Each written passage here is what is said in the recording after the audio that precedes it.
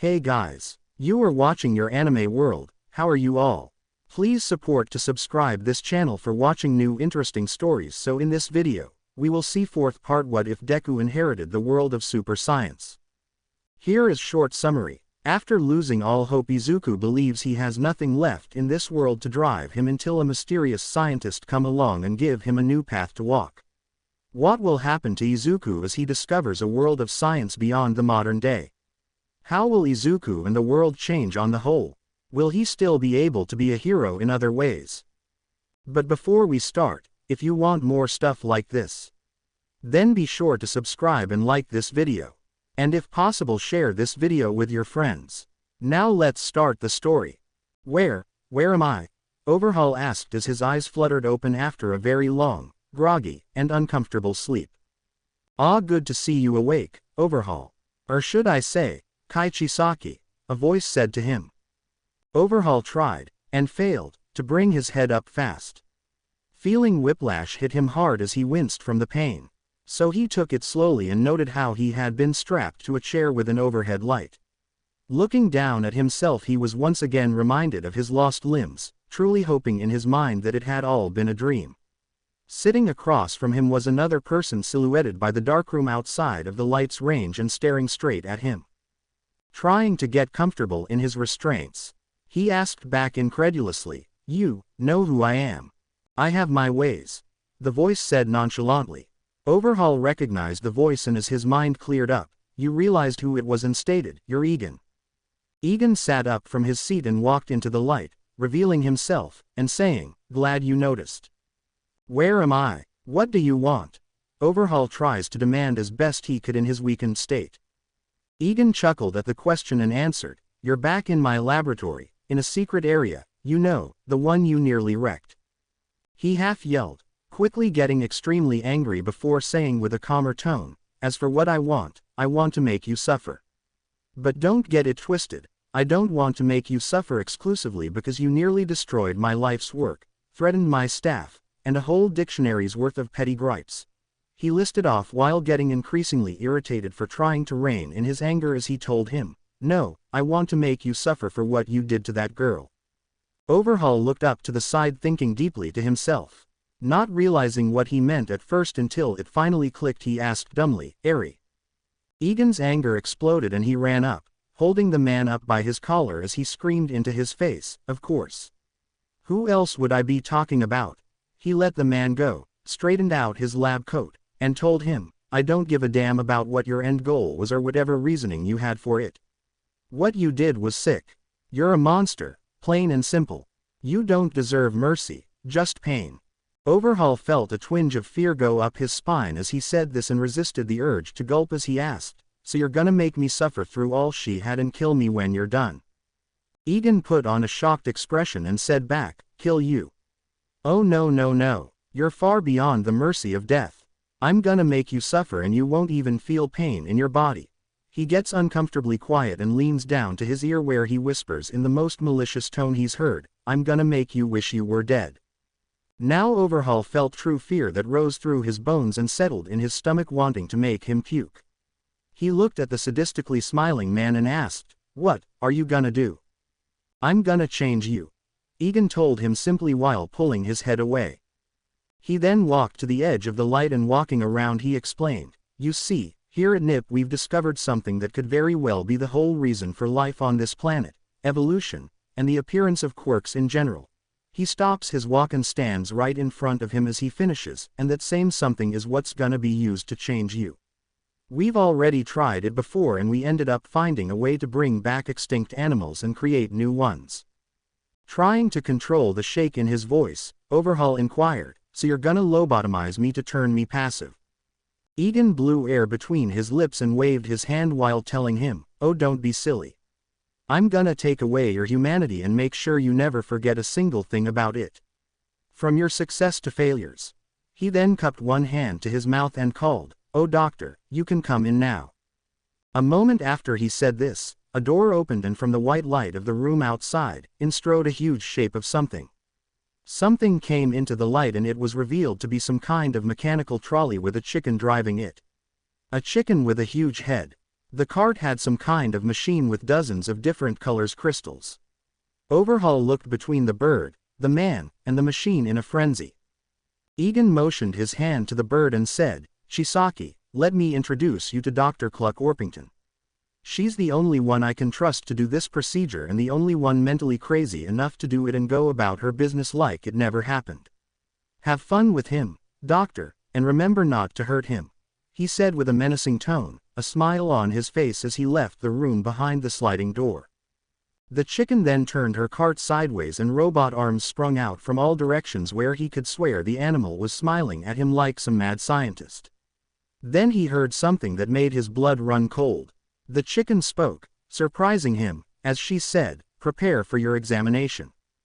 Egan took a deep and calming breath as he left Cluck to her own devices in the room with the former gangster. Today and yesterday had already been tough enough, but he was glad it was all over. After pushing back his hair and fixing his glasses, he heard the voice of Anima ask behind him, "Sir, are you busy?" Egan turned to the ever-changing man and replied, No, I'm not." "What's up, Genus?" Looking nervous as he tugged on his collar and looked down at his puripad, he said, I was taking note and stock of the animals after they had escaped during the whole giant monster deal." Egan's eyes drooped halfway and he asked, "How many escaped?" Genus waved his hand rapidly and stated, "Oh no, don't get it wrong. All of them are completely accounted for, especially every dodo. Except," Egan prompted. "Except for one," Genus finally admitted. Egan took a deep breath and exclaimed in relief, "Oh, phew. I thought it would be a huge number or something," but Anima just looked off to the side while biting his lower lip. "It's one exceptionally problematic one, isn't it?" Egan asked him as the man nodded in confirmation. Egan wipes his hands across his face with a deep sigh before asking with a strained voice, "Please tell me it's not the night feeder." "No, that died during the invasion," Genus informs him. Getting a bit less stressed, he inquired, "The glavenus currently being treated for its severed tail?" Genus replied. Now even more off his edge, he asked more confused, "The spiders? Any of them still left or inside Ungoliant's camber?" Anialma told him. "The Dodongo?" Egan asked after exhausting all other terrible outcomes. "They're harmless unless provoked," Genus once again informed me. Now fully confused by the man's previous stress and discomfort, he asked blankly, "Then what?" Genus looked off to the side again while grinding his teeth as he told him, "Something else I was currently working on. I have sent updates to you on a regular schedule." Egan blinked a few times, trying to remember what he meant. Then it came to him and he asked back, "You mean that vampire you accidentally created?" Anima nodded, and Egan shook his head rapidly before asking, "How?" "I thought we made sure its enclosure was not hooked up to the purge modification." Looking over his puripad again, Anima told him, "During overhauls, abomination transformation, the walls making up its enclosure were absorbed into it. And when things calmed down and night fell, it fled into the city." Egan wipes his hands across his face in stress once more and inquires, "Please tell me you put a tracker on that thing." "I did, but it remembered where it was and removed it," Anima told him in a nervous manner. Egan took a minute to turn around, take off his glasses, rub his eyes, breathe deeply, and ask him, "Anima, please tell me what you put into that thing and what it does." Anima looked through his notes quickly and told him, "Bat and human mostly, then some cuttlefish, axolotl, sea sponge, mosquito, and a few other things." "Why?" was all the man could ask back in the form of a plea. Genus finally dropped his unsure and nervous state as he half exclaimed to the man, "You know what the purpose of those experiments was? I was trying to see if I could craft a spliced human and bat genome for it to have an immune system comparable to humans. So humans could have a way to be naturally immune to many diseases. All tests failed since the genes would deteriorate and reject one another, so I had to add something else to help them meld better." Egan accepted his answer, knowing it was partly his fault for allowing it to happen. Though he never would have expected something like this to happen. So he sighs calmly and reiterates, "What can it do?" "Oh, you know, blood, fly, superhuman everything, turn invisible, harden its skin, razor claws, shapeshift." Genus began to list off. "Shapeshift?" Egan cut him off in an explosion of concern and fear. So far it can take the form of certain animals and even a human disguise, Genus quickly told him, trying to reassure him. Though this explanation does not help his mood, Egan pulls at his hair before breathing again and firmly tells him, "We have to find it and kill it. No exceptions." Genus knew that would be the outcome of this talk and accepted it the moment he knew his creation escaped. In all honesty, he is planning on scrapping the creature and starting from scratch. "Yes sir. I brought this up with Hatsume and pulled an all-nighter to have a few assassin droids ready to go out on the hunt," he told his boss. Egan nods and tells him as they both walk off, "I better call the police and heroes about this. No one can fight that thing." A few hours later, Sir, I have a report from the police and the assassin droids," Genus told Egan as he poked his head into his room the day after they discussed the current situation. "Please tell me it's dead," Egan hopefully asked with a sigh, but instead saw the changing man solemnly shake his head. "Then what news do you have?" he sighs and asks him after rubbing his eyes. Pulling up his Pura pad and looking over his findings, he tells him, "Police and heroes alike have reported people going missing and a strange woman in a sleek white sheet. The assassin droids have been found and destroyed. It's smarter than we have credit for." Both Egan and Genus shook in fear at the thought. "On the plus side, we've determined its feeding pattern, hunting grounds, and 3 potential spots for its nest," Genus tried to assure him with a nervous chipper tone. "Then get Hatsume to fix up or upgrade some more assassin droids," Egan told him, as if the answer was obvious. Genus thinks and then theorizes, "This is just my guess, but I think that thing knows the droids aren't real and has figured out a way to outmaneuver its AI." Egan sighs and cups his hands around his mouth as he thinks aloud, leaning back in his chair, "It would take too long to make a newer and better AI. So what do you have in mind?" Genus smiles at the question and then offers, "We pilot the droids remotely. We check out the sites, find the vampire, and kill it. No harm to anyone and it's done quietly." Egan smiles at the idea and then agrees, "That's a good idea. I also took the liberty of bringing this up with Professor Cho and she can outfit the droids with vampire-killing equipment," Genus follows up. Egan raised an eyebrow and inquired in a joking tone, "What, like a cross and stakes?" "I had a feeling something like this may happen, so I gave it lots of weakness. Specifically to sunlight," Genus explained with a smirk. Egan gets up from his seat, claps the man on his shoulder, and says to him in a low excited tone, "Then let's go vampire hunting." The next day, Genus, Egan, and Izuku had set off their 3 individual assassin droids to the 3 primary locations where the vampire could lair. The 3 of them were sitting at individual computers that were directly connected to each of their robots. On the screen was live video footage of what each droid could see. The 3 men piloted them by keyboard, almost like a first-person shooter.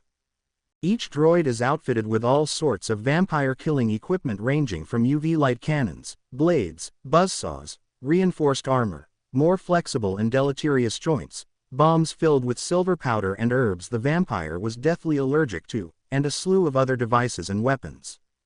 Once the droids were finished, they quickly went through a test run by each scientist and then sent out the very next night to not waste any time. Each scientist had an earpiece to not have to yell over one another and the sound was picked up by the monster's super hearing. "Anything on your end, Genus?" Egan asked over his earpiece.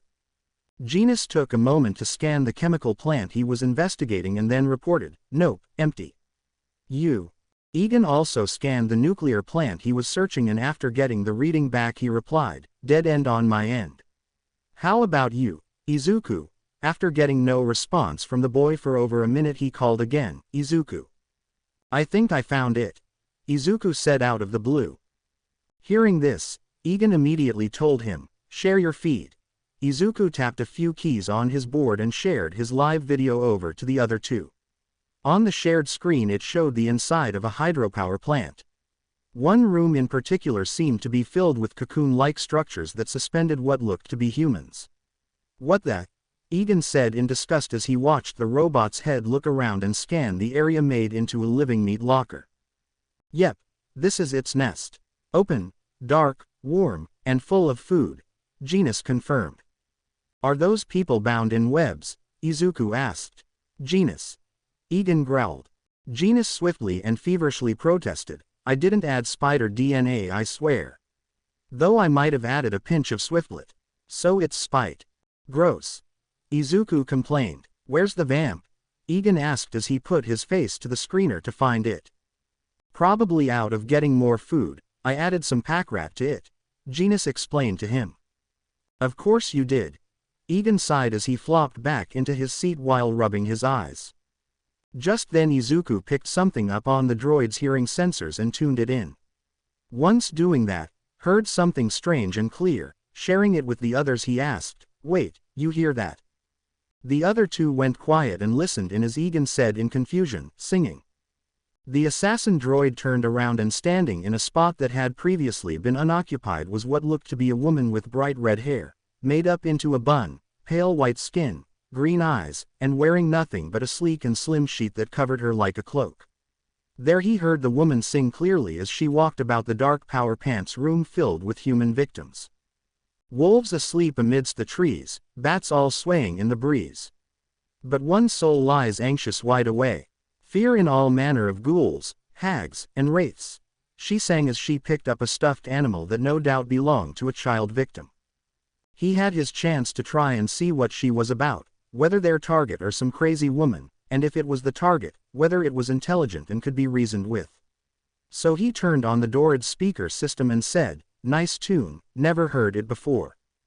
The woman looked displaced at the toy and threw it off to the side as she replied in a hoarse tone as if she wasn't used to speaking at all, "Folk has forgotten it. Got other things on their mind."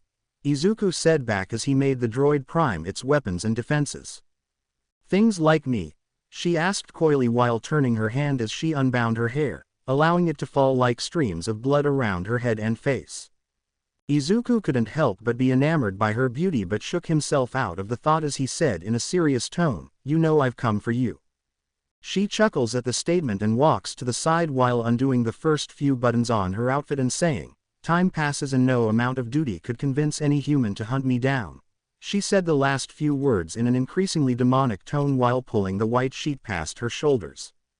With one little pull, allowing the cloth to come just to her nipple line, she suddenly vanishes like the wind, disappearing from view as her clothing falls to the ground.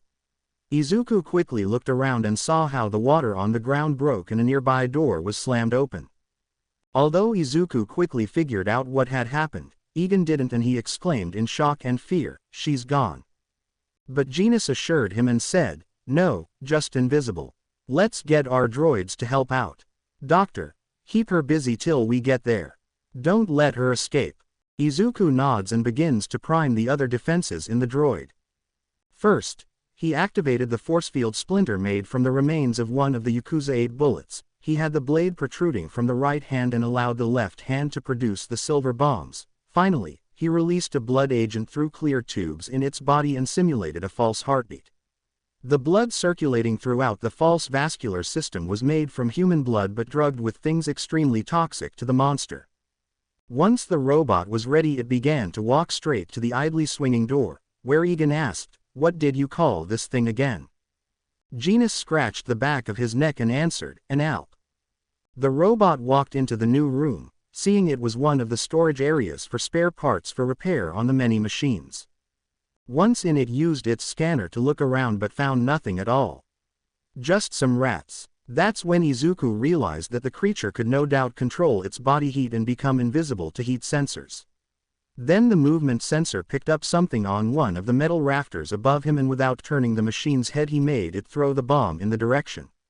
The bomb broke and thousands of tiny little fragments of silver exploded everywhere like a confetti cannon, thus allowing the invisible monster to become visible, at least in its outline. It jumped down from the rafters and roared at the machine as they both engaged in a battle of claws and blades. Using its hardened skin, the Alp easily blocked the blade. However, once it realized the weapon was made of silver, it changed strategy and used its unnatural flexibility to dodge. Eventually, the robot managed to grab the Alp and throw it to the ground where it tried to pierce its heart. Unfortunately, the creature seemed to turn into the wind itself and slipped straight through. The robot looked around for the creature but found nothing. That is until a huge metal box was thrown at it and the force field splinter was used to block the attack. The Alp tried to come in from behind with an attack, but the machine picked up its movement and whirled around to blast it with a beam of pure sunlight. The Alp screamed and backed off while trying to cover its face only to get slashed across the arms and face by the blade. Although the blade cut through, the wounds healed almost instantly. That's when the Alp got back its sight, screamed, and charged at the machine, pinning it to the wall. Just before it could pierce the robot, it dropped a new bomb filled with the toxins, and with a huge cloud enveloping the two of them, the Alp ran out of the cloud coughing violently, only for it to be pinned to the wall adjacent by giant staples. The droid walked out of the cloud and walked toward the Alp with its UV light directly on it and its blade at the ready.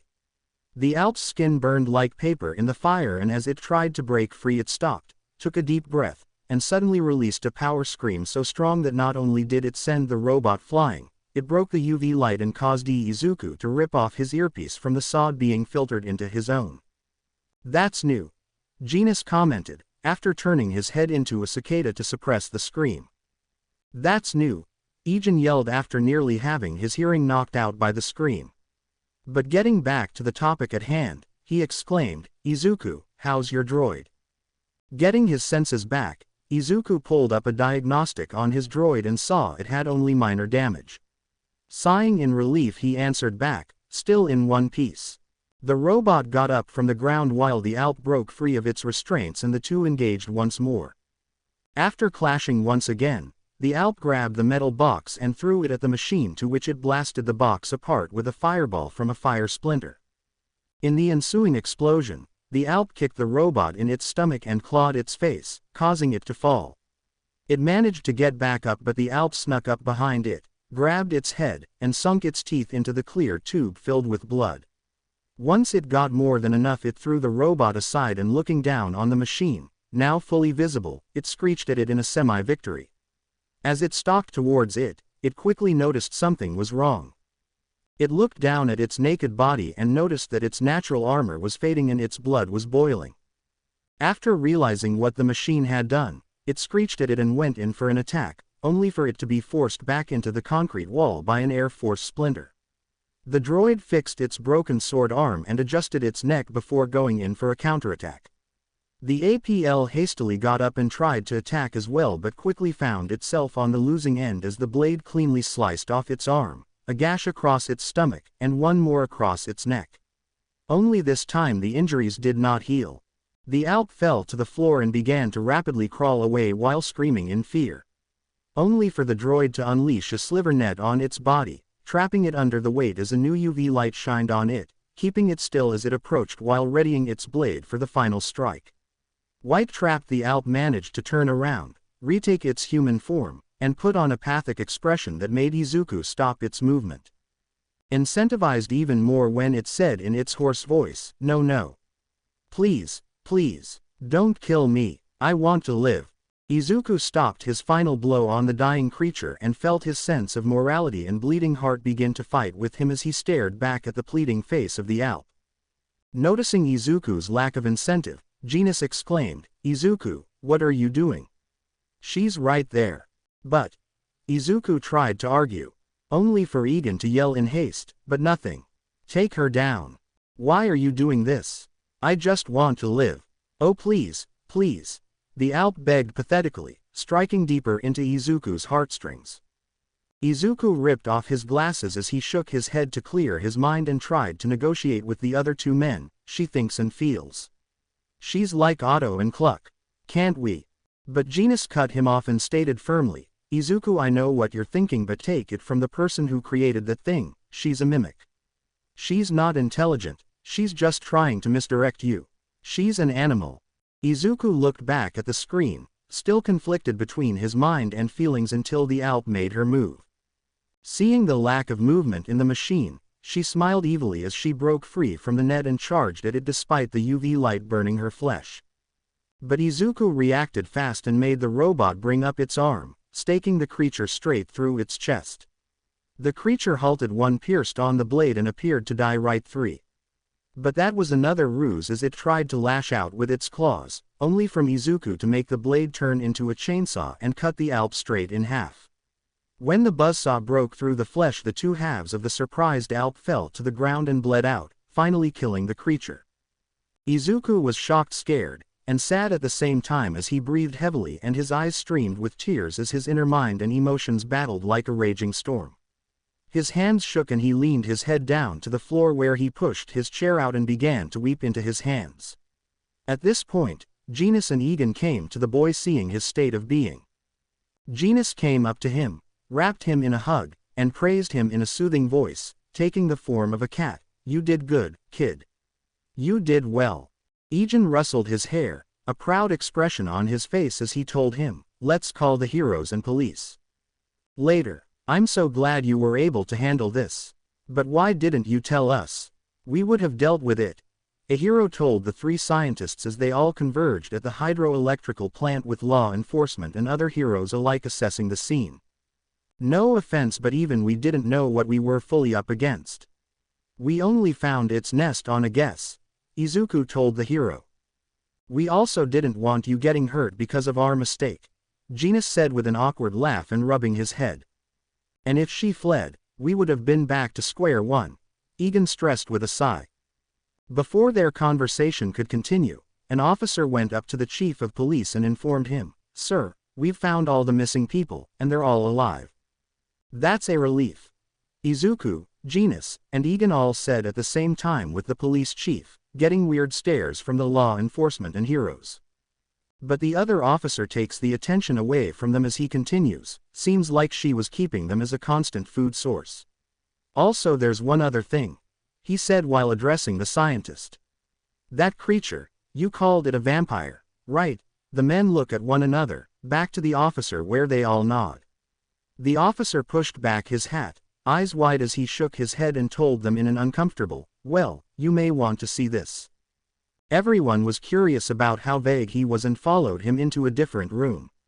A much larger room that was far larger and housed over a dozen different strange, large, nearly human-sized structures. Glossy, translucent, glowing, slimy, and soft to the touch in appearance with an off-white grayish color to them. Blinking in confusion before the strange things, Izuku asked, "Are those eggs?" Genis took the stage and did a once-over of the things before confirming, "Yep, they're eggs." Genis rubbed his chin and said in self-satisfaction with solving some kind of mystery, "No wonder she was keeping all these people here, she was going to feed them to her kids."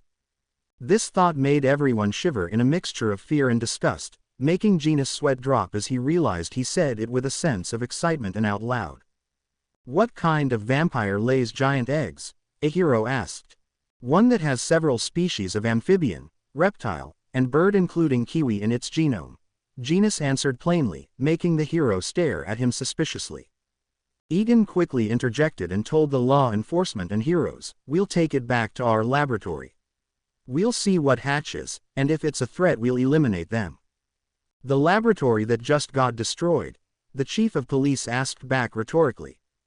This time it was Izuku who stepped up and explained to the suspicious and concerned people, "We have a few testing chambers that survived. It'll be more than enough to house these things and figure out what to do with them." With that, he clapped his hands and a bunch of very large and strong-looking robots waddled in and picked up each soft-shelled egg before taking them out of the plant and into a large truck to be transported and placed into one of the remaining reinforced testing chambers at NIP. What was inside of the eggs, time could only tell. And all could only hope they weren't half as bad as most expected them to be. "Chopper!" Izuku yelled to an obviously sleeping Chopper as he burst to his desk, glasses nearly falling off his face. "I wasn't sleeping on the job," Chopper exclaimed while waking up and yelling back. "What?" Izuku asked. "What?" Chopper said back. Shaking his head and fixing his glasses, Izuku asked him, "Never mind that. I need your help." Standing at a mock salute, Chopper announced, "You can count on me for anything." Izuku clapped his hand with a smile as he told him, "Great. My mom and Egan are going on a date tonight and I need to ruin it." Chopper's eyes shrunk to pinpoints at the favor and he instantly backtracked and told him, "Anything but that." Izuku got on his knees, elbows on the table, and with clasped hands he begged, "Come on, Chopper. Please." Chopper crosses his arms and shakes his head as he asserts, "No way. I'm not getting involved in someone else's love affair. Plus he's my boss." "So am I," Izuku pointed out. Chopper sweat dropped at him trying to string-arm his company position and told him with a sigh, "Look Izuku, your feelings are valid over the situation you're in, but I'm not helping and there is no way you can convince me," he said flatly while turning away and crossing his arms. "I'll pay you," Izuku said in a sing-song voice. "Pay me what?" Chopper asked while peeking over his shoulder in curiosity. "Cotton candy," Izuku sang as he pulled out a huge wad of pink cotton candy from somewhere. Seeing his expression right after, Izuku knew he found the ticket. So too did Doctrine, as once she heard this she knew it was all over, but hoped that Chopper wouldn't fall so easily. Unfortunately her hope was squashed out when she saw a drooling Chopper reaching out for his favorite food.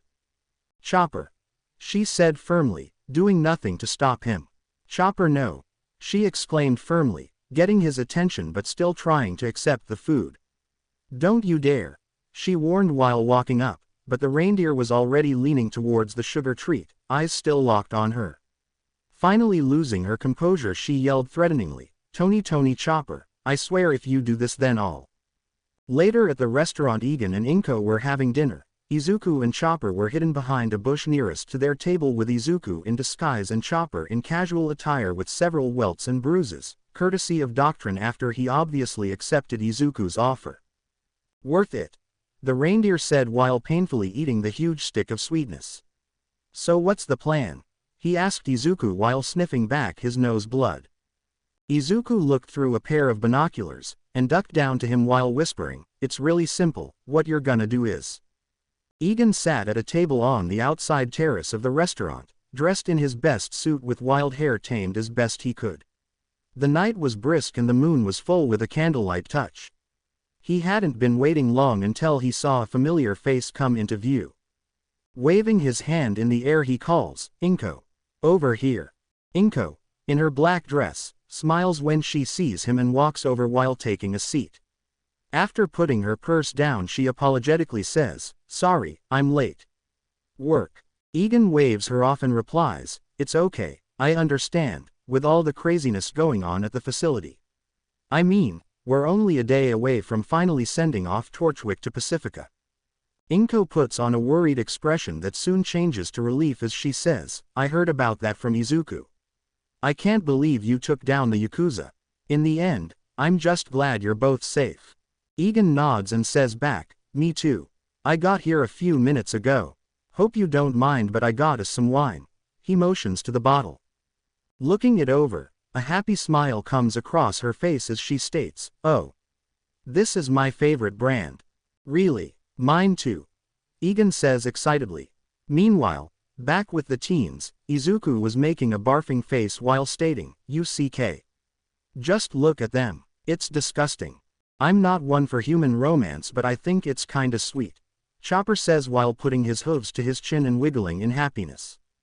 Izuku cracks his neck to his friend and demands, "Whose side are you on?" Chopper looks around, then to the ground, and finally at his incentive where he holds it out and proclaims, "Cotton candy," leading Izuku to sweat drop in return. Back with the adults, after chatting, laughing, and sipping their wine, Egan reached behind his seat and said, "I hope you don't mind but I got you a little something." Inko blushes while waving him off and says, "Oh Egan, you didn't have to get me a gift. It's not anything physical." Egan chuckled as he brought out a lute. Realizing what he meant, Inko asked in surprise, "You can play?" Egan nods and tells her, "When I was young. But I picked it back up recently. I thought I'd do the cheesy romantic thing and serenade you." "Well, I've never been serenaded before, so I'm excited," Inko said with a blush and smile on her face as she leaned in, waiting for Egan to tune the instrument. Once he did, everything seemed to go dead silent the moment he sang. Despite being a scientific-level recluse, Egan had a knack for song, and so he sang, "These scars long have yearned for your tender caress. To bind our fortunes, damn what the stars own. Rend my heart open, then your love profess. A winding, weaving fate to which we both atone." You flee my dream come the morning. Your scent. Berries tart, lilac sweet. To dream of forest locks entwisted, stormy. Of emerald eyes, glistening as you weep. I know not if fate would have us live as one. Or if by love's blind chance we've been bound. The wish I whispered when it all began. Did it forge a love you might never have found? You flee my dream come the morning. Your scent. Berries tart, lilac sweet. To dream of forest locks entwisted, stormy. Of emerald eyes, glistening as you weep. The whole restaurant, inside and outside, was completely shocked into silence. Done couples and people by themselves were weeping, embracing, or feeling the passion once again and making out. Inko was misty-eyed throughout the whole thing. After wiping her eyes dry she said, "Oh Egan, that was the most beautiful thing I've heard." Egan gave a dorky smile and said, "I'm glad you liked it because I practiced, really hard." Back behind the bushes, Izuku was making a WTF expression mixed with nausea while Chopper was trying and failing to hold back tears. Eventually, he broke and said between chokes, "Izuku, I don't wanna do this anymore." Izuku snapped his head to him and exclaimed, "Don't tell me you're chickening out on me now." "But their love is so pure," Chopper babbled out in a loud sob. Only for Izuku to tackle him to the ground and cover his mouth while hissing at him, "Keep your voice down." After putting his lute away, Egan saw how drastically Inko's expression changed. Now she looked distant and stressed. Observing this aloud he asked, "What's wrong Inko? You look stressed. Is it work?" She shook her head. "Is it you know who?" Egan guessed after a moment of thought. This time she nods. "I can only guess that he has brought up his displeasure with our relationship." He guesses again with a sigh, getting another nod. He sighed again as he slouched over and guessed, "And you're not bothered by our relationship. You're bothered that he's so bothered by it, right?" This time she looked away misty-eyed and nodded. "Inko, do you want to break up?" Egan asked out of the blue. Inko's eyes shot open wide and the moment she exclaimed, "What?" so too did Izuku and Chopper, both quickly ducking back down before they were spotted. After shrugging off the other two voices, Egan went on to explain himself, "I get it. He's your son and you wanna make him happy. He may be a teenager but he's still a kid that needs his mom. You're his norm and always have been, and then I came in and threw a wrench in that norm. And it makes him feel threatened." Egan took Inko's hands in his, making the woman shudder and she sighed a breath of sadness, holding back her emotions as she said, "I didn't know how to bring it up or if I should." Egan smiles at her, gently stroking her strained and tired fingers as he tells her in his soft soothing voice, "It's okay Inko, I understand. You're doing this for him, to make him happy. He's not gonna be okay with us overnight." Inko sniffles back her emotions and admits to him, I haven't been this happy or in love with another person in such a long time. I thought that Izuku was old enough that he didn't need me emotionally. I guess I was wrong. I guess my son just isn't ready yet, despite all he has done and accomplished." Izuku hears this and suddenly feels his emotions, morality, and ego clash with one another, making him feel a sick sense of guilt. "I am happy being with you," she tells him with a teary smile, looking into his eyes. Egan smiles softly at her and assures her, "It's okay Inko. We can wait till he is, or until one of us finds someone else." Inko reaches across the table and hugs him before the two sit back down and she begins to tell him, "Thank you for understanding, Egan. You're such a good man. I wish it could." "No," Izuku exclaimed as he burst from the bushes and ran towards their table. Shocked and scared half to death by this, Egan fell out of his chair and he exclaimed, "What huh?" "Izuku?" Inko questions as the teen runs into her arms and begins to cry like a baby. "I'm sorry." He sobs like a broken mess. After sobbing for a bit and sniffling enough to speak, he says between choking sobs, "I promise I won't get in the way of your relationship anymore. I'll approve of it. Please don't be a sad mom. I want you to be happy as well." Inko's eyes soften as she holds her son and says, "Oh, sweetie." The two Midoriyas embrace one another as Egan sits back in his seat after collecting his nerves.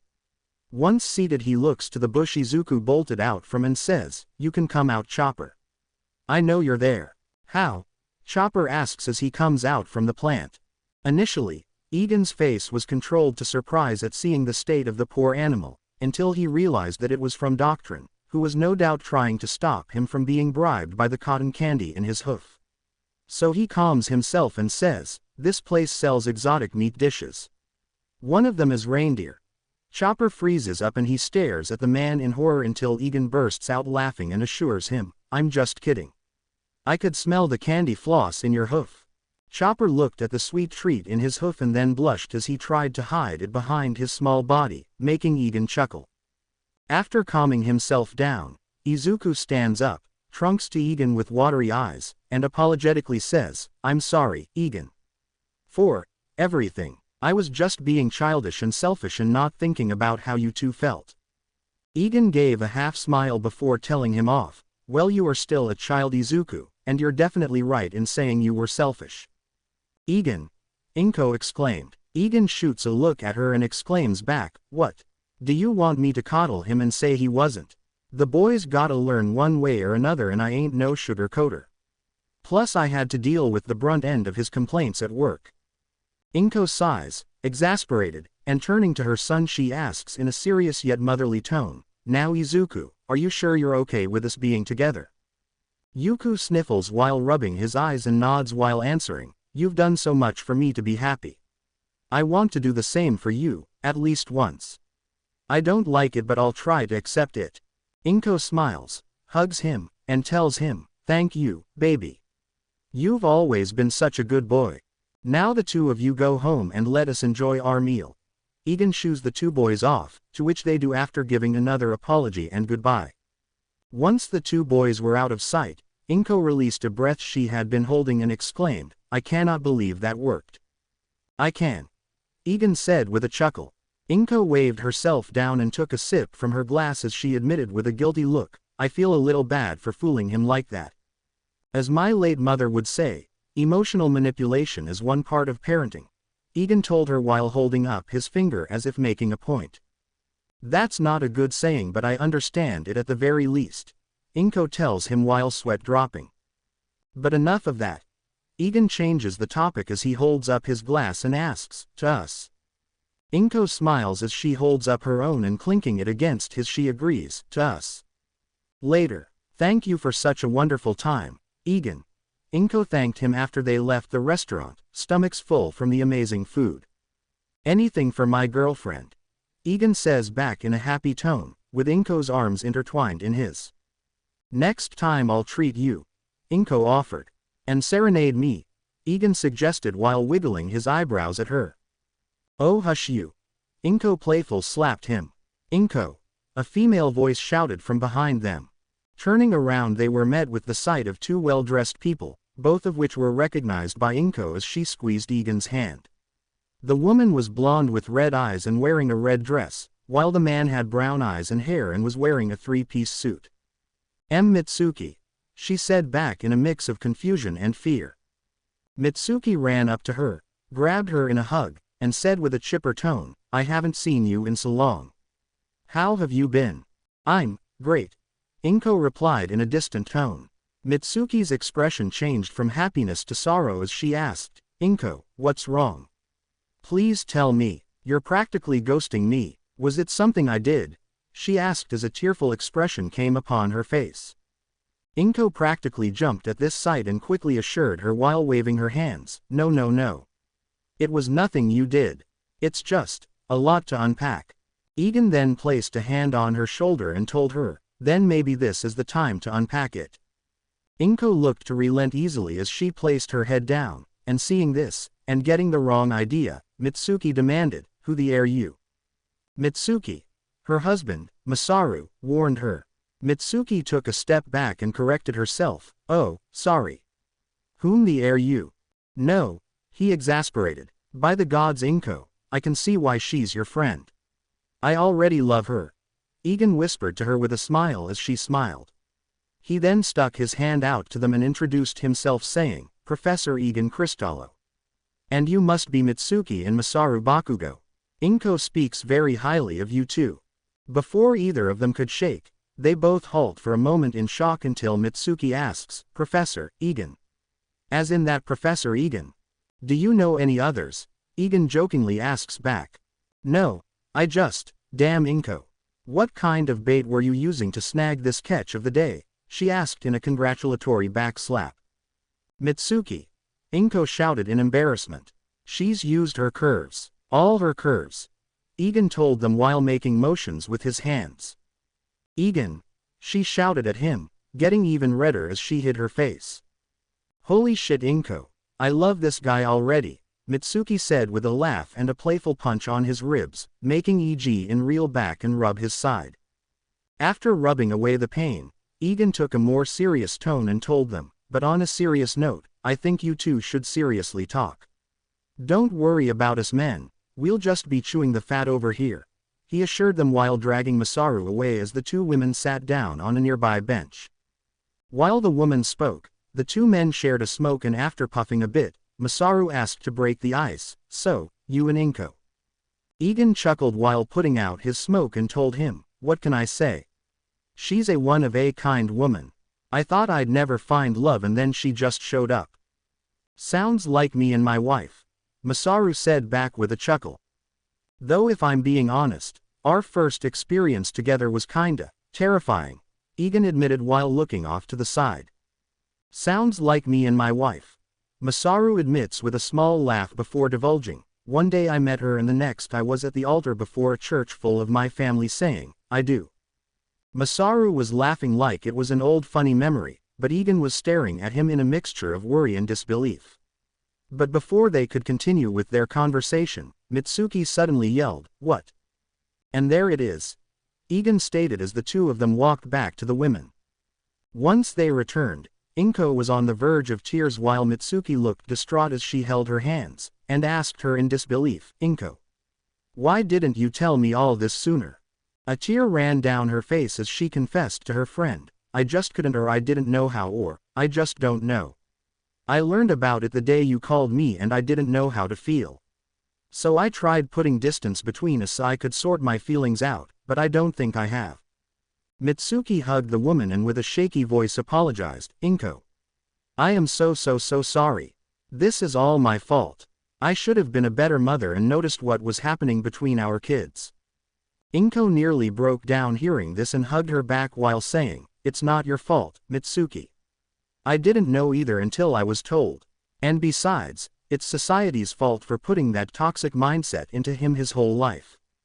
I still think I should have done better. Mitsuki hugged her tighter.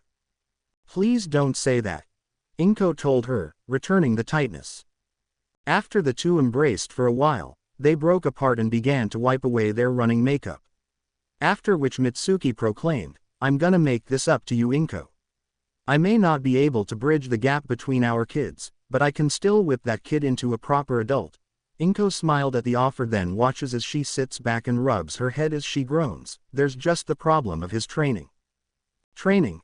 Everyone asked. The hero course at UA engages in a full training event throughout the summer break, and Katsuki has his full attention on it so much he's blocking out everything else around him. Mitsuki explained in complaint while rubbing her temples and following up saying, I swear that kid has the most stubborn personality and tunnel vision. Sounds like you, Mitsuki. Inko jokes. Oh how I wish he took after Masaru more than me. Mitsuki complained as she slapped her head, making Masaru smile.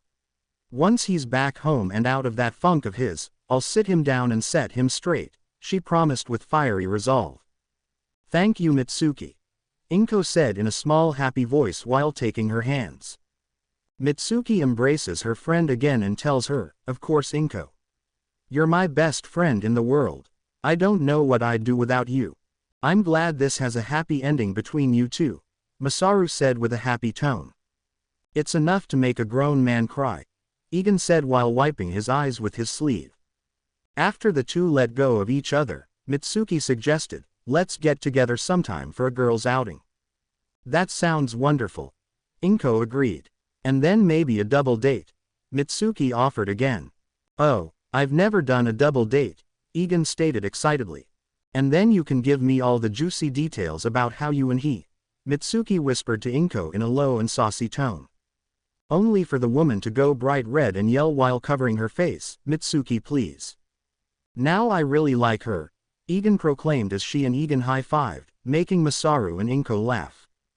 The two women stood up from the bench, and went to the sides of their men as Mitsuki told Inko, "We'll talk soon, K." Inko agrees in a nod and tells her, "Yeah, talk soon. Have a good night Mitsuki, you too Masaru." After they say their goodbyes for the night, the two couples part ways to their respective homes.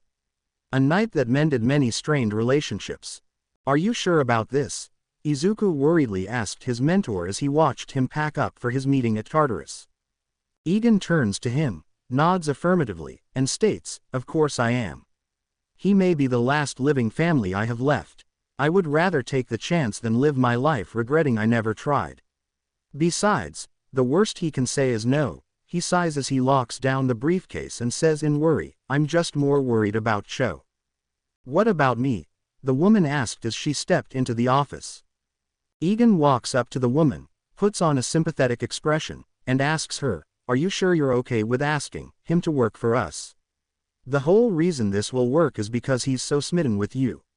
He'll be after her all over you every day." Cho rolls her eyes and waves him off while assuring him with a nonchalant attitude, "It's fine. Like you said, we need some bodyguards around here and robots can only do so much. Plus I've worked in the armed forces, he's no different to the loads of other guys I've worked with. That doesn't make it any better. Nor does it help me feel right about it." Egan stresses his worries. "Think of it this way. He likes me, so I can have him do whatever I want." She tried to assure him again, giving him a placid smile. Egan gives her an expression of dismay as he shoots back, "Cho, manipulation isn't morally better than harassment, UAL or otherwise." Later at Tartarus, it took Egan about an hour to drive to the high-security facility, and another hour just to get through every last consumes and security detail just to have his meeting with the only two people he would even want to come to this hellhole for. Once in the meeting room itself, Egan had to wait an extra half-hour just for his first visitor to show up. Kendo Rappa, the ex-Yakuza member, ex-member of the 8 Bullets, and the only survivor of the Yakuza invasion on Nip. Once the huge man sat down and was restrained, Egan couldn't even get the first word in as he exclaimed, "Yes. You didn't even let me finish." Egan told him, "You want to hire me as muscle for your Labradors, right?" Rappa guessed. "Laboratory and yes." Egan corrected and confirmed. "Then I agree," Rappa insisted. Egan raises an eyebrow then deadpans, "It's for Professor Cho, isn't it?" "So that's her name, Cho." Rappa purrs like a cat as he stares off into space.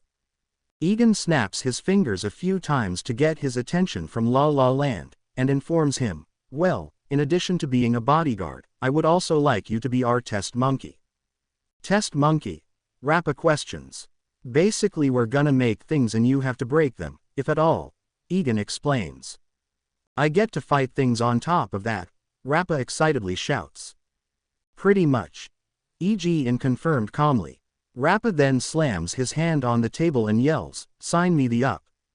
The following person he met also took another half-hour to complete after taking Rappa away. During this time, Egan grew increasingly anxious about it since it may be life-changing. For at least one of them. The officer standing beside him, the one who was usually on call to deal with anything regarding Nip, could see the man's anxiety rise with every finger tap. So he tapped his shoulder and asked him, "You sure you want to do this? He's a death row inmate." Egan took a soothing breath and assured him, "I have to take the chance, Momo. He may be a criminal but he's still my brother. If he rejects it then I have no choice but to let the law do its thing." He then smiles at the man and says, "By the way, thanks for finding him." Momo smiles back and nods his head as he eats the doors unlocked and he says, "I wish you luck in that regard." When the doors open, 4 muscular guards all come in holding what look to be catch poles as they walk in a large man in a straitjacket alongside the stand restraints and quirk-dampening collar. Once he was sat down and fully restrained in the chair across from Egan, he finally got a better look at the man. He wore a straitjacket and the typical prison garb orange jumpsuit. He was tall but not as tall as him and yet so much wider and more muscular making Egan a bit jealous. His hair was short, spiky, and colored blonde, and a near-constant scowl adorned his face, One of his eyes was black and the other was a fake with a large scar that went over it alongside part of his cheek and forehead. Egan cleared his throat, as he noticed himself staring and started with, "You must be Goto Amasuji." "And who the are you?" he sneered back in a snarl. Egan gulped and centered himself as he stared off by saying, "This is gonna sound really stupid and I'm sure you'd want to kick me in the crotch for even suggesting it." "I want to do that already," Goto told him flatly. Egan sighed and just boldly told him, "You see, the thing is, I'm your brother." Goto's eyes went wide with a mix of surprise and disbelief as he mouthed back, "What? I know, it sounds ridiculous. But it's true, we have the same mother, unfortunately," Egan explains while putting his chin on his propped hand. "So you met Mom?" Goto inquired. "Like I said, unfortunately." Egan rolled his eyes. "Where's she at?" "Jail. Jail. She stalked me and my protege to our facility, walked in, and demanded money for some bogus reason," Egan began to explain to him. "That sounds like her," Goto agreed. "Then attack me and my protege," Egan explains further with anger bubbling up. "Also sounds like her," Goto agreed once again while rolling his good eye. "And then I knocked her out with a decorative pillar," Egan finished with a proud expression. Goto's eyes went wide at that part and he exclaimed with excitement, "I wish I had been there to see that." "I won't lie, it felt really good," Egan admitted while tightening his fists with a huge smile on his face. "I bet," Goto agreed, leading to the two brothers having a good laugh. Once they ended their merriment, Goto got severe again and stated in a deadly tone, "But though, what do you want? And what did you mean by facility?" Egan blinked at him dumbly for a moment before it clicked and he asked, "Oh. Have I not introduced myself?" Goto disapprovingly shook his head and Egan punched himself while saying, "Sorry, I'm Professor Egan Cristallo, part owner and operator of the Neo-Icon Phoenix Research Facility." Now it was Goto's turn to look at him dumbly and Egan inquired, "You haven't heard of me, have you?" Goto just shook his head. "You must not get the news or TV here in Tartarus, do you?" Egan asked and Goto gave him an expression as if to say his question was dumb and obvious. So after sighing in self-disappointment, Egan informs him, "I don't mean to toot my own horn but I and my protege are kind of a big deal. So that's why Mom came looking for you," Goto said to himself after putting the pieces together. Sitting up straight he told his brother, "I had wondered why the old fart demanded where she was some months ago. Guess now I know." Egan gave him a questioning look and asked back, "Old fart? Oh, you mean your dad? That meathead our mother left my dad for?" Goto grunted and rolled his eyes as he spat with venom, "Yep, that's him. Don't worry, he's on the far side of Japan so he shouldn't worry you. Plus he's an alcoholic so I won't be surprised if he drank himself to death." "Thanks for the assurement, I think," Egan said in confusion and worry. "But really, what do you want with me? Don't you know who I am, and what I've done?" Goto demanded, getting increasingly more threatening with every word. Making the guards tense up while Egan just sat there calmly. Egan sighs at his reaction and tells him, "I know everything. On the streets you're known as the villain muscular, you're a thief, hired muscle, and killer. You've done so much I could be here for the next hour just summarizing it." "Then why are you here?" Goto demands. "Because any way you see it, we're the only family we have left," Egan tells him, a sad and longing tone in his voice. "What about your dad?" Goto pointed out. "He died with my mom, stepmom last year," Egan explains. "And?" Goto prompted him. Egan sighed exasperated at his constant questioning, but it made sense due to his history, so he explained as nicely as he could, "And I want to help you. And not in an, it's my job, or, for the good of society at large, kind way. I want to help you, 'cause I want to." "You're bluffing," Goto stated, not sounding as sure as before. "If I was, I wouldn't be here. I'd let you continue to rot in this hell," Egan points out. Goto glances down at the table and asks, "Why?" "Because I understand you." "No, you don't." Goto growls at him, shooting the stink eye. Egan props his head on his hand and then verbally dissects, "No one's given you a chance, have they?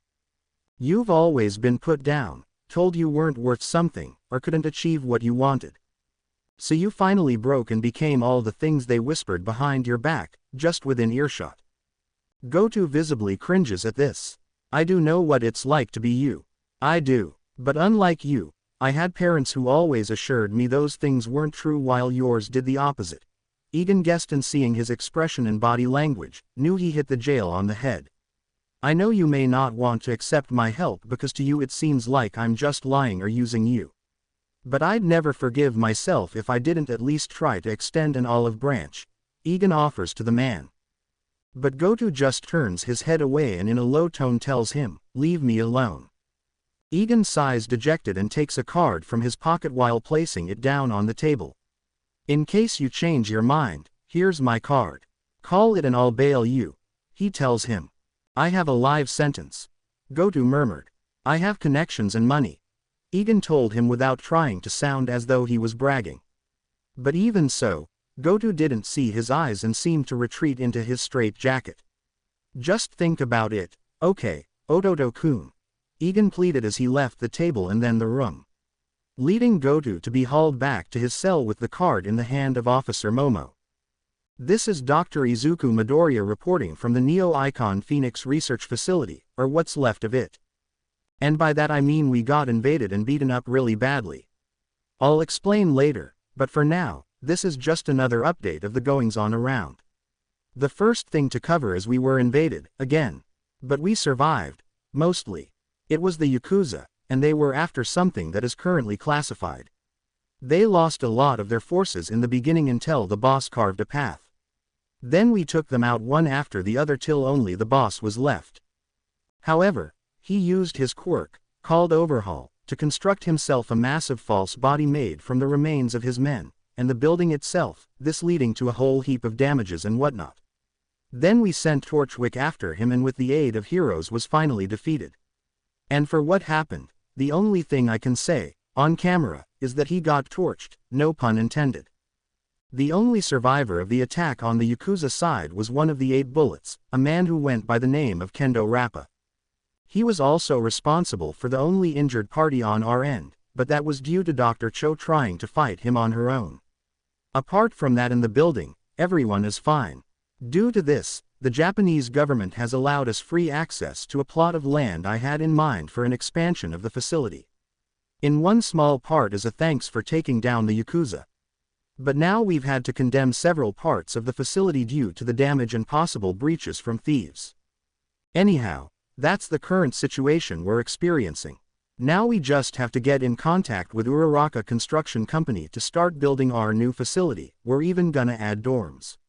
For obvious reasons. Anyway, just before the invasion, Dr. Henkoyo's Perspider, Ungoliant, got into the camber where we kept the first Singularity Soul, where one fragment remained after breaking it. And, well, she got, bigger.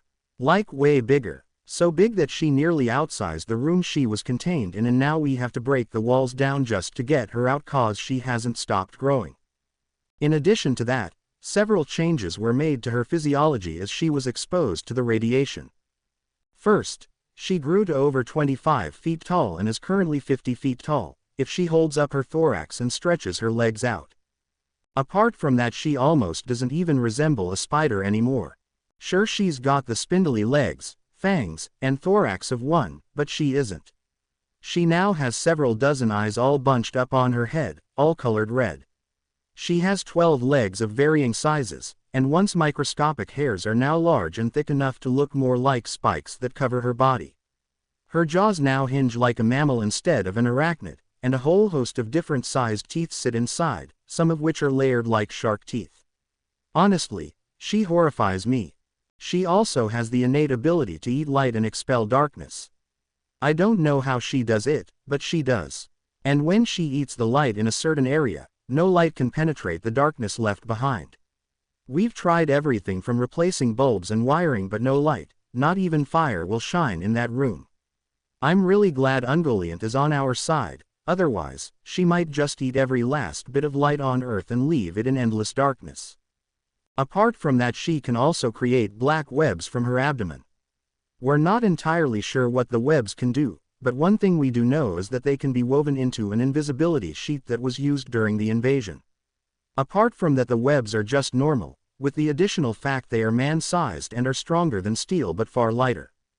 But enough of the giant spider was trying to send it over to Pacifica. Instead, let's talk about, actually, just that. Today is finally the day we send Torchwick over to Pacifica. I'm sad to see him go, but happy to know he'll have more room to move around and fly and not that cramped enclosure. Speaking of the island, it's gotten bigger. Now it's nearly as long as India, but not half as wide. It's even started to develop a large section of archipelagos. We really underestimate just how powerful the island bloom was. Having said this, Genus, after being told he had free rein to put whatever he wanted on it, got a bit carried away. And by that, I mean a lot. He made a whole host of creatures for the island in addition to a bunch of others that he used to test several evolution-based theories. Since many of them couldn't be brought out to the public or killed, we decided to stick it there since the island only has plant life and nothing else. Now I'll be going over each creature created and will now be calling Pacifica its new home. I'll also be putting them in separate categories. Piscine, mermaids, sirens, whales, plesiosaur, and shark. Note: not all the animals on this list are exclusively fish and are simply referred to as being aquatic. Sirens. The siren is an unusually large fish that has gained the ability to move upon land and breathe air. It's related to the lungfish and has several adaptations for both land and sea-based activity. Its pelvic fins have grown into arm and hand-like structures allowing for mobility on land via dragging. Though slow on land, they move like a torpedo in the water. Their tails are more similar in structure and usage to an eel. They have a very simple human-like skeleton that allows them to prop upwards and can collapse this skeleton to become more streamlined or hide in smaller places. They have fins upon their heads that give the appearance of hair and a facial structure that resembles a human face, save for the huge fish eyes on the upper part of its skull. They can change color at will but mostly stay in shades of blue to green with reds and yellows mixed in. Unlike their mythological counterparts, they don't have a hypnotic song. Instead, they mimic the sounds they hear to lure prey. Their most common prey is mermaids. Mermaids. This group comes in 3 separate groups, thusly called common mermaids, Selkie, and Marrow. I will go into detail on each separately. Common mermaids are the most abundant. They were made from apes and, unlike the sirens, are mammals and not fish. They have physiology nearly comparable to humans, save for the lower half which has both legs fused to make a tail. They are covered in a structure similar to the keratin shell of a pangolin, giving them the appearance of scales nearly all over the body that appear green in color. They are completely hairless, save for the head, which is in abundance and long, used for both matting and allure. Males and females are nearly indistinguishable from each other. They have large eyes, webbed fingers that are highly dexterous, and an intelligent mind that can craft tools. They no longer resemble apes and now have a very uncanny valley-like appearance. They are fast swimmers, can hold their breath for 20 minutes, and are highly social. Selkies are monkeys gone under the same changes. Although they keep their original face, their bodies are more similar to pinnipeds. They can easily move on land and gracefully in the water, hold their breath for 15 minutes, live in large family groups, and are unusually friendly. So friendly in fact that anyone can just walk up and pet them. They come in shades of brown to beige and have a diet similar to common mermaids, crabs, fish, squid, and clams. They are also not half as intelligent as common mermaids. Marrow are large and aggressive mermaids that were once chimpanzees. They are far larger than the other 2 kinds and will regularly predate them and sirens. They have a female-dominant social structure with males being only half the size of the female. They come in colors ranging from brown to gray and some will even have spotted patterns. They appear much like walrus but are far larger and possess large tusks that protrude from the lower jaw to impale prey. They have no higher intelligence and always act like elephant seals in heat. Plesiosaur. This creature is not like the ancient dinosaur or the legendary Loch Ness monster. Instead, it's a sea turtle with an extended neck, making it appear as such. Due to their longer neck, reaching lengths of 10 feet, they can no longer go on land and must remain in the water full time, which they are adapted to. They feed on fish, squid, crabs, and unsuspecting sea birds. Despite their design, they move very easily in the water and can use their necks, and amazing eyesight, to peek above the water for prey and threats.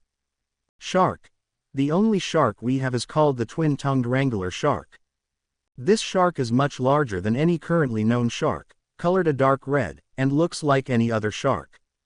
Apart from that, they have two sets of dorsal and tail fins to help them swim more easily through the water. As you might guess, having so many attachments and a larger size, they need lots of food. And because of their size, color, and slow speed, getting food is nearly impossible. So they have a lure in their mouth that appears as a hand. If they can swim close enough or the prey does, they shoot out two tongues covered in teeth to grab and pull the prey into its mouth. Whales. We currently only have one type of whale, and thank goodness for that. We have called it the beach whale. It appears as a bowhead whale that can safely beach itself using its fins to pull it up and away from land like a sea lion. With this, it can escape certain predators, sunbathe, or sleep on land. It's also extremely intelligent and empathetic and will help beached whales back to the sea. We hope they go far and wide to help in these efforts. Avane, alicorn, griffins, banshee, red-faced beep, ancient peafowl, dodo. Note: we have created several dozen kinds of birds, but in this, I will go over just a few. Not all the animals here are birds, but are out here in the fact they can fly. Alicorn. Despite its name, it is not a fusion of a unicorn and a pegasus, it's more similar to that of a flying reptile. It appears as a very large upright, pteranodon-like creature that is about the size of a horse. Their upper limbs are single fused fingers with skin-making wings, and their back limbs are two hoof-like toes. They possess a large thick beak that gives them a horse-like appearance and a large horn on its head with smaller ones scattered about the base. Males will use this and their wings to fight during mating. They are completely omnivorous and will eat anything they can fit in their mouths or beat it to death with their beaks. They come in off-white to cream and even the rare black coat.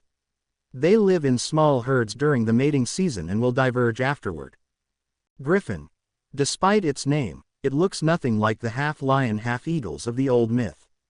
Instead, it's another, and strictly carnivorous, flying reptile. In saying that, we have several different types of griffin, but I will name and explain two. Sandcoat griffin is the smallest of their kind, only about the size of a large owl, colored sandy yellow with patterns on the top side of the wings, with said wings and a body plan that allows them to soar almost indefinitely over superheated terrains like deserts. Unlike the other kinds of griffin, they stick low to the ground when idly as opposed to upright. Their beaks are grooved for catching and holding prey until they can perch and eat, and are covered in a mix of fur-like quills and scales for reflection of the harsh sun. Blue-throated griffin is the largest griffin and gets its name from the makes have a bright blue patch of quills on their chest and throat region. They stand upright at 8 feet tall with massive wingspans and clawed back feet with hooked beaks for pulling prey apart. They have the second sharpest eyes, the first being the sand coat, and the best hearing. They mate with the same partner every year and help raise the chicks. Banshee. This creature was once a stingray that was given mammalian features and then gained the ability to fly, but kept much of its stingray counterpart. They have no legs and instead dangle from branches on their strong semi-prehensile tail. They crawl when on the ground. They live in large groups and swarm like bats during the day. The reason for their name is because of their ghostly blue-white color, and their ability to scream at a sonic frequency to stun prey before swarming it like piranhas. Their screams sound like a person crying in pain. Red-faced beep, a name I had no part in making, is a medium navy blue bird with a featherless face and neck that is colored red with two organs on the chest that expand when filled with air. They use this as both intimidation and mating. They will also produce a high-frequency call with the organs. They play the role of carrion birds and eat the dead or decaying. Dodo bird. This bird was a creation of my own design during the early testings on the Singularity Soul. By using a pigeon, I evolved it into a new subspecies that is still referred to as a dodo, but with one difference: that will be its most viable survival mechanism on the island as the main food source, its reproduction. If not eating, the dodo will mate constantly. This causes an explosion in population, since once an egg is laid it will hatch in 24 hours and then develop into an adult in just a week. compensating for their lack of intelligence and awareness. How Pete is still alive despite the fast-aging process is beyond me. Ancient peafowl. These birds are another of my own personal designs that I made back when I was testing the effect of the singularity soul on different creatures. In doing so, I discovered the radiation, depending on what frequency it was, could induce evolution or quirks. During experimentation, I found that peafowl can gain a hypnotic quirk. I also used the same hypnotic peafowl to test my evolution theory and somehow was able to turn it into a more primal form from when it was still a dinosaur, but still allowing it to keep its modern appearance and quirk. In short, they look like normal peafowl at a glance, but look closer and you'll see they look like little raptors. Their brakes shortened and had razor-sharp teeth, their feet gained talons and one exaggerated raptor claw, their wings reformed fingers with claws, and their eyes moved fully to the front. They still act like peafowl but are much more aggressive and have become much more carnivorous alongside losing the ability to fly, but can run far faster. Terrestrial. This last group of animals I will cover before moving on with the rest of my report. This includes Sleipnir, Dodongo, Screamers, Jackalope, Inusotherium, Brambleback, cats, bears, unicorns, and Deku sheep. Sleipnir. This horse-like creature was made from a horse and resembles a horse in every way apart from two. It has 6 legs and no body hair. Due to its larger size, it has much larger lungs, heart, and layered muscles allowing it to run fast and for long periods. It was supposed to be an alternative to horses for labor and transportation but came with the harsh side effect of being natural finger biters. Their skin comes in as many coat colors as regular horses but only one body plan. A rare Sleipnir with a full coat, mane, and tail is called a unicorn. Dodongo. This creature was also made from horses but for a completely different reason. Due to the still ongoing, but slowing, growth of Pacifica. Rocks began to overtake both the beaches and forests, uprooting trees and destroying plant life. So in response, we made a creature that gets most of its substance from stone, and we made a lot. Its blunt yet sturdy teeth can cut and grind down stone with ease, and its highly corrosive stomach acid can break it down with ease. Despite being made from a horse, they look nothing like one. Almost like one that evolved after humans went extinct and couldn't selectively breed them anymore. They are large, wide, low, slow-moving, short-legged with short faces and snubbed noses with large bull horns, short tails, ash-gray skin with no body hair, 5-toed limbs, and a relaxed disposition. They are so relaxed and unbothered by everything that they will allow you to poke, prod, and try to push them around without any backlash. Note: Dodongo milk is very sweet and holds the same consistency as yogurt. Screamers. This small creature resembles a wild dog with several reptilian features. They are highly social pack hunters that live in groups of 10 to 20. They have large eyes and large ears, which allows them to be perfect nocturnal predators. The reason for their name is that they communicate and frighten prey by screaming. They can even mimic the distress calls of other animals. They use this to induce panic when there is no need for it or to misguide prey. Jackalope. This creature appears as a North American hare but except for a horn growing from the top of its forehead. They act, eat, and reproduce like regular hares, except for the horn. Even though they don't use it to fight, any male can come equipped with either 1 to 3. Unfortunately, most females favor a male with a single long strong horn. If the horn is short, broken, in an irregular spot, or if not all horns present are the same length, they won't mate. Brambleback. These are a group of herbivorous mammals with turtle-like shells. Like the Dodongo, they are short-legged, low-walking, wide, slow, 5-toed, heavy animals but much larger. Around the size of an elephant. They have short faces, slits for noses, an ear hole, large oxen horns, a semi-prehensile shove-like tail, a black shell that covers them to where their knee joints are, and shaggy brown hair on their underside, legs, and face. On their back are a menagerie of osteoderm growths that take the form of brambles. They will use these osteoderms to snag and hook plants onto their back, where they will then use their shovel tails to scoop and sprinkle dirt in their backs. This will cause their shells to become a mobile garden. The ones with the largest, healthiest, and most eye-catching gardens will be able to mate. When sleeping they will use the natural grooves in their shells to dig themselves into the ground, completely protecting their unarmored underside.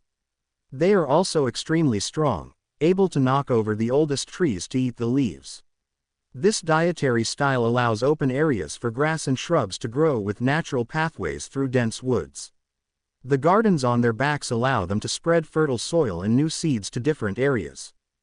Inusotherium. These creatures are large ungulates that appear very similar to the ancient Parasitarium, standing between 15 and 20 feet tall.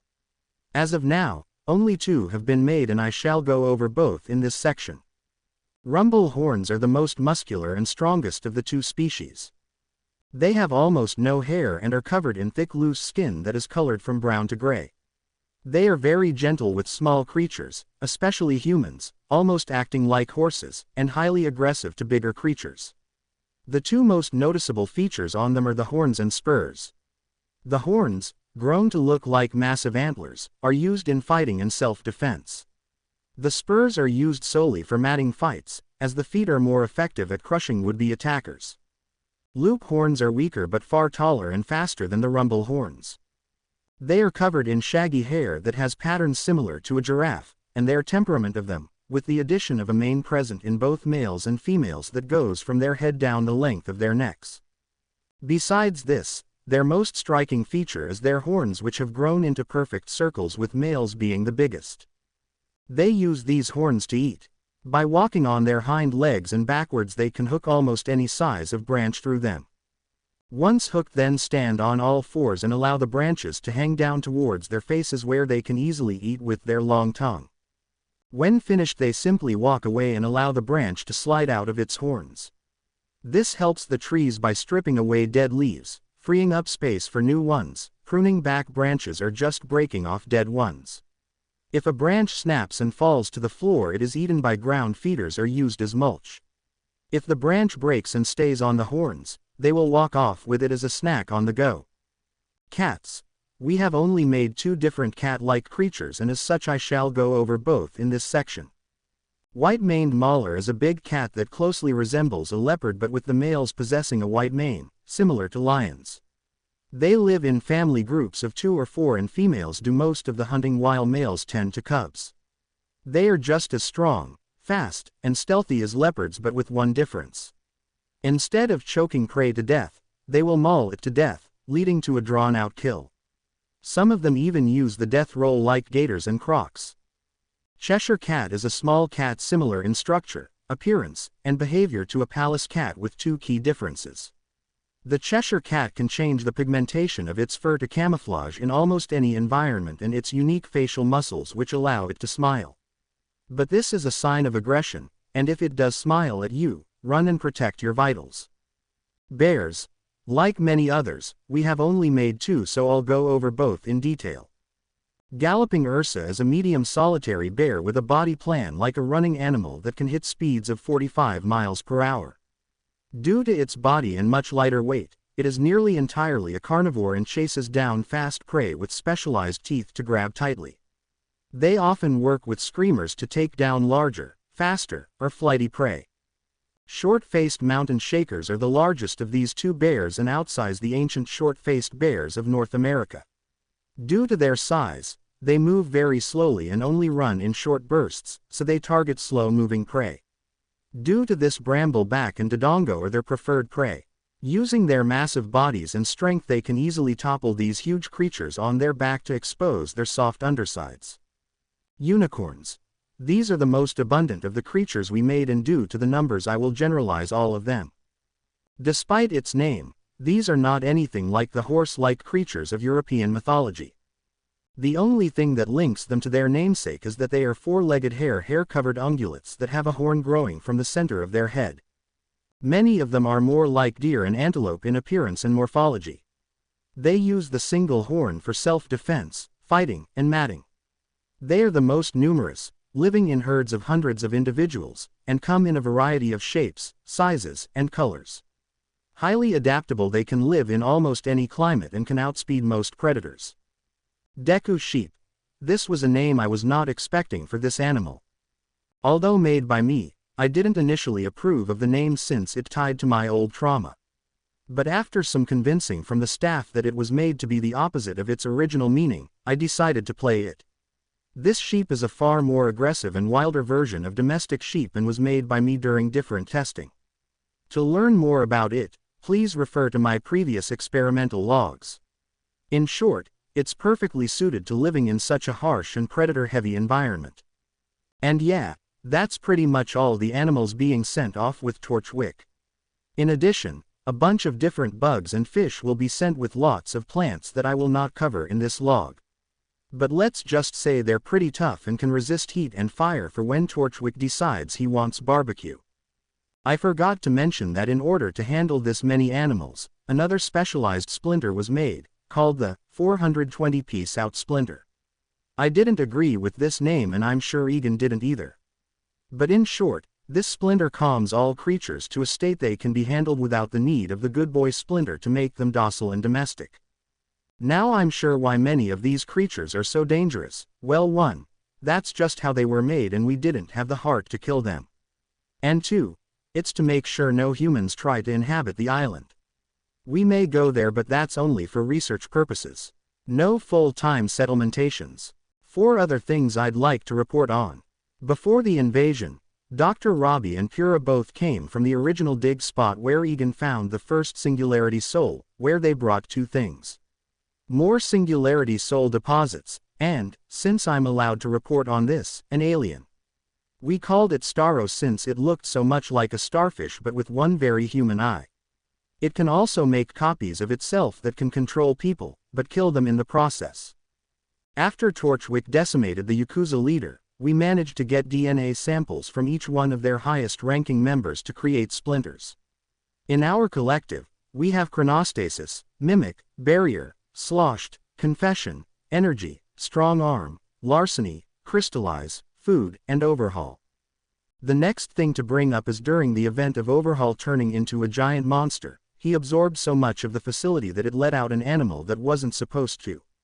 A vampire of sorts that was an attempt to fuse the bat and human immune system, but kept going wrong. Before Professor Genus could kill his failure, the invasion happened and then it escaped. Luckily it didn't stay free for long since we found it and I killed it. I'll be honest, I'm still not totally over killing that creature. It was so human it was nearly uncanny. I truly thought it was no different from a person or another intelligent creature. But when I saw its dead body afterward, my mind was set. It had a shape-shifting ability that allowed it to take a human-like form, which is why I felt so bad. But underneath that was just an animal. With no control over its physical form, it reverted back to its original state. It looked like a giant bat with a female human body. Like some furry's Sona but less cut and wide, and more horrifying and realistic. During this time we found its nest and the eggs that it laid. I'm glad we got to them as soon as we did, cause if we did, what hatched out of them would have destroyed the ecosystem in Japan. The day after we put her dozens of eggs into a testing chamber they hatched. We expected the worst, but the worst really wasn't that bad. Instead of more monsters, we got giant bats. That's it. They weren't even half as smart as their mother, which was a relief, and Dud had half of her abilities, which was another relief. As such we called them vampire. I know, real original. Anyway, as I said, they are normal giant vampire bats, the size of horses, with a dark gray to dark brown color and a ring collar of fur around its neck, with the males colored white. Apart from that they do have some unique adaptations. Their fur, which also has scales mixed in, can reflect moonlight in order to make them turn invisible in the night sky. They have gill-like features on their necks which don't have any aquatic purposes. They instead release a thick, opaque, gas that can hide their huge bodies and allow them to silently sneak around on the ground. Since they can see in infrared, they have no trouble navigating in their own smoke. Finally, they have the ability to metodically reproduce and create small bat-kika creatures from their bodies they use to hide, distract, or escape. These babies have a microscopic lifespan and only live long enough to survey one purpose and are more similar to an unintelligent copy of the parents. As you might have guessed, due to their huge size they need an exorbitant amount of food, and when they do catch something big enough they will drain it up all its blood in a matter of minutes. That's why they would be such a problem here. So that's why we're sending them to Pacifica. They will also be useful in keeping the spider population at bay. Since it was found out that Ungoliant can reproduce with a male, and since most creatures on the subcontinent would be little challenge for the giant spiders, the vampire will be useful in keeping balance and flying creature population in check. We also have no idea how they reproduce, but for now, we assume them to be like monotremes, a mammal that can lay eggs. So yeah, that's it. That's all I got. Never knew we'd have so much to cover. Anyway, I'll just end it right here and be back when more discoveries are made or experiments are done by me or others. So this is Dr. Izuku Midoriya signing off. Professor. A little voice called to Egan through dreamland, breaking the peaceful fantasy as he attempted to return to it but still sat in the darkness between the waking and unwaking. 5 more minutes, he complained, hoping the little voice would go away. And it did go away, for 3 seconds, and right at that time he went back to dreamland. Only for the little voice to start jumping on his stomach while saying, "Wake up. Wakey wakey. Fine, I'm up. Egan finally jostled his body to make his little jumping friend stop jumping. He broke out of the limbo and opened his eyes to see a smiling Eri looking at him on his stomach. Taking a first morning breath he said, "Good morning Eri," only to get 2 paws pushed against his cheek and look over to see an old Maine Coon cat poking at him, making an impact meow. Breathing again he greeted, "And a good morning to you too Log." "Good morning Professor Egan," Eri said back to him, rolling onto her stomach and mimicking the cat, Log, by placing her hands on his face. "Just call me Egan, Eri," Egan told the girl as he removed both their hands from his face. Egan finally sat up and stretched out like a cat before rolling off the bed and kneeling by it. He said to the minor child, "Okay. Let's take a bath and then start the day." Eri excitedly jumped from her spot and ran towards the bathroom. Egan follows long behind her, and once inside he sees the young girl running the bath and throwing in her favorite toys. He chuckled and then adjusted the water so they wouldn't boil or freeze when they got in. As the water ran, Egan and Eri brushed their teeth and combed out their hair to ready it for the bath. Once the tub was full, Egan and Eri washed and scrubbed themselves, with Egan doing most of the work for Eri. As they cleaned up, Egan played some old Italian songs that he sang, and badly on purpose, making Eri laugh hysterically. "When the moon hits your eye like a big pizza pie, that amora," he sang with the old man as Eri clapped. When the second verse came up, Egan grabbed a cup of water from the bath, put it in his mouth, and began to gargle the words.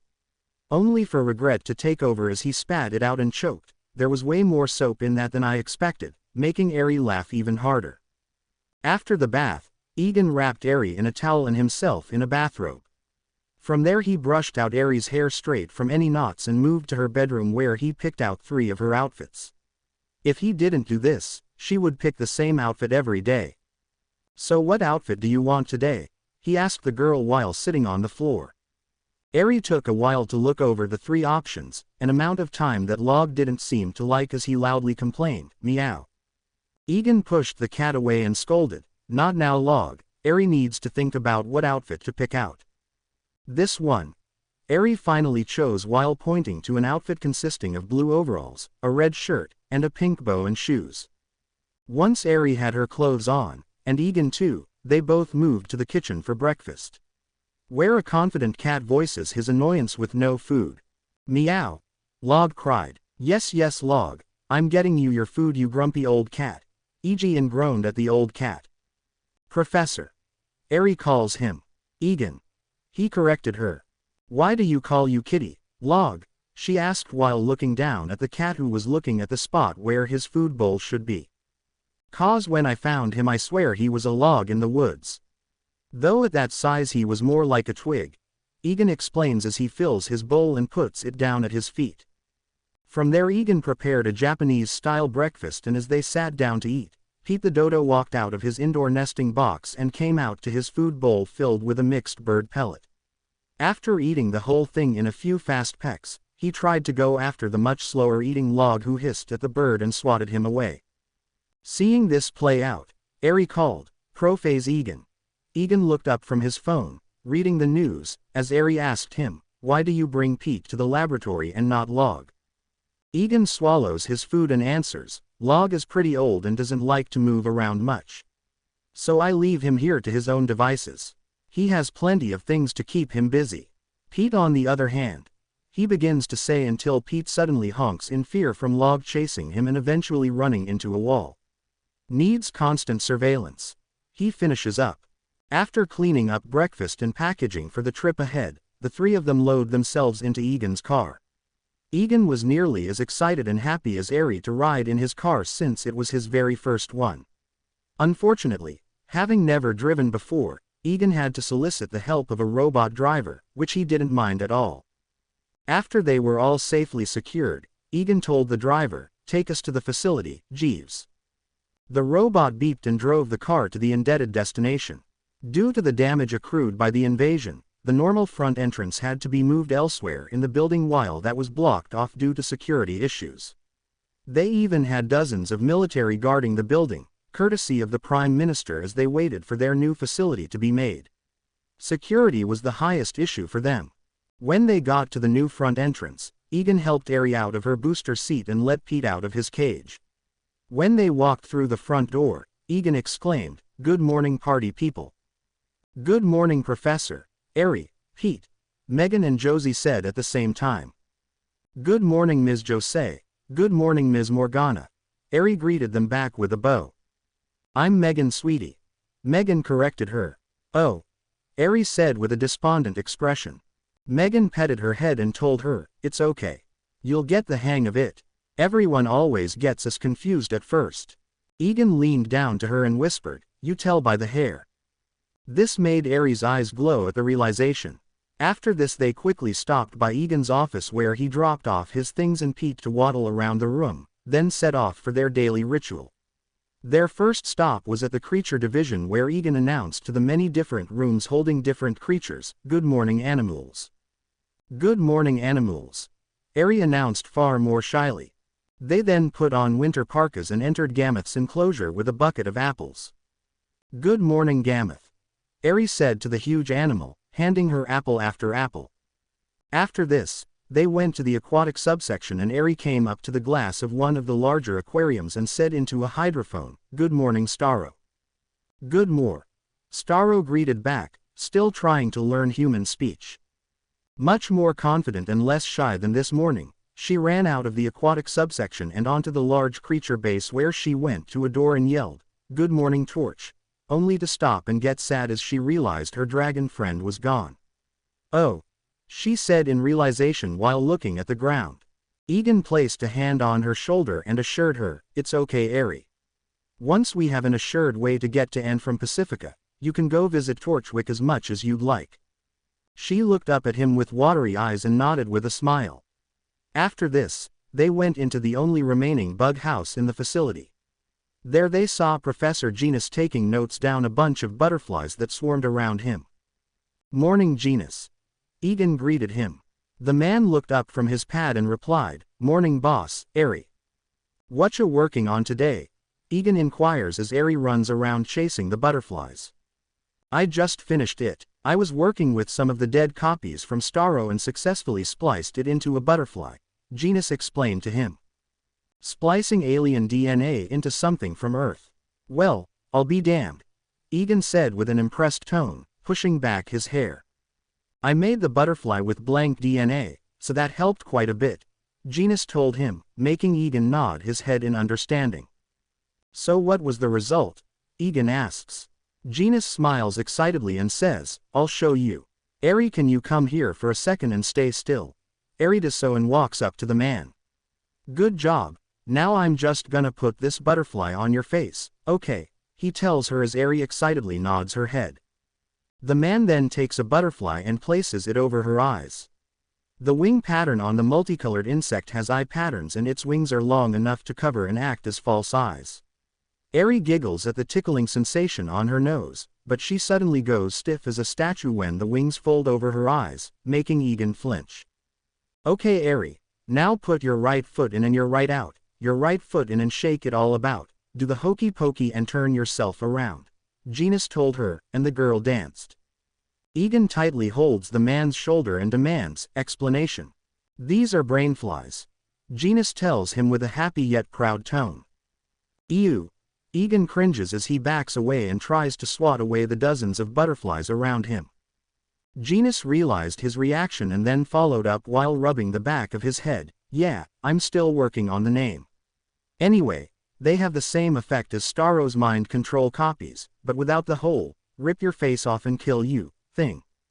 Egan points with his eyes at the still dancing girl and Genus quickly picks up on it before taking the butterfly off her face with ease. Eri stops at one and looks confused and drained as she asks dazed, what happened? Professor Genus here was gonna show how his butterflies work by using me, right? Egan stated. This made the man question in his head what he wanted. Then he realized he wanted to be seen as the lab rat and not Eri. So he took the same butterfly and placed it on his face. Everything went into a white haze for what seemed like seconds, and when he came back to reality he saw Eri on the ground and laughing her butt off. So whatcha make me do? Egan asked after collecting his bearings. The chicken dance. Genus whispered to him. Egan playful slapped him and said back in a fake insulted tone, you're horrible. I know. Genus laughed back. After this, Eri and Egan went around to all the other divisions and said hello to everyone else. The most surprising reaction of all came from Dr. Wily. As Eri ran into his room, the old man was furiously typing at his computer and unaware of her presence. Good morning, Mr. Wily. Eri said out of the blue. The man jumped out of his seat and covered his monitor only to calm down when he saw it was only Eri. He sighs and wants to yell at her, but sees Egan poke his head in and so goes for another approach. Don't do that, little girl. I'm old and could die.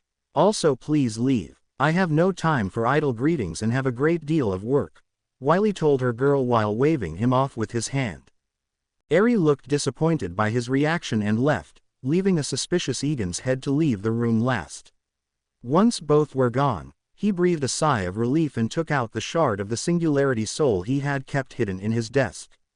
Licking his lips at the object he chuckled to himself.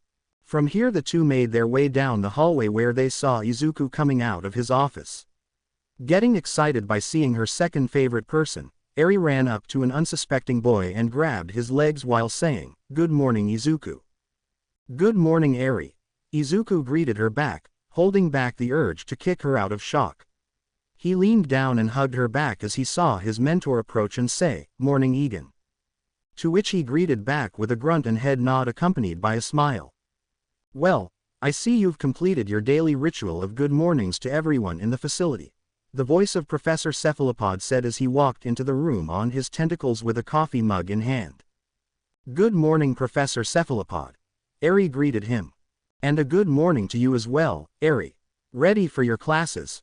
Otto asked her. "Yeah," she stated as she took one of his tentacles and waved back, "Bye-bye, Egan." "Bye-bye, Izuku." Izuku waved her off and looked over to see Egan waving to her too and on the verge of tears. He sweat drops and asks, "Do you always have to get so emotional at this part?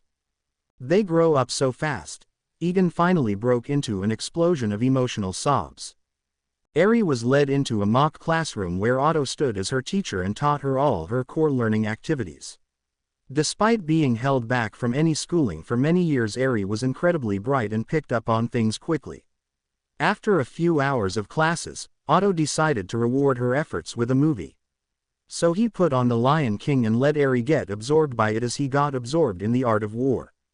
After some time into the movie, Eri suddenly asks, "Professor Cephalopod, what's a dad?" The professor stops the movie and asks what she said. Eri repeated her questions and Otto put his book down while wiping sweat away as he told her, "I'm the last person to be asking that since mine died after he and my mom consummated for the first and last time." Eri just looked at him confused as he sweat dropped at his confession before offering, "But let me get someone else to answer that." The octopus then took out his phone and sent a text, and a few minutes later, Egan came into the classroom and asked, "Everything okay, Otto?" Eri had a question and I think you're the best one to answer it. Otto points to the expectantly waiting girl. Egan walks over, knees down to her desk and she says, "What's a dad?" Egan puts on his thinking face as he tells her, "A dad. A dad is someone who cares for you, looks after you, spends time with you, protects you, makes you happy, and is a man. Does that answer your question? Yes, I think. Eri nods with uncertainty while thinking about it to herself. Okay then, have a good day at classes, he says as he walks back to the door. Just before he leaves he hears Eri say back, okay, bye-bye dad. At this, Eg-in falls to the ground right in between the automatic door which tries to close on his body. Can someone get the defibrillator?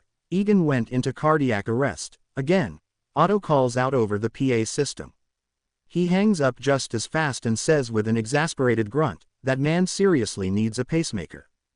Later on, in the middle of that day, Egan, Izuku, and Eri all congregate at the front of the building and wave their arms while chanting in sync. Oh boy oh boy oh boy oh boy oh boy oh boy oh boy oh boy oh boy. Honey, who was walking by this area, couldn't help but stop and stare at the trio and ask aloud, what are they doing?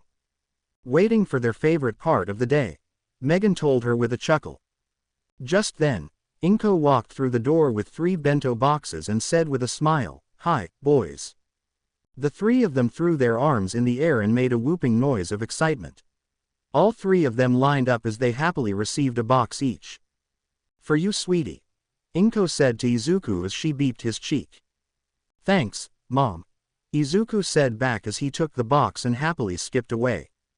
And for you my tall drink of water. Inko said in a saucy voice. Ifan leaned down to her, took the box, and began to nuzzle her as he purred, thanks, short, silky, and curvy. As the 2 of them did their thing, Izuku made a vomiting noise as he complained, oh God. Please don't make me puke when I'm about to eat, and so he ran off before they could continue. Inko then kneeled and handed off the last box as she said, and one for you Eri dear. Thank you Ms. Midoriya. Eri thanked her with a bow, making the woman smile. Anytime. You all have a good day. She waved them off as she blew a beep to Egan who caught it and placed it in his pocket. Ire saw this and decided to mimic it, blowing a beep to Egan who caught it and placed it in his other pocket with a smile. Hankoyo, please tell me you've finally freed your friend from that chamber. If she gets any bigger she's gonna get crushed by her mass. Egan practically begged the man over the phone as construction noises could be heard on the other end. Hankoyo, sounding equally stressed by the situation, tried to assure him in a calm tone, I know. But we are making progress. An explosion erupted on the phone line and Hankoyo was silent for a moment before following up, somewhat. E.G. in sighs then asks him, has she had any more kids? Thankfully no, but she did eat the ones still left. Have you thought up a way to transfer her to Pacifica? By the time we get here free, that cargo ship is gonna make landfall on the subcontinent, Hankoyo informed him. Egan rubbed his temples in stress as he remembered how he couldn't hold the cargo ship any longer. He thought breaking out one giant spider would be easy, but that was easier said than done. The room that the Singularity Soul was housed in was far stronger than even he realized. On one hand, he was glad his over-preparedness kept it so their greatest treasure wouldn't be stolen, on the other it made situations like this more difficult than they had to be. I'm hoping to charter another one. But we'll see. Egan tells the man. Wait, hold on, Ungoliant. Hankoyo suddenly yelled as the sound of breaking could be heard in the wind. Egan instantly got panicked and yelled as he stood up from his seat, Hankoyo. Hankoyo, what's happening? After a bit of what sounded like static and a struggle, Hankoyo nearly yelled back, Ungoliant just broke out of the chamber. By herself, and we're headed for the ocean.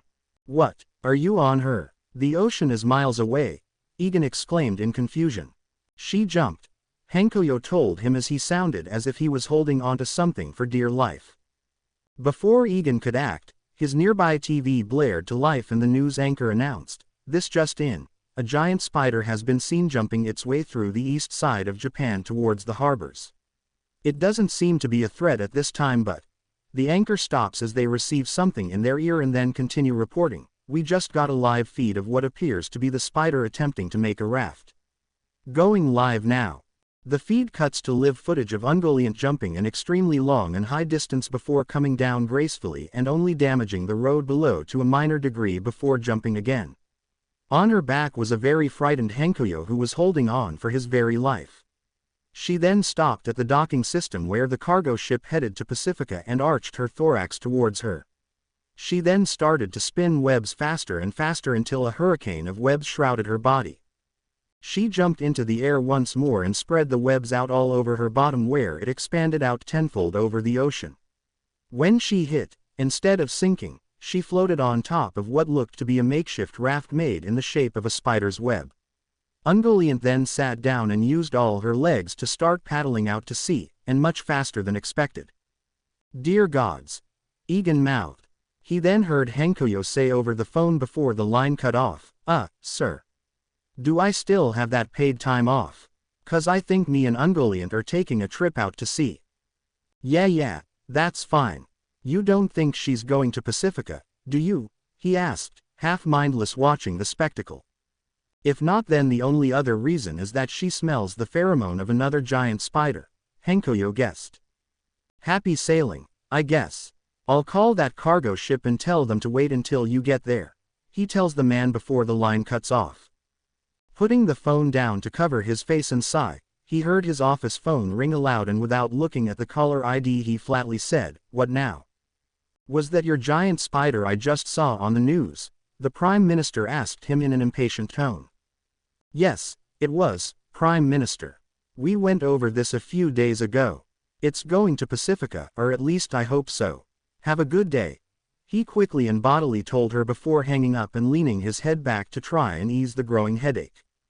Later on, Egan, Izuku, and the CEO of Uraraka Construction Company were having an outdoor meeting about the construction plans for the new NIP building. Izuku had worked tirelessly to draw out the plans with Hatsume, but they did it and everything was either laid out or spread across a corkboard. Looking over this, the CEO blinked several times before asking, "You want us to make it so big?" "This big," Egan answered while pointing to a sheet that had the size measurements written down. "My goodness," he exclaimed. "We also want to make a dorm," Izuku added. "Oh my goodness," the CEO once again exclaimed. "Is it doable?" Izuku inquired, not liking his reaction. The man rubbed his eyes as he looked over all the finely detailed plans and told them hand gobstruck, "I mean, yes it is, but it'll be expensive and long. Money is no object to us." Ejin waved his hand, making the man clutch his chest in shock. "And don't worry about time, we have some tools you can use to speed things along," Izuku told him as he took out a tool that looked like some kind of large two-handed gun with a splinter half inserted at the top. Izuku placed the weapon on the table and the man grabbed it, holding it in his hands.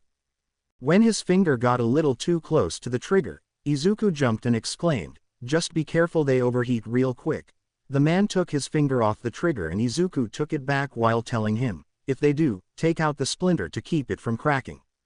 Izuku then held a button down and unlocked a latch that released the splinter. He pulled it out and placed it on the table where the man grabbed and examined the crystal.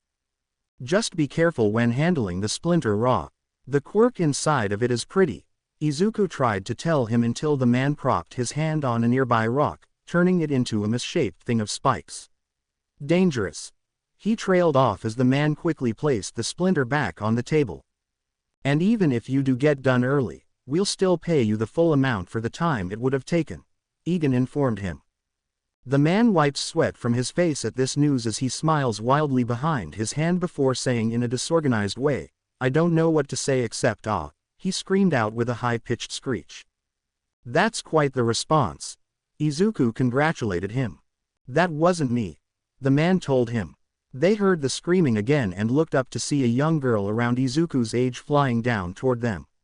They all backed away as she landed hard and without any back draws. She brought up her head from her superhero landing and yelled while looking at the scientist, "Are you the ones that signed that huge contract with my parents' business?" The girl in question was Ochako Uraraka, the daughter of the CEO. Yes. Who are you?" Egan asked her, not realizing who she was. Thank you so much." She began to beat their feet in praise. Egan and Izuku jumped away from her offer and lifted their legs. Egan exclaimed, "Young lady. Please don't do that." "Ochako honey," Uraraka Sr. exclaimed as he pulled his daughter to her feet and held her back. But, I have to thank you for doing this. This contract will bring my parents out of the red. I'll do anything to thank you. Anything. Ochako practically yelled at them with arms open. Egan's hair stood on end and all the red flags were going off inside his head as Izuku tried to make himself as inconspicuous as possible. Standing a good arm's length away from the girl, Egan exclaimed, "Young lady, please don't say that to an adult and a horny teenager." "Egan!" Izuku scolded him. "What?" Egan shot back. Izuku sighs exasperated and turns to Ochako while offering to her, "If you want to thank us, then how about donating a blood sample from each of your families so I can make them into splinters?" Ochako immediately and rapidly nodded her head as she agreed, "Yes. Of course. Thank you so much again." With that, she broke from her dad and wrapped Izuku in the first hug he received from a girl who wasn't his mother. The boy could feel her soft skin, her toned body, her warm breath, and her beeps, holy crap beeps. Izuku froze like a deer in headlights at the hug. He still stood there like a statue even after Ochako broke away and ran off happily.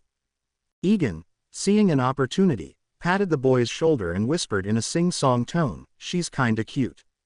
Izuku broke out of his stupor and whipped his head to the man with a blush on his face as he yelled, "Egan." Seeing and realizing what was happening, Uraraka Sr. joined in with a hearty laugh and exclaimed, "Ha! If you asked to marry my daughter today, I'd give you my blessings now." "Oh my god!" Izuku yelled while curling into a ball while covering his face.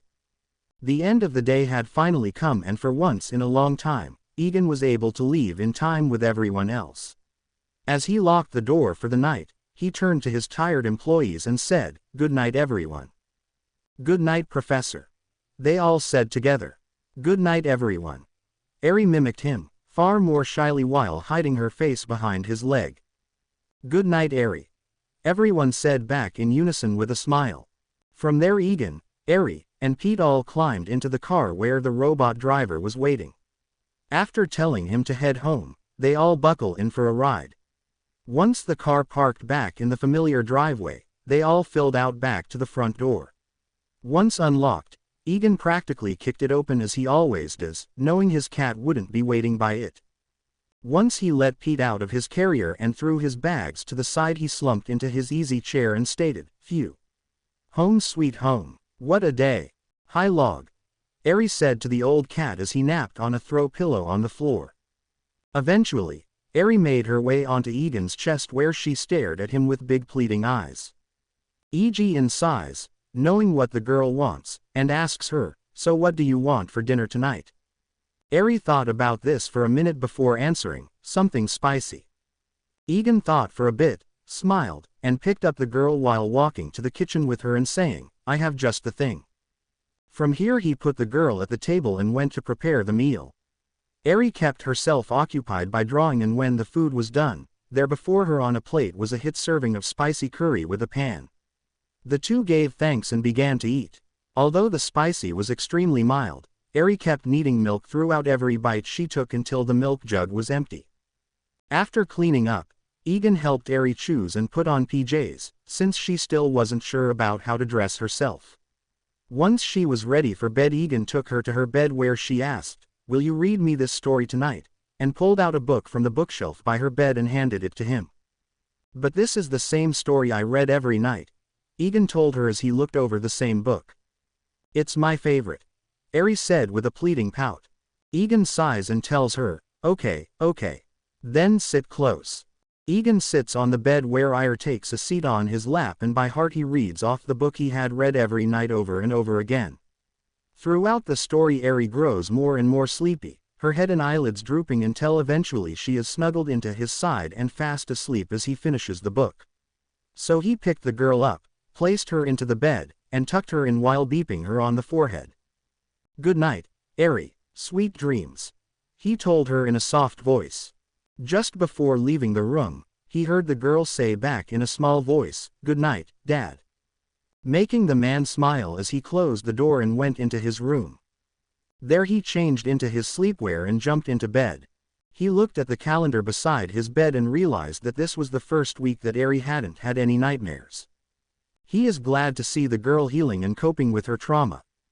But that doesn't mean he is nightmare-free. Ever since the invasion from the Yakuza and villains, Egan has found himself waking up in the middle of the night drenched in a cold sweat. He was thinking and worrying about what would happen if they did not succeed. What would happen to Eri if they couldn't protect her?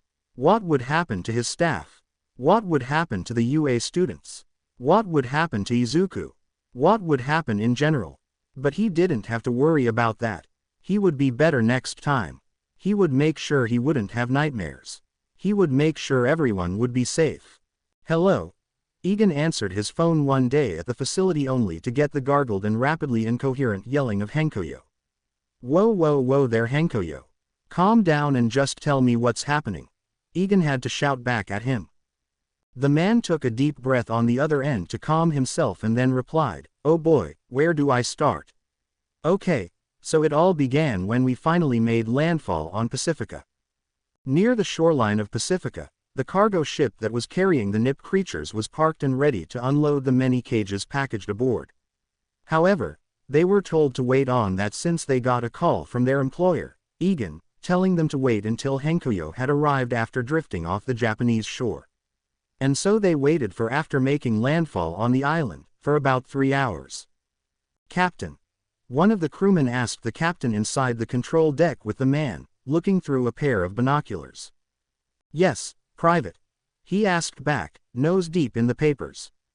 Is it just me or is there a building-sized spider floating towards us? The crewman asked. The captain put the paper down and moved out of his chair to look through the private binoculars.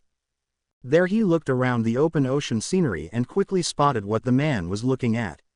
And so it was that he spotted the world's largest and ugliest looking spider floating toward them on a raft made of webs. Soon the captain and the whole crew were on the port side of the boat and looking over in a mix of shock and horror as the creature began to paddle itself at a fast speed towards them with its many legs.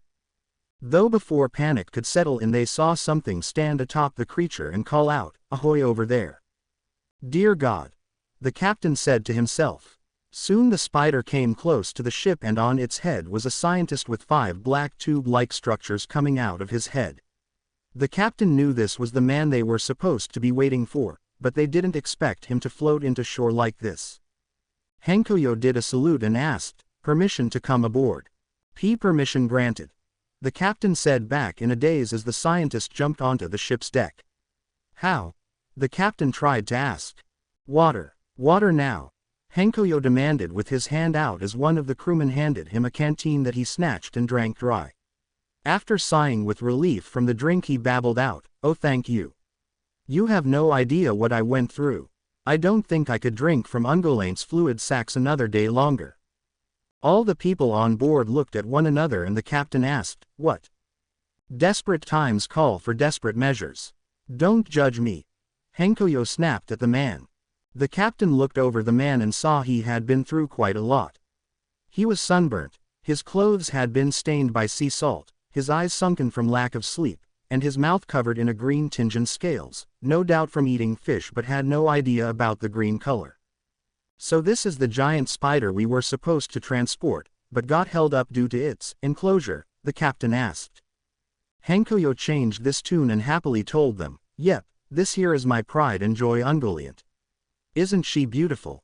The people on board looked over and saw the huge and disgusting creature as it opened its mouth at them in some form of a smile. This made the people shiver in disgust and the captain replied, yeah, sure. How did you survive? Well, I drank from Ungoliant's fluid sacs. Hankoyo began. We know. They all cut him off in sync.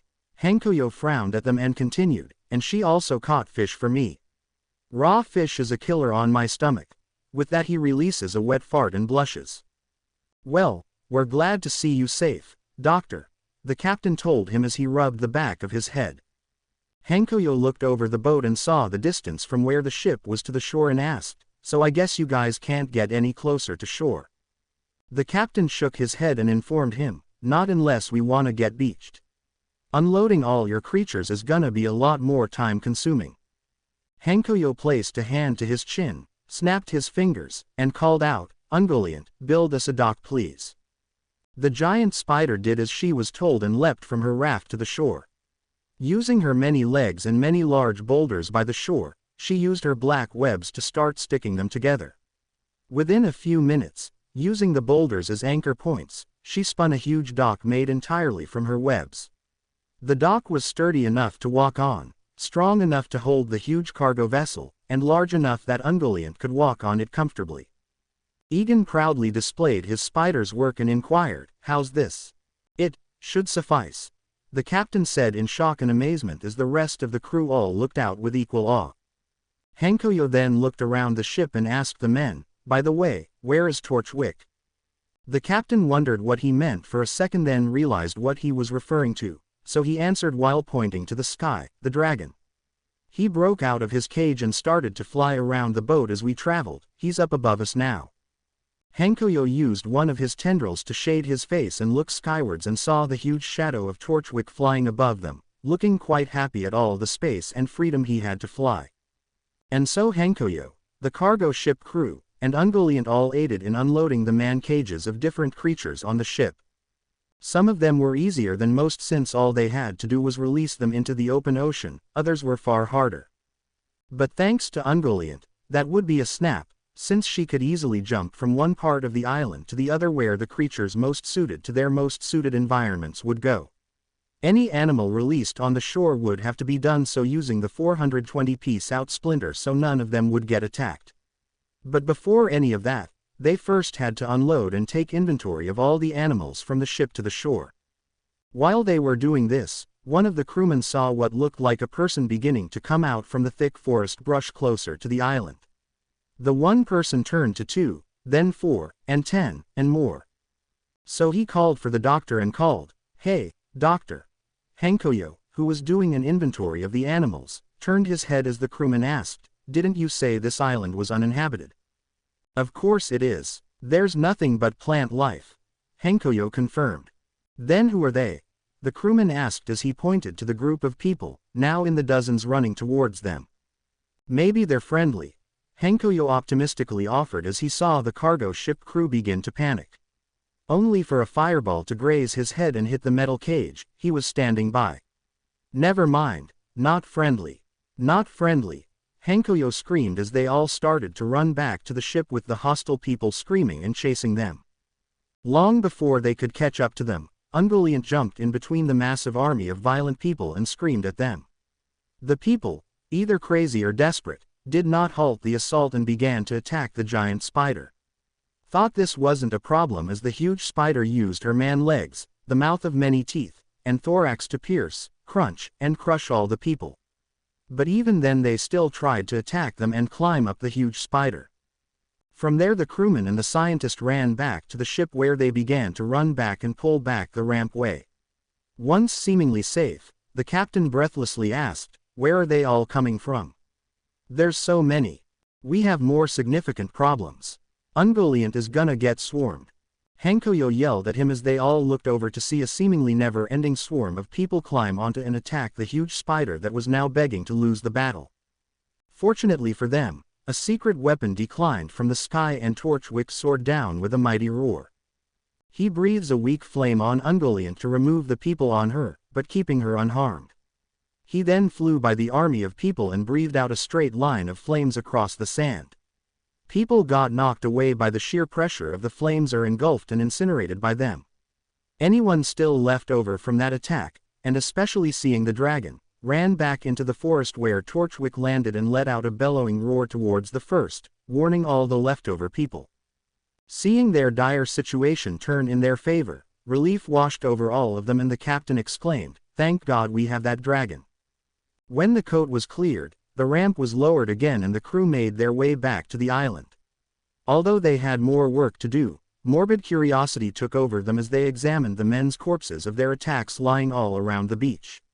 Many of the crew got sick of the sight and either vomited or ran away. However, one person seemed very interested in one of them and kept staring at the corpse intensely. He then called out, "Hey wait, I know this guy." This got everyone's attention and they all came around the man as he explained to them, "I saw him on the news a few weeks ago.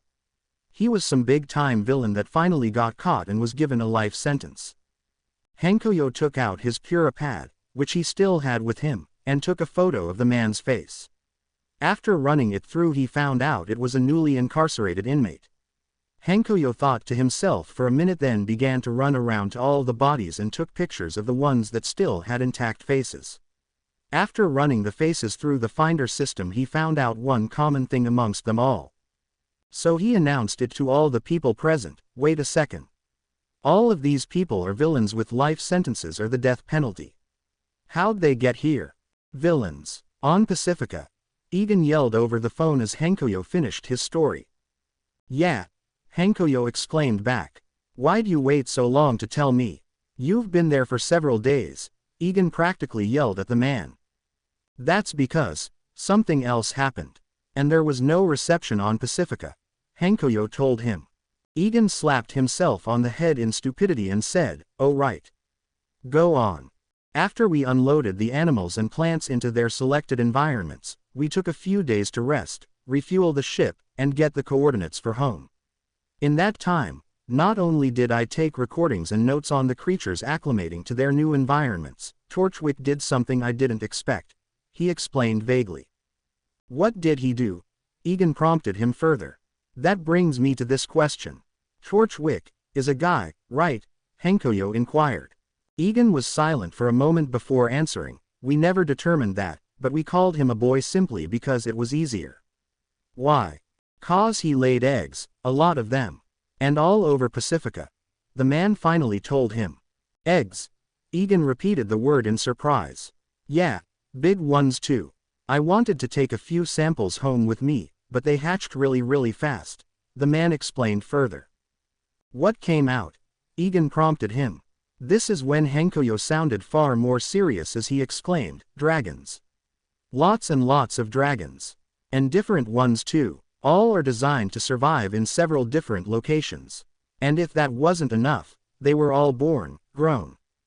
"As in, small adults?" Egan questioned. "As in fully grown adults ready to take on the world and mate," Hankoyo corrected him. "By the gods, I would have never guessed." Egan muttered to himself before sighing and telling him, "Once we have an easier way to travel between Pacifica, we'll start to document them. I'll also be calling the Prime Minister about this. I'll get back to you with more info." After hanging up on him, Egan dials the number to the Prime Minister's office. After a bit of back and forth with her secretary, he's put on a brief hold where the woman herself picks up and answers cordially saying, "Professor. To what do I owe the?" But Egan cuts her off and firmly asks her, getting increasingly aggravated, "Hey Prime Minister, how are you?" "Great. That's great. Hey, speaking of talking, how about you talk of the reason there are criminals on my uninhabited and dangerous subcontinent?" The woman was silent for a moment, then asked out of the blue, "Professor Egan. Do you know how many jails there are in Japan?" 62, not counting everything for juveniles. "Why is this relevant?" Egan answers with ease and asks back.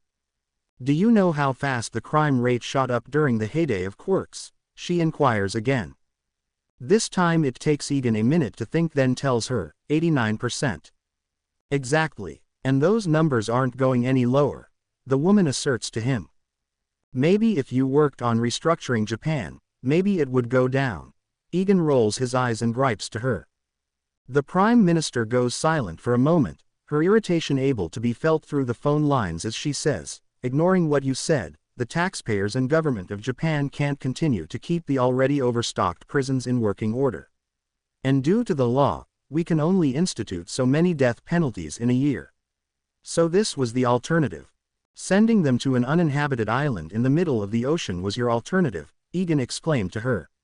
She says nothing to this, so Egan continues to chew her out. "You do realize this brings up several ethical liabilities into play. You're not Great Britain dumping their prisoners in Australia. And not even bringing up the fact that Pacifica is not yours to do with. Technically speaking, it's not yours either. And don't call it abandonment. Call it relocation," she tells him with a sinister calmness in her tone.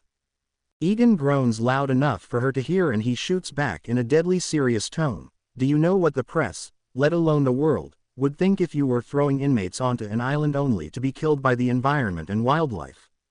And what if they escape or manage to tame some of the animals? Some are nice to humans. Do you know what the world would think of the alien you're trying to hide?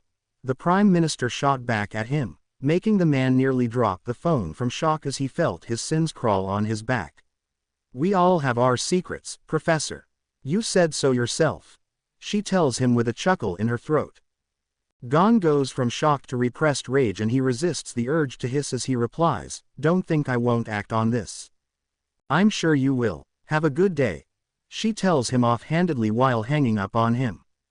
Egan carefully placed the phone down and tried to calm his rising nerves.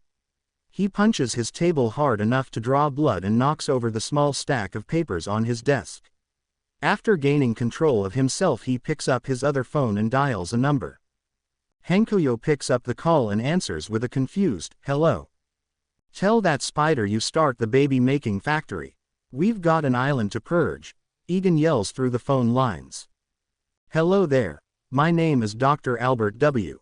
Wiley, an inventor here at the Neo-Icon Phoenix Research Facility, or NIP for short.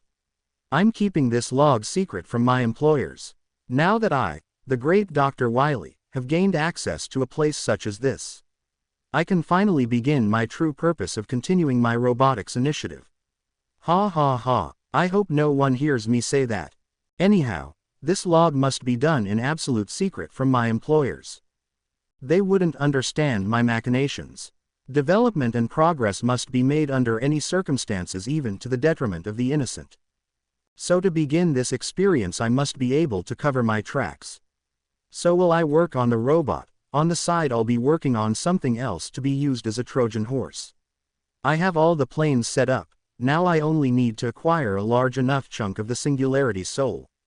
The very material used in skyrocketing this small operation into the forefront of scientific technology. My plan was successful and I was able to procure a chunk of the Singularity Soul from my employers after showing them my further plan. They seem none the wiser. I must make this next part look good if I'm to succeed. Project Mono is underway. After 3 weeks of work, I have finally put my false machine together and have Project Mono nearly half done in its construction. I brought my take device to my employers to show off. And just like planned, the machine failed during the test show. I have to say I put on a pretty good act, even when I went to retrieve the Singularity Soul and saw how it had unfortunately disintegrated. But that was simply a ruse, as I hid the Singularity Soul away in a secret compartment. Now with it in hand, Project Mono can begin. After another 3 weeks of work, I've fished the frame, wiring, exoskeleton, and other basic mechanics. I just need to integrate weapons, AI, and a power source. One of which I have. This will truly be my greatest work yet. And I can finally stick it in the big fat nose of Dr. Light and that stupid robot he calls Mega Man. Bah! I have constructed and integrated all weapons into Project Mono. All of which are powered by their own specific splinter. Thanks to the Singularity Soul Power Mono, it will also supercharge the splinters inside, bringing them to their full potential. During this process, I found out that to be able to have Mono do what I intend requires a large body. So I had to go back and supersize Mono from a mere 4 feet to well over 9 feet tall. From here on, I worked on the AI and downloaded it into its core processor. Afterward, I had the chassis and exterior armor pieces around it. All I have to do is wait until AI completes downloading and testing. Then I can add the power source. I've been found out. I should have expected it. Things were going well for me. Too well. Looking back on it, I made several slip-ups but was never called out for it. I should have known they had this place decked out in every possible security and contingency. With what they're working with, they have to. I expected to be canned and Mono destroyed. I expected to have to go on the run once again. But this time I was different. Sure, I got my ear chewed off by Dr. Midoriya, but I kept my job and position, and Mono too. However, he was to be placed into immediate storage and containment. According to Dr. Midoriya, I made Mono far more powerful than I anticipated. And the AI wouldn't hold up in the long run.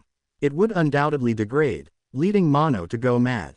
And from what I heard, I was looking to create something 10 times more powerful than All Might himself. So as of now, Project Mono is shelved. However, Dr. Midoriya allowed me to carry out my robot initiative, but this time using blank splinters I needed to fill and make smaller, weaker, and far more manageable robots.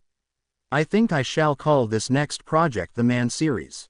In addition, Dr. Hatsume has asked for my aid in perfecting the assassin droids and creating new guards and battle droids. Especially using the newly discovered and created ancient technology and weapons, courtesy of Dr. Pura and Robbie. This is truly a task worthy of my undertaking and skills. I think he called them the Valkyries. On a small side note, the reason for my naming of Project Mono was due to it meaning one or first. Since Mono would have been the first and best of his kind. This is Dr. Wily signing off. End log. What a long day. Sorry, you have to stay late with me, Eri. Egan apologized to the girl as he locked up the facility with Izuku for the night. It's okay, Egan. I like being here and with you, Eri told him with a smile as she sat in Izuku's arms. Professor, the voice of Chopper yelled from behind. Turning around they saw the reindeer, in his heavy point, running towards them with something in his arms and a wreck of a man trying to keep pace with him. The man was wearing a business suit that had been wrinkled and torn in several places, with a few bleeding cuts along his face and body. His eyes were wide and wild, filled with tears, and his breath carried anxiety. Chopper, I thought you went home already, Izuku asked him. We need help, Chopper exclaimed feverishly while running towards Egan. Help with what? Oh my gods. What the hell happened? Egan yells as he looks down at the animal's arms. In the animal's arms was a little girl no older than Eri herself, but she was broken. Her eyes opened, and glazed over, her body clearly with broken bones and an arm that was barely still attached, her mouth covered in blood. Seeing this, Izuku quickly covered Eri's eyes and turned away from them in order to not puke. There's no time, Chopper exclaimed. So Egan quickly unlocked the door and led everyone inside as they all ran to the medical wing that had been moved to the chemical division. Once there, Chopper placed the girl on the table and began to grab machines and different medical instruments and medicine. Once Egan got the machines hooked up and Chopper sloppily brought everything closer, he asked him, Okay Chopper, now tell me what's going on. I was walking back home when I saw a car accident, and when I got close I saw that man clutching his daughter outside of the car. She wasn't moving and really injured. The nearest hospital is too far away. We have to help her, Chopper explained in a hurry as the man, the girl's father, stood by the side of the examination table and held her good arm. Egan gained his composure from the initial shock and took a closer look at the girl. In all the time she was here, she hadn't moved, spoke, or even blinked. He checked her pulse, heartbeat, and breath.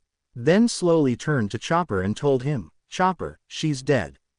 His eyes went wide and he rapidly barked at him in a tizzy, What? Then get the defibrillator, Narcan, and begin chest compressions. Chopper, Egan yelled as he clapped the reindeer's face between his hands, making him go silent as he said in a somber tone, She's gone. There is nothing we can do. Chopper pulled away, shook his head, and argued back, But there has to be. We're making leaps and bounds in technology and medicine here. I should know. I've nearly found a cure for cancer. We can't cure death, Chopper. I'm sorry, it's out of the question. Izuku jumped in, taking Chopper's hand, and assuring him of the facts. Making Chopper lean his head down and repress the urge to cry, while the man mourned his daughter. Even Egan and Izuku shed a few tears for the girl. So Egan took a white medical sheet and draped it over her body while closing her dead eyes.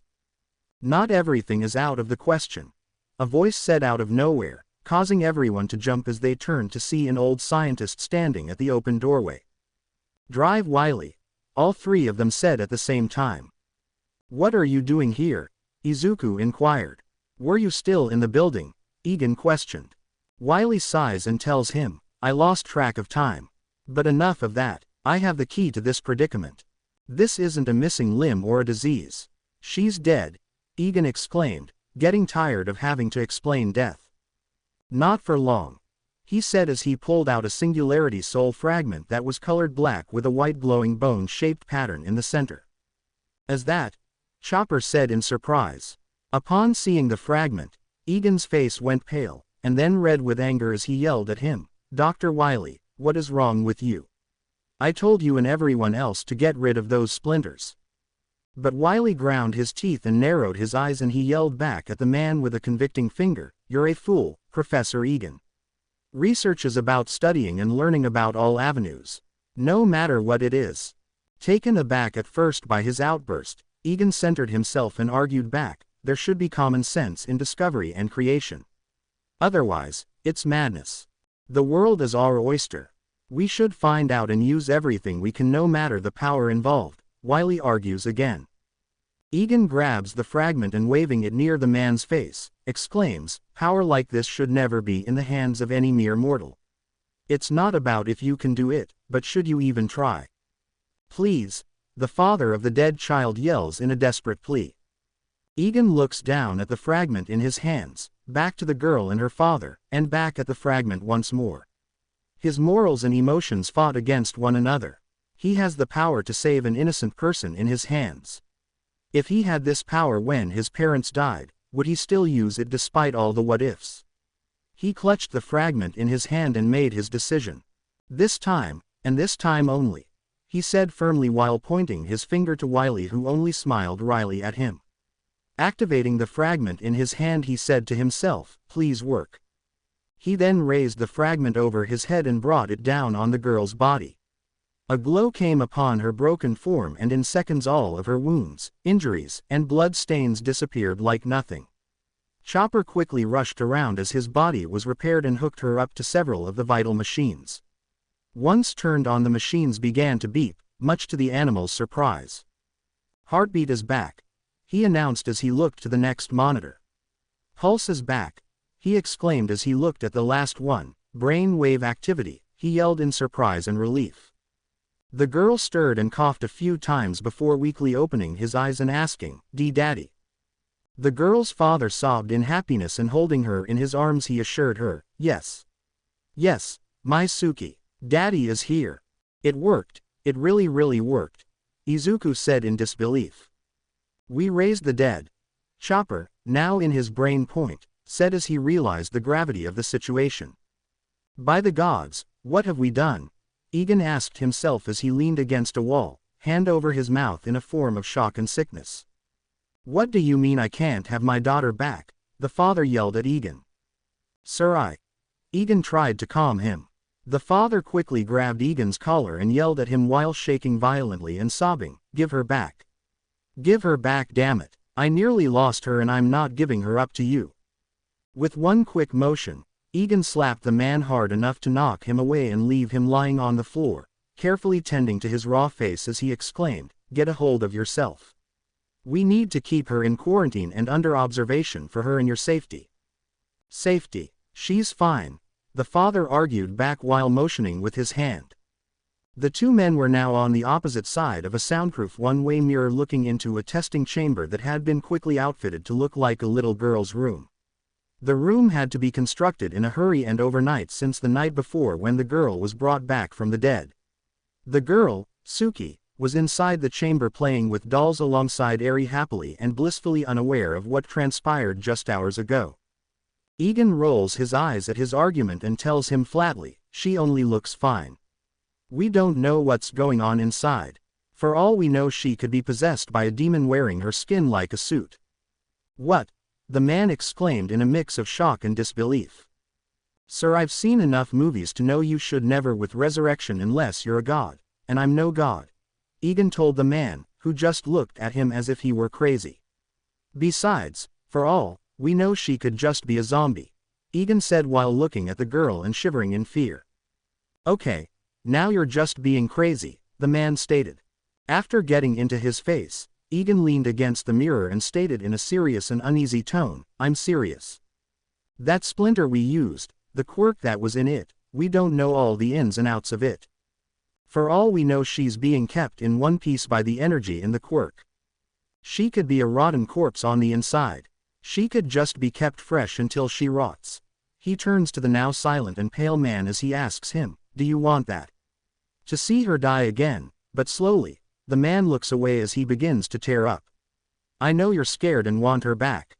But we have to cover our bases so when you bring her back she doesn't have any complications," Egan says to him in a calm tone while placing a hand on his shoulder. "I understand," the man finally relented. Egan patted his shoulder and told him nicely, "Please go home. We'll let you when we make progress. Besides, you should file a claim for that accident you had." The man nods and leaves the room with Chopper helping him back outside. Once gone, Izuku joins Egan in staring blankly at the little girl lost in her happy world. After a bit of silence, Izuku sighs deeply and says, "I feel bad for him. His kid dies, is brought back, and now he can't even be reassured by this fact by taking her home." Egan nods in agreement and babbles aloud, "Too bad we can't find someone else who was affected by Victor's quirk." Then a thought crossed Izuku's mind, and turning to the man he asked, "Wait, didn't Victor say he had a friend that he used his quirk on when it appeared?" Realization dawned on him as well, and Egan turned to Izuku with a smile, asking him, "Wanna go to Russia?" "Are you sure about this?" Izuku yelled over the wind pressure as he and Egan soared through the air in heavy winter clothing. "Of course I am. Why wouldn't I be?" Egan yelled back with a huge smile on his face as she looked over the horizon. "Oh, I don't know. Maybe because we're flying to Russia, on a dragon," Izuku yelled back, motioning towards Torchwick, who they were riding on top of. In the time between not seeing Torchwick, not only had he and Ungoliant become the two apex predators of Pacifica, but he had also seemed to double in size. As of right now, if he were standing on his legs, he had grown to the same size as Abomination Overhaul, 150 feet. "It's faster than a commercial airline," Egan argued back. "Sir, and nothing says friendly arrival like flying into a currently civil war-stricken country on the back of the largest flying creature in recorded history." Izuku sassed back before looking behind him and asking, "By the way, why is Pura with us?" "Research. Different topic. Different place. Ancient tech," the woman told him, clothed in her own winter gear as she hugged Izuku from behind to hold steady. After about an hour of flying, Torchwick landed several dozen miles away from a small township that seemed to be nestled in the middle of nowhere. Climbing off the huge beat, Egan stated while looking at the settlement in the distance, "Well, this is the place. Victor's old village. We'll have to hoof it the rest of the way," Izuku said with a small sigh, knowing that coming into town on Dragon's Back could mean a not-so-warm welcome. "Good to hear. Meet you back at this spot during sundown," Pura asked the two men as they both nodded. Giving them both a smile and peace-out hand sign, she said, "Click snap." With that, Torchwick spread his wings and launched himself into the air and flew over the horizon in just seconds. Egan then took a small metal cube from his pocket and pressed a button on it. He threw it a good distance from himself and watched as it swiftly turned into a two-person snowmobile. He smiled with a chuckle and shook his head as he said, "Sometimes I love Hatsume and his crazy ideas." The two scientists climbed onto the machine and drove it into town. Within a few minutes, they made it to the township and parked their vehicle. From the air, the area did not look big, but once on ground level, it was truly a matter of perspective. Despite its relatively smaller size, the place was packed with so many people. Feeling stressed by this sight already, Izuku stressed, "Man, this place is huge. How are we gonna find Anna?" "Anya," Egan corrected him. They both looked around for a while until something caught Egan's eye and he asked his prostate, "Izuku, what do people normally do in environments when the cold is near year-round?" "Drink," Izuku jokingly offered. "Then I think we've got just the place to start our investigation." Egan turned the boy's head to a bar. Once they made their way inside, they noticed how overpacked it was. It would be impossible to ask everyone where they could find one person. There was live music playing and Egan got an idea. Walking up, he shooed the singer aside and tapped the mic, getting everyone's attention as the music died down. Clearing his throat, he said, "Attention, attention everyone. So sorry to disturb your drinks, but we are looking for Anya Agapov." Suddenly a very obese woman came to the raised stage and asked back in a skeptical tone, "Who wants to know?" "Someone who knows the friend who saved her. Viktor Petrov," Egan said through the mic, making everyone's eyes widen and the atmosphere grows even more heavy. The woman swallowed and then told him, "Come with me." Egan and Izuku shrugged at one another but followed the woman as they kept their hands on the splinters in their pockets. Leading them out of the bar, The woman brought them to a small home on the east side of the town. She unlocks the door and waves the two men in. Once inside, she takes off her coat, as do the men, and then sits them down at a table while going into the kitchen. After a minute, she brings out a tray of some kind of hot beverage where Izuku looks unsure of tasting. Egan takes the first sip, and after swallowing he assures him it is safe and non-alcoholic. After the large woman takes her drink, she prepares to sit down in the small chair as Egan asks her, "Thank you for your hospitality. But do you know Anya Agapov?" "Hi, I know her very well. Since I am here," she tells him as her massive body weight disappears and she sits in the chair as a petite woman. "So you know about Victor, how is he? Safe? Healthy?" she inquired. Izuku and Egan knew this would come up, and Ego decided to be the bearer of bad news as he told her in simple terms, "Dead." "He is well now. He finally found a way," she said with a distant and sad look in her eyes. "I hope he's at peace. But why are you here?" she asks the men while taking a sip of her drink. "Several weeks ago your old friend came to our facility in Japan," Izuku began to explain. "I could tell you were foreign," Anaya inferred. "He begged us for help. He wanted us to do the impossible." Izuku continued, grabbing the woman's attention at the vangsness. "To remove his quirk," he finally admitted. Her eyes went wide and in a calm tone she shakily asked, "Did you?" "We did, but that's how he died. We threw the machine together for quirk extraction overnight. There was a chance it wouldn't work or it would just kill him. But it did work and he died in the end," Egan explained in depth. Looking into her cup, she asked them, what were his final words? "Thanks, self-acceptance, peace." He passes with a smile on his face.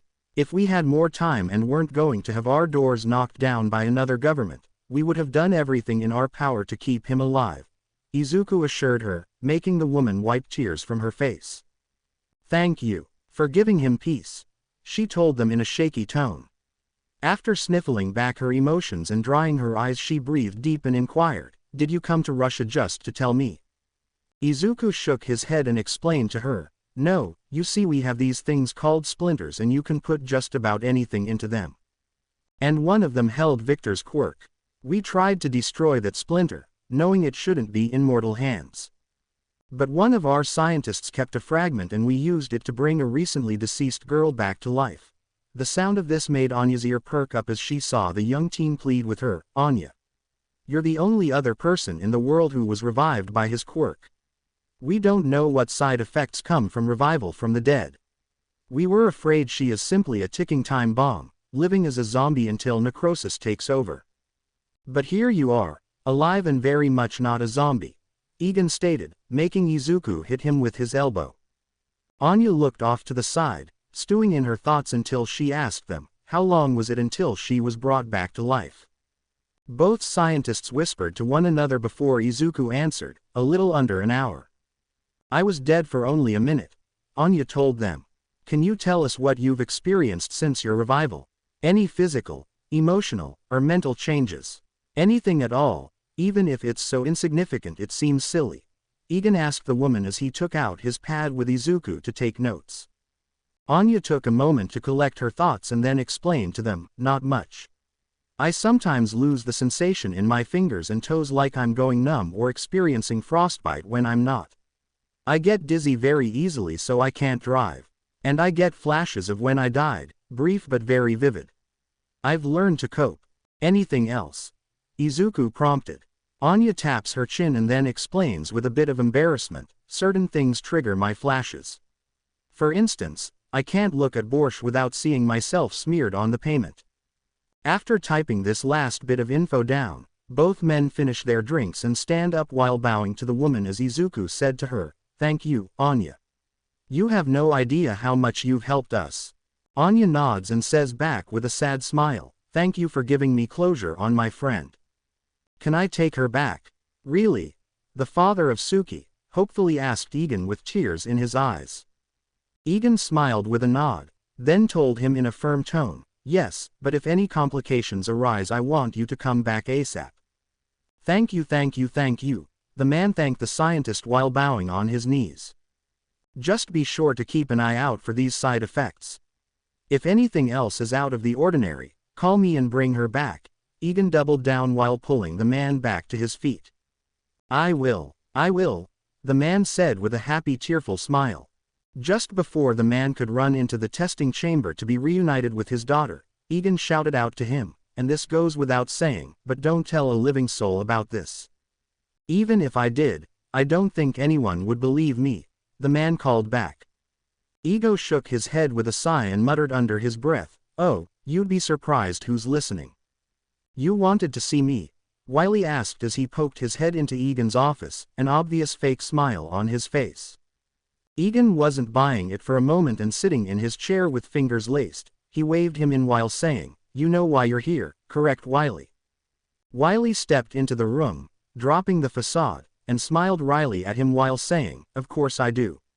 Ah, but for which of the two reasons? Egan narrows his eyes as he pets Pete, who is sitting on his lap, like a cliché villain. Telling him, Izuku had known about the robot initiative and Project Mono since its inception.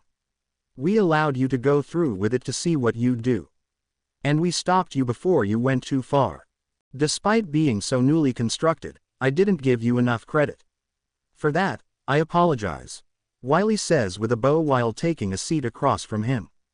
Even though he didn't show it, for the first time since getting his overinflated ego, he felt small in the sight of the man before him. But keeping the resurrection splinter was something I didn't expect, Egan exclaimed before taking a breath and telling him, now I should be mad in you and I want to be more than anything. But I've had time to think. And I've come to realize that maybe you were right, Wiley. This made the old man raise his eyebrow in curiosity as the man continued, if something can be easily controlled in an environment, why shouldn't we try and study it? Wiley smiled and told him with a sneaky tone, I'm glad you see things my way. Prepare you to have a bit of me in you. Don't push it.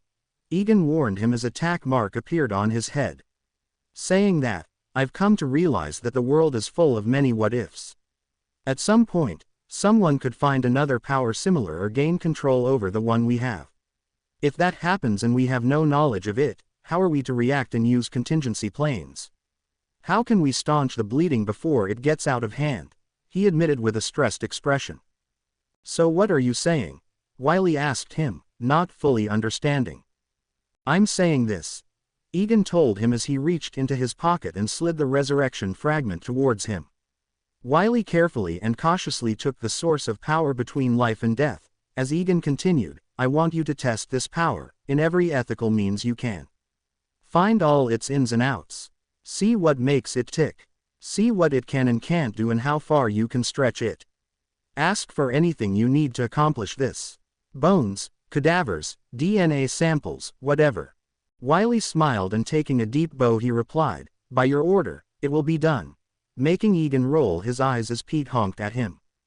After quickly calming the bird down, Egan tells him, Dr. Izuku will also be accompanying you on these experiments, and please, one at a time. The last thing we need is a zombie apocalypse. Making both men shiver at the thought. Shaking the Farah from his head, Wiley said back, that's fair.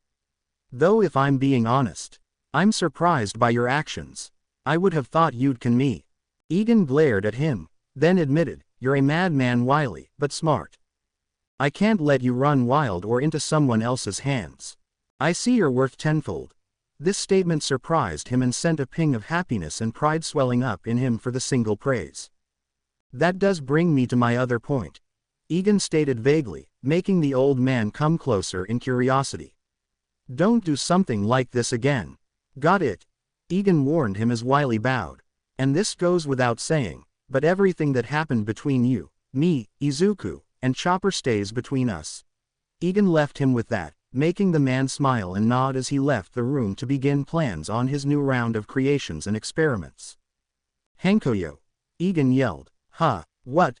Hankoyo yelled in surprise as he woke from a startle at his desk, covered in papers, and falling from his seat. Egan helps the frazzled man back to his feet and tells him in a worried tone, Geez, I'm glad to see you so invested in your work, but please be sure to rest. You were out at sea for days on end, back and forth I might add. And did not take to it well from what I hear. Hankoyo yawned after staying at the office for another all-nighter and apologetically replied, Sorry, but I'd just really like to get instant transportation to and from Pacifica. We could do so much if we did. You want to visit that spider of yours. So what have you got? Egan inquired with a knowing look, making the man blush and pout. Looking through his files and notes, Hankoyo told him, well, recently I found a person with a unique teleportation quirk and managed to get a DNA sample and put it into a splinter. I think that blonde dude called it the Flying Ragin. Anyway, there's just one problem with it. This intrigued Egan and he gave the man his full attention. Its activation requires electricity, and since the human body only produces so little, the range is only a few feet. Great for combat, but not for long-distance travel. I need a super powerful electricity quirk to increase its range. But where to find one is the problem. Any current electricity hero doesn't have enough juice. Hankoyo complained while pulling at his head tendrils. Egan put a hand to his chin in thought, then offered, I heard that one of the UA students of Class 1A has a person with an electric quirk so powerful it damages his brain. That's not healthy, but sounds exactly what I need, Hankoyo exclaimed. I'll see if someone can convince him to donate. Egan tells him, and just as he's about to leave the room, he trunks back for a moment and asks while pointing to a jar on an open table, by the way. What are these? They look like leeches. Oh, didn't I tell you? Hankoyo asks as Egan suspiciously shakes his head. Well, they came from Ungoliant. Like out of her pores. I'm not entirely sure what they are myself, but they seem to be sentient flesh pads. Almost parasitic in nature. He explained while holding the glass jar up to him. As he stated, filling the jar was a black liquid that squirmed like worms piled on top of each other. The black creatures inside looked like leches, but that's where the similarities seemed to end. They were much different and held this aura of primal discomfort. Egan shuddered as he looked at them and inquired, so like Staro's copies? Sorta, but I have no idea what their purpose is. Hankoyo told him while placing the jar back on the table. And you put them in this test tube jar, why? Egan asked while moving away from the jar, noting how it did not have a top. They're not strong or anything, just weird. I could put them in a paper box and they couldn't escape, Hankoyo said nonchalantly as he continued his work. Egan shook his head, trying to suss out his nerves, and firmly told him, just make sure you lock these things up. Gods forbid someone does something stupid like swallow them. Hankoyo snorts and agrees, yeah, I would not want to see the end result of that. Have you seen him yet? You sure this is the right spot? Otto asked as he and his partner were out and about looking through the many lines of students that passed by them. Nope, not yet. And keep looking, this is one of only 2 routes that UA students take to get to the school. Pura affirms to him, carrying the octopus in an aquatic pack with her goggles down and scanning the whole area. Fine, but one more question. Otto inquired while putting his own binoculars away. Why the hell did you bring me along? He yelled at the woman while slapping her head. 'Cause nothing grabs a person's attention than a talking animal, she told him, looking back with an overexcited smile. Then why didn't you take bird brains? She talks, and doesn't die at the pinnacle of summer, Otto complained. You're in a fish bowl. You're fine. Pura tells him while scanning the area. Until it gets too warm. The ocean is cold. Otto continues to complain as he rolls his eyes while tapping his tentacles impatiently. Shut up for a second, Pura exclaimed as she put a hand on where she assumed his mouth was, earning her a glare. After looking through the high-tech goggles, she saw the face of Denki Kaminari walking by himself and exclaimed, it's him. Okay, so I suggest we. Otto began to rant about, pulling out an organized plan for how to approach this. Only to look back and realize that Pura had placed his mobile fish bowl on the ground as he stated, and she's gone. Kamenir was walking to school in a blissful state of mind on the same street he always does, until he came across something that changed how his day would go. Hey, you, with electric hair. He heard a voice calling from up the street, only to see an unexpectedly beautiful woman running towards him. He looked around, pointed to himself and the woman confirmed, yeah, you. With blonde hair, I need your body fluids. Kamenir screamed and ran in the opposite direction with all his might. Hey wait, don't run. Hira called after him. Hira! Otto yelled at her as he hopped toward her within his fish bowl. Keep up, Otto! Hira yelled back at him as she engaged in a chase for the teen. Otto sighed as he stopped hopping in pursuit, took out the backpack attachment, and rifles through it while saying, "Glad I brought my kinky boots."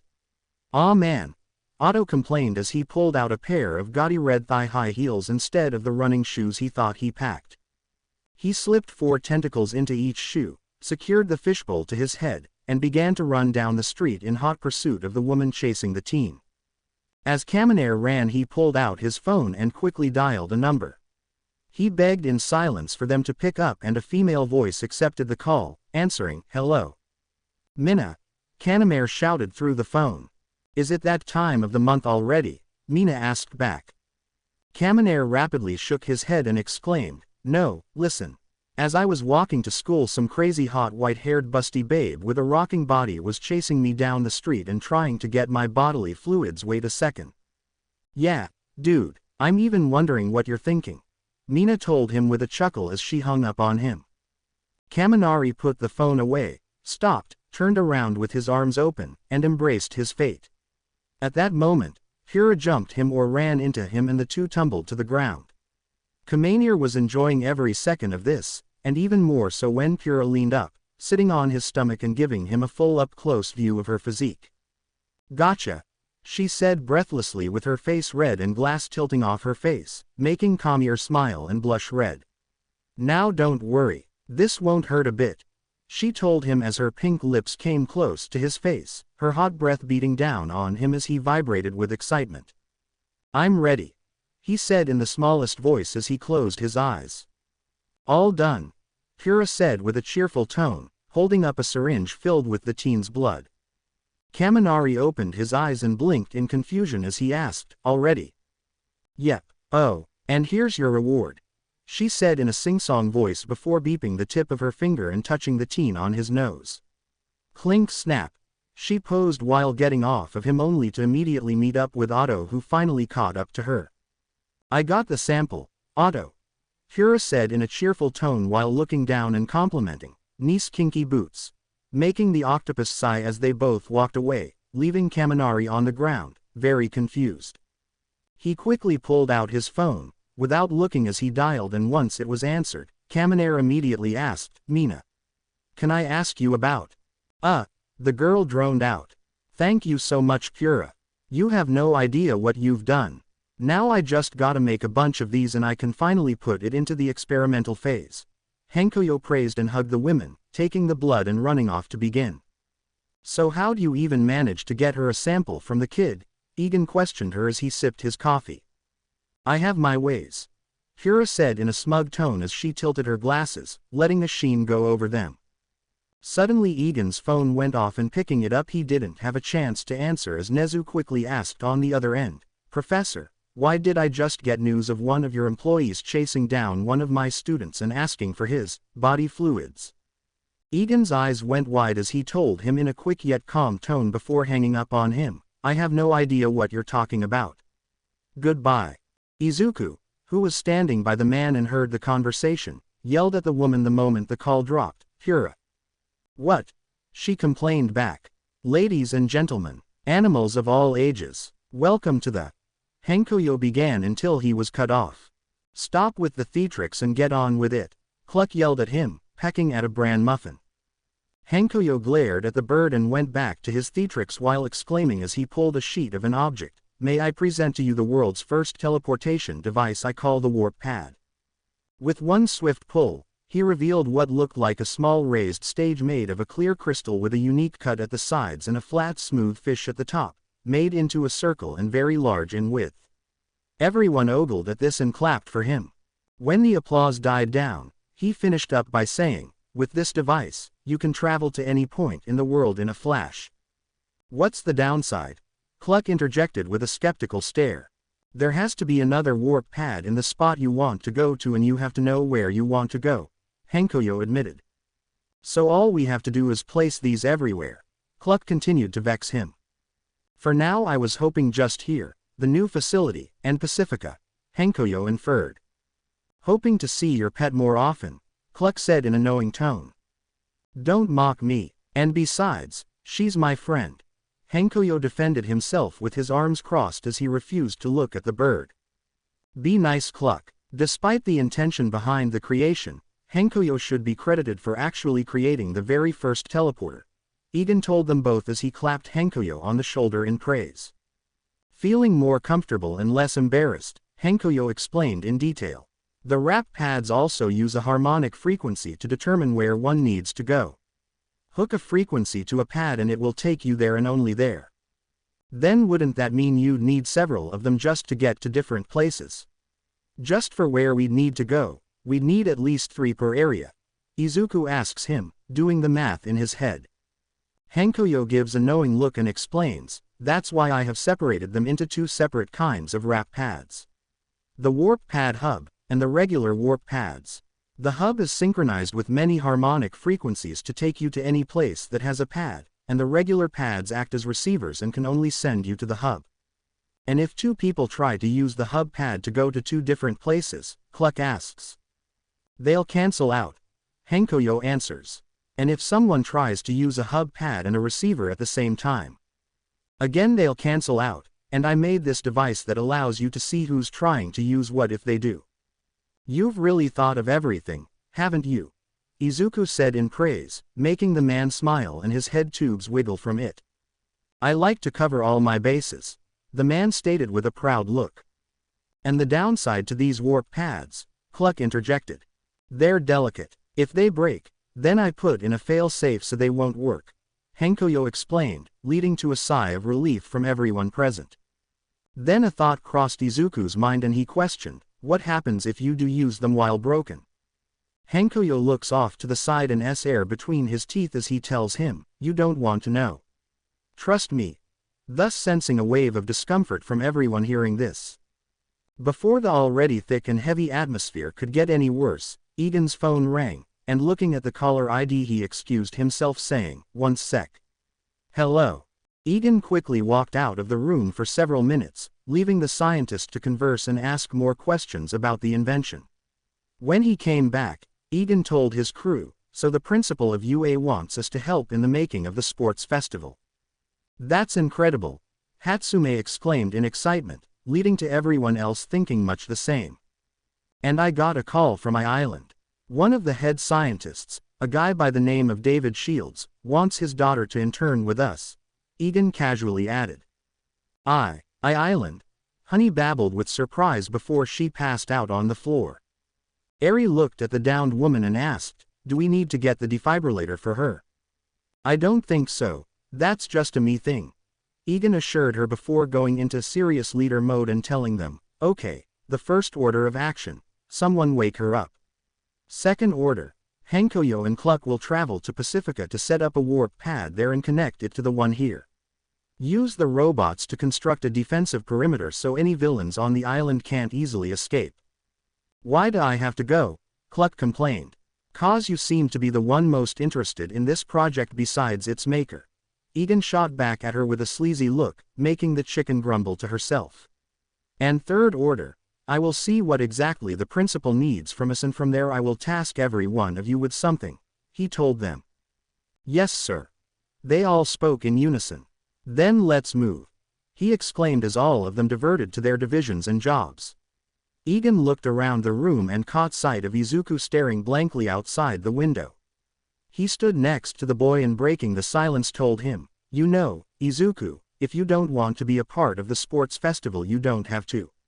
I understand you're still not 100% on heroes, even if you do want to help make their jobs easier. Izuku sighs deeply and then tells him with a dismissive tone, it's fine, it's fine. Really, I need to do this so I can prove to myself I'm past it. My therapist said I needed to do something like this anyway. She said I'm progressing nicely, so this is the next step. If you're okay with it, then I'll believe you. Just let me know if it becomes too much. Egan says with a small inward sigh while patting his shoulder. He stumbled for a moment then finally told the boy, just to let you know, they also offered us VIP seating for the event. Of course, they did. Izuku deadpans. Do you want to come? Egan offers as kindly as he can. Izuku takes a more assured sigh and position as he states, you know what? Screw it, why not? It'll be a good opportunity to scope out future employees. I am here, All Might announced boldly as he struck a pose and landed in the center of the highly protected remains of the NIP facility building. Only to be greeted by several dozen guns pointed in his face. And in dire need of a new pair of pants, the man's body stated while sweating. As he was held at gunpoint by all the government-sectioned guards, Egan came out with a very strange device in hand.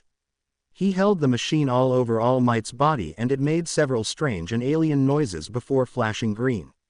He put the device away in his coat and announced, "Stand down everyone. He's the real deal."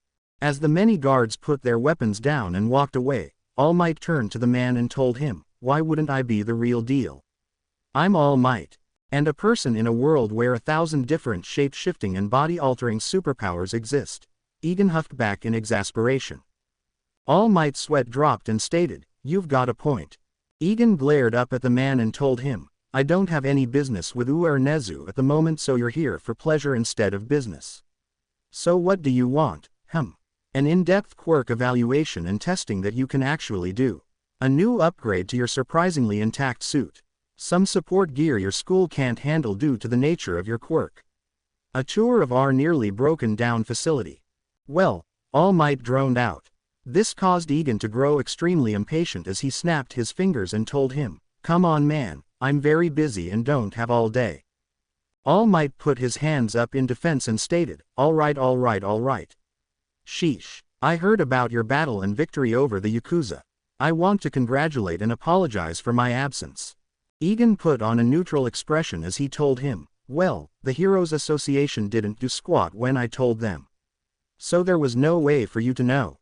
Plus, you were on the opposite side of Japan that day." Still though, All Might argued, still feeling guilty. But he didn't get a chance to continue with his apology as he saw a strange creature trying to sneak away. Pointing it out, she asked, what is that thing?" Egan turned around, saw the creature, put in an annoyed expression, and gripped, "Oh darn it." Pulling out a walkie-talkie, he spoke into it. He got out again. Within seconds, several robots came out of nowhere and grabbed the strange creature, pulling it away to somewhere as it made strange elk noises of fear and desperation. The last thing All Might saw before it disappeared was a face that vaguely resembled a human mixed with some kind of antelope. As he saw this happen, All Might pointed to the scene and said, Not important. Anything else?" Egan waved off his question. "I heard that one of your employees is a big fan of mine. So I decide to come in the flesh," All Might told him excitedly. Egan's face fell at that statement and while trying to hide his stress he pushed on the man's back and stated, "Well that's great. See ya." All Might moved around the man and asked him, "Well at least give them my autograph, you can have one too. They're worth a whole bunch on the WEB." Egan deadpans an expression at him then says, "All Might, I've made so much money from blood alone that your autograph is pocket change for me. And trust me when I say I have more than enough. Thanks." All Might's sweat drops at this then offers, "Well at least give this to my fan." At this point, Egan finally loses his cool and yells at him, "No. Why can't you read in between the lines? Besides, he's already got one and you failed him." "What?" All Might exclaimed in shock. Panicking for a moment at the confession, Egan quickly pushes on the man's back and demands, "Get out." Somehow this managed to work and the huge man finally bounced away. Egan huffs in a mix of exasperation and relief. Stomping back into the building he gripes, "Geez, what a blowhard. I can't understand why people like that smooth-brained mass of meat. Because people are stupid and horny." Megan, who saw the whole exchange, told him as Josie giggled. "That makes sense." Egan agrees with a groan. From here, Egan makes his way to Izuku's office. Knowing him, he already knew All Might was here even if he came in like a normal person. Getting to his office door he knocked a few times before finally opening it and poking his head inside. "Hey Izuku, you're holding up okay?" he asked as he looked around the seemingly empty room. He stepped in and looked around before seeing the swivel chair with its back turned to him. He stepped to the other side and saw the boy huddle on the seat in a fetal position. He wasn't crying or shaking, just huddled into himself like a turtle. Which Ejin couldn't tell was good or bad. Izuku? He carefully asked in a light tone. I guess. He mumbled between his legs. You guess. Egan prompted him. Izuku quickly unraveled himself as he let his body go splayed over the chair as he complained, I don't know. I thought I was over it by now. Thought I was past it all, guess I was wrong. Egan crouched next to him and patted his shoulder as he told him, Izuku, you can't expect yourself to be better overnight. Everyone handles their emotions and trauma differently. It takes time and you're still young. Izuku wipes his face under his glasses and sighs loudly and in a tired exaggeration as he says, I wish I could just use a splinter to make it go away. Technically we could do that, but it's not healthy. Egan dismissed the thought as Izuku curled his legs back to his chest. Egan sighs softly and offers, like I keep saying, you don't have to go to the sports festival, knowing them, All Might is gonna be the main man and center of attention. Izuku takes a deep and calming breath as he looks at his mentor and tells him, I can handle it. Thanks for covering for me. Egan smiles while ruffling his hair and says back, no problem. I just wish you had some more healthy relationships, like kids your age. I have Chopper. Izuku offered with a bit more pep in his voice. Yeah, but Egan trailed off while shifting his gaze. An intelligent animal, Izuku offered. I was thinking, emergency food, but let's go with yours. Egan corrected him as the teen just gave him a half-lidded glare. It's nice to finally meet you, Dr. Shield. I have to say I'm quite excited to have such an esteemed scientific creator in my office. I hope your trip wasn't too bad getting here. Egan greeted the man sitting in his office, trying to hide the excitement on his face. David, in much the same way, also tried to hide his excitement as he greeted back, I'm honestly excited to meet you, Professor Cristallo. You and your ward have made quite a splash in the scientific community. And the plane ride was fine, getting into this facility was the hard part. Egan rubs the back of his head and apologizes, sorry about that. Needed measures and all. David put on a worried expression and said back, I heard about the attack. I'm sorry to hear everything and see it in person. The reporters really don't do it justice. Egan waved off his apology and assured him, it's fine, we lived, we won. The only thing to do next is to get better and rebuild. David smiled and praised him, that's a nice outlook on it. Egan then took a look at a pile of papers on his desk and asked the man, so your daughter, Melissa, wants to intern here? Exactly. David confirmed. Is this what she wants? Egan asked with skepticism. Of course, why would you ask that? David inquired back with equal confusion.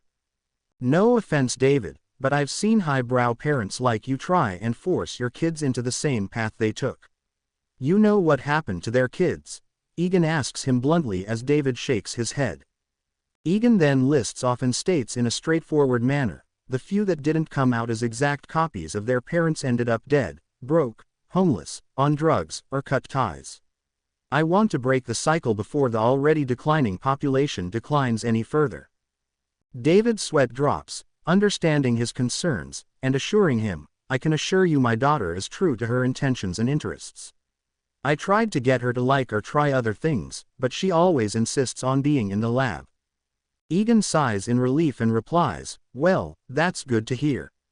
I'm sure you know we have dorms being built in our new building, and it won't be ready for a while. So I hope she has a place to stay. Already taken care of. David tells him. Egan smiles with a sparkle as he brings up, super. With all the paperwork you have in order I see no other reason to stall other than knowing if she'll get along with the others. Melissa is a sweet girl. She'll get along with anyone. David waves off his concerns. I hope. My staff is a bit quirky. Egan states as he looks off to the side, reminding himself of their behavior. Before that, can I ask you for a favor?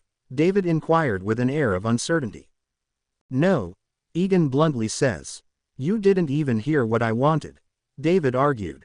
The way you said it makes me know it'll be something I'll end up saying no to in the end. Egan argues back. At least give me a chance. David begged him. Egan gave a long sigh and then twirled his wrist as he told him, "Fine, let me hear it. I would like your permission to take a small research squad to Pacifica to study its flora and fauna." David asked him with an excited expression on his face. "No," Egan once again bluntly told him, not missing a second after he was asked. "You didn't even think about it," David points out. Egan slaps his face and then explains to the man, "I don't have to, and the answer is no. Pacifica is dangerous with a capital big. If the flora doesn't poison, strangle, or chew you up, then the fauna will kill you for just looking at them funny without a moment of hesitation. And that's just the herbivorous. Plus, the dragon we sent there originally just gave birth to several hundred smaller dragons all across the island. And the copious amount of life sentence and death row inmate villains from Japan and the rest of the dang world on the island." "Wait, I thought it was just criminals from Japan," David inquired in confusion and concern. Egan rolls his eyes while explaining further, "Other countries caught wind and decided to subvert their prison problems by taking a page out of Japan's book. I'm sorry, but until we set up a base camp and fix several issues, the answer is no. I won't have you throw away the lives of scientists who can't even defend themselves." "Don't you think you're being a bit pessimistic?" David argued while putting a small space between his index finger and thumb. Egan gives him a deadpan expression as he states, "Shield, I'm a wimp, you're a wimp, literally, everyone in our field is a wimp. And you want to send them to what is essentially Death Island." "Okay, good point." David finally relented. "Plus they'd never even find solace in the caves due to the giant spiders and the new cave trolls we placed there," Egan added casually. David just stared at him like he had just grown another head and asked in a low tone, "The what?" Izuku was sitting at his desk, nose deep in writing something out at a breakneck pace. He was so focused that he didn't hear his door open or when a person walked right up to his desk. They stood there for a solid minute and Izuku still didn't notice them. Finally, Izuku broke out of his mojo when the person said, "Hi there." Izuku shifted only his eyes to be surprised by the sight of a pretty blonde girl he had never seen before, but quickly realized who it was as he stammered out, "Ah. Girl. There girl, hi. I mean, you must be Izuku, no? I mean you green and I'm Shielden." "No." He froze up as the girl's unchanging expression continued to stare at him until he flopped face first on his desk and beeped, I, please kill me. "You're funny." The girl giggles as Izuku turns red. "So you already know me?" the girl inquired, earning a nod from Izuku. "So I don't have to tell you I'm Melissa Shield?" she asked further, getting a head shake. "And you are?" she finally asked him. Izuku tried to open his mouth on the desk, but no words would come out no matter what he tried. Until a certain robotic-sounding female voice clucked, "His name is Dr. Izuku Midoriya and he's never met another woman besides his mom." Izuku shot up his head and yelled, "Dr. Orpington." The chicken doctor, standing in the open doorway on her mobile cart, drank from her coffee mug and stated nonchalantly, "You're gonna frighten her off or lose your only chance at a normal healthy friendship. Better just to get it out in the open. You'll thank me later." "Thank you," Izuku yelled. "You're welcome," Cluck said cheerfully as she left, leaving an embarrassed and flustered Izuku behind. After an awkward moment of silence, Melissa broke the ice and said, "So, talking chicken. Getting her to shut up is the issue." Izuku gripes, his face still red. "I heard your employees are quirky," she observes. "That's a nice way of putting it," Izuku agrees while looking off to the side. "But don't worry, I don't have much experience with boys apart from my dad," Melissa assures him with a chuckle, making the teen blush again. She then walked to the door and standing at the doorway while looking back she asked, "So, will you show me around? Even if it is smaller, I get lost easily." Sure." Izuku agreed, feeling a ping of new feel well up in his chest. Izuku and Melissa then went around the remainder of the facility where the green teen showed her to every one of the rooms and divisions, explaining each one with minor detail in order not to stay in one place for too long. He even introduced her to all of the staff, allowing them to get acquainted. Then they made their way to the animal division where Izuku would get embarrassed for the second time today. "And this room?" Izuku began as he showed her the new room. Is where Dr. Midoriya comes to cry. Otto, who was sitting in the room, said with a smug tone. Even though Izuka was red in the face, he didn't react like he normally does and instead very calmly corrected in a threatening tone. Actually, it's where we prepare the octopus fritters, Professor Cheplote. Otto just shrugged as he dipped his coffee as Melissa chuckled. Cluck put you up to this, didn't she? Izuku deadpans. Otto pulls out a bag of jumbo exotic shrimp and answers, can't say no to good shrimp. Izuku sighs and then walks away from the room with Melissa in tow. You then bring the girl to the outside of the facility, where the only outdoor seating area remains. They both sit down to look at the view of the city that surrounds them, trying their best to ignore the many security guards littered all about the property. As they say in silence, Izuku decides to do something new for the first time in his life and talk to a girl, asking her, So, Melissa. Why did you want to intern here? You live on an island, your father is one of the head researchers, you have it all. Dad wanted me to try and build up myself through my achievements and not nepotism. And I want that too. I want to challenge myself, and Dad really thinks this is the right place to get my feet wet, she explained. Your dad must really love you, Izuku observed. He does. She agreed while placing a hand under her chin. As they continued to enjoy the silence between them, Melissa's eyes veered off and she asked, Hey, what's that? Izuku looked at what she was pointing to and saw Genus taking out Starro for his daily sunning. So he explained, That's Starro. Between you and me, he's an alien and a little finicky around new people. No way, Melissa exclaimed in shock as her eyes held the sparkle of wonder. After this, they went back inside where they passed by the creature division to meet Gammoth. Along the way through the large creature section, Melissa came upon a strange creature that poked its head out of a paddock and inquired, What's that thing? Izuku turned his head and instantly went pale as she saw what he was referring to. That wasn't one of the things he was ready to show, at least not yet. So as calmly as he could, he explained, Oh, we call it the mantelope. It was supposed to be an all-natural processor. You know, like a memory chip. But somehow we got to this during the creation. The mantelope was a large quadruped creature that vaguely resembled a deer or antelope. It has no body hair apart from its head, with peach-colored skin. It had long spindly legs with cloven hooves, a long strong neck, and a robust body that had an unusual human-looking face on it. What is it or what did it used to be? Melissa asked while staring at the strange creature in a mix of disgust and intrigue. Not sure. Izuku carefully lied through his teeth. Genus makes all kinds of things from different creatures. He once turned a mammal into a fish. He brought up to change the flow of the topic. Melissa then looked down at the door of its paddock and asked while pointing to a sign hanging above it, Why is it named Overhaul? Izuku nearly freaked out and had to quickly and calmly explain to her, Oh. That's not its name, it's the designation. It will be overhauled for retesting or re-evaluation. Typically we don't like to kill the creatures we make. Why does it look so sad? She inquired while looking into its large yellow eyes. That's just how it looks, Izuku told her. It's so unnerving. It has this uncanny valley look to it. Like looking at a person but not, Melissa stated as a cold shiver ran up her back. And that's why it has man in its name, Izuku told her as he tried to maneuver them away from this pen. But just before they could get far enough away from it, a small voice called out to him, Izuku. I want to ride the mantelope. Izuku turns and sees Eri happily running towards him in the mantelope pen. Izuku sighs inwardly and tells her while motioning to Melissa, Later Eri, I'm giving a tour to our new friend. Era, so I'm your friend already, Doctor? Melissa asks with a teasing tone, making Izuku flush.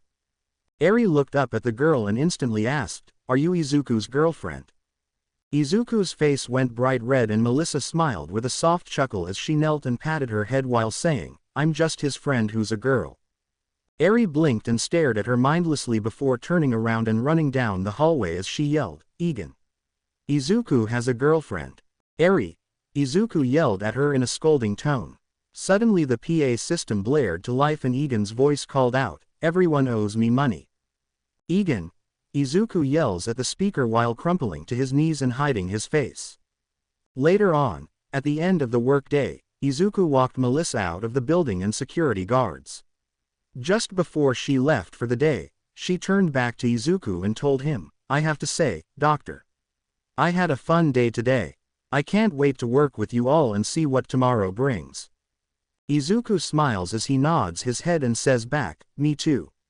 I've gotta say, Melissa, you're probably the second friend I've made." "Era, who's the first?" she questions. Before he could open his mouth to answer, the voice of Honey yelled out, "Chopper, no. Don't eat those." The two teens turned their heads to see the scientist cornering the intelligent animal as he tried to protect something small in his hose. "But they smell like a million cotton candy," Chopper cried in desperation as he held tightly to the small golf ball-sized sphere. "That's because it's highly condensed super sugar. You'll blow up like a balloon," Honey stressed to him in concern. But the reindeer didn't listen as he swallowed the whole thing in one go. Things seemed fine at first until they weren't. Like Honey told him, the small animal blew up like a balloon, leaving him useless and round. "Worth it," Chopper said after his bodily expansion. Honey sighs, and as she rolls him back to the lab she beeps, "Time to get the juicer." "Yay, I love the juicer," Chopper cheers. Him. Izuku trailed off as Melissa fell to the ground from laughing so hard. Egan sighs loudly as he locks up the facility for the night. Izuku, who was the only one left beside Pete and Eri, asks him, "What's wrong, Egan? You look stressed." Egan leaned against the door and slid down as he admitted, "I am. I just got word that even though Cluck and Hankoyo have successfully set up a warp pad on Pacifica and have a strong defense around it, they've been attacked by villains so many times that they are in desperate need of more defense robots." He puts his hands over his face and pulls down as he groans while adding, "I wish I knew what to do in this situation. If I don't, who knows what ramifications could happen." Izuku landed down on him and patted his shoulder while assuring him, "Let's just get some rest and brainstorm about it tomorrow." Egan takes a calming sigh as he agrees, "Yeah, you're right. I just wish the heavens could drop a miracle into my lap." Late into the night, one of the manhole covers opened up in the sound division of the facility and a figure crawled out of it. Instead of your typical sneaky slinker, it quite literally crawled out from the hole and flopped its wet body on the cold metal floor like a piece of wet meat. After crawling out and dry heaving on the floor, it stumbled onto its feet where it scanned the dark room. Its eyes eventually fell upon a glass cabinet with a bunch of vials and other strange things in it. Just what it was looking for. After trying and failing to open the door or force it, it resorts to trying to break it. A task that was easier said than done as the glass was high-grade security measure glass. But with enough determination the figure managed to finally get one crack. And one was all it needed to break it completely. Once opened, it rummaged through the cabinet with shaky hands that ended up knocking down just about everything inside. Until it grabbed a vial with a strange black liquid in it. Not noticing how the liquid moved all on its own, it popped the cork and drank it down. After licking its lips, it dropped the vial, shattering it, and doubled over its pain while crashing back into the broken cabinet and laying against it as the world around it went black. The following day, late into the morning, when Egan was in his office, Honey burst into his room in a hurry. Her face was red and her hair wild as the glasses barely hung into her face. "Oh, Honey, what's gotten you in such a tizzy this morning?" Egan asked the woman as she approached him. "You have to come see this, now," she half yelled while grabbing his arm and dragging him with her. After being pulled to the sound division, Egan was beset with the sight of nearly his whole staff in Hankoyo's main office circling a giant white mass in the center of the room that nearly engulfed every part. Standing there for a while with mouth open in awe, the first thing he asked was, "What the heck is that?" "I have no idea," Honey answered while also staring at the thing. Just then, Otto came in with his pad and explained to everyone, "From what I could gather, its material is similar in structure to spider silk." Now that he looked at it with that thought in mind, it did look like a giant cocoon or spider egg nest. "Is it a spider?" Izuku inquired. Otto rubbed his head as he scrolled through his pad and answered, "Yes and no. Egan put on a huffed expression with hands on his hips as he stated, I knew Hankoyo should have taken proper care in the containment of those leech things. So what do we do with it? Wiley asked as he had already brought a droid with a flamethrower attachment. It's a cocoon, right? Egan asked as Otto nodded. Then we'll cut it out, put it in a chamber, see what comes out, and take it from there, Egan told them. Everyone nods at his decision and gets to work in preparing for the arrival of something. "Yes, sir," Rappa carefully said as he poked his head in Egan's office. "Yeah," Egan answered back, face deep in paperwork and setting up other operations. "It's hatching," Rappa vaguely told him. Rushing his head up he yelled, "What? Already? But we just put it inside a chamber and don't have the weapons in place." Quickly turning on the PA system he called out, "Everyone prepare yourselves for the worst." Slamming the phone down he ran out of the office with Rappa as they both rushed to the sound division again. Once they got there with a few staff present and several dozen defense robots and assassin droids at the ready, he watched through the window as the cocoon, how much smaller outside of the webbing holding it up, began to crack open and release the horror inside. Once it split open, a mass covered in a green fluid fell out and onto the floor with a wet drop.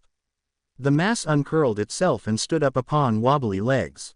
Many of them, disproportionate and bloated like a drowned corpse, it walks around as it allows the green fluid to drip off its body. "Oh God, it's hideous," Melissa yelled as she hugged Izuku in fear.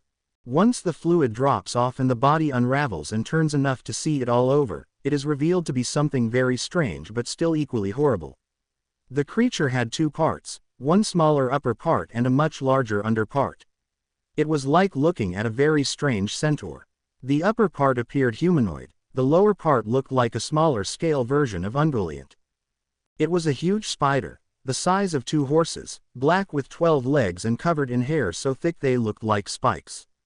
Its misshapen head was bunched up with several dozen red eyes and its lower jaw swung like a mammal. Upon closer observation, Izuku stated, "It's a guy." As Izuku had stated, the part on top was a completely human body that had no mutation or other such flaws. The human part was quite beautiful. It was made with black long hair and black eyes with a fairly decent build. "So that's why you said yes and no," Egan stated while looking at Otto. "What should we do with him? That?" Melissa inquired, unsure of how to refer to the half-human spider creature. "Observe and find out who it is," Izuku stated affirmatively. After some time, and careful extraction of DNA from the man-spider, Egan was visited by Doctrine about the results. "Sir, I have the results," she said while barging into his office.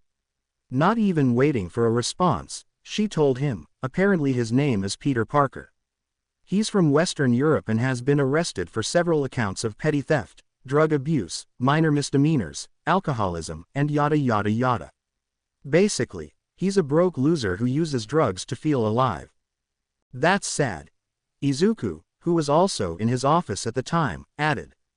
Also there was something strange with his DNA, she added, getting their attention. It was all jumbled up with spider DNA. I found some samples from those leech creatures you told me about and the DNA in those matches the one in him, she explained to them. Izuku raised an eyebrow and asked while looking at his pad, "Okay, then how did he get them inside of himself?" "I'm looking at Hankoyo's notes right now and he says these things are harmless and can barely move." "So how did it happen?" "He drank 'em." Egan blabbered out, making everyone look at him as he enunciated, "He drank 'em. He must have thought they were some kind of drugs or something," Doctrine put forth, rolling her eyes. From here the scientists all began to walk back to the testing chamber where the man-spider was being held, and during it, Otto struck up some conversation and asked, "So what's been going on with our horrific neighborhood spider freak?" Egan pulled up his pad and connected to the camber cameras. He told them, "Not much. He's just moseying around in a daze while looking at himself in the mirrors. I don't think he's realized what's happening or at least absorbed it all."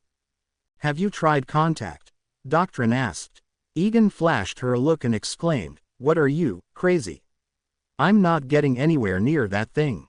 Even if it is human. I meant to talk to him."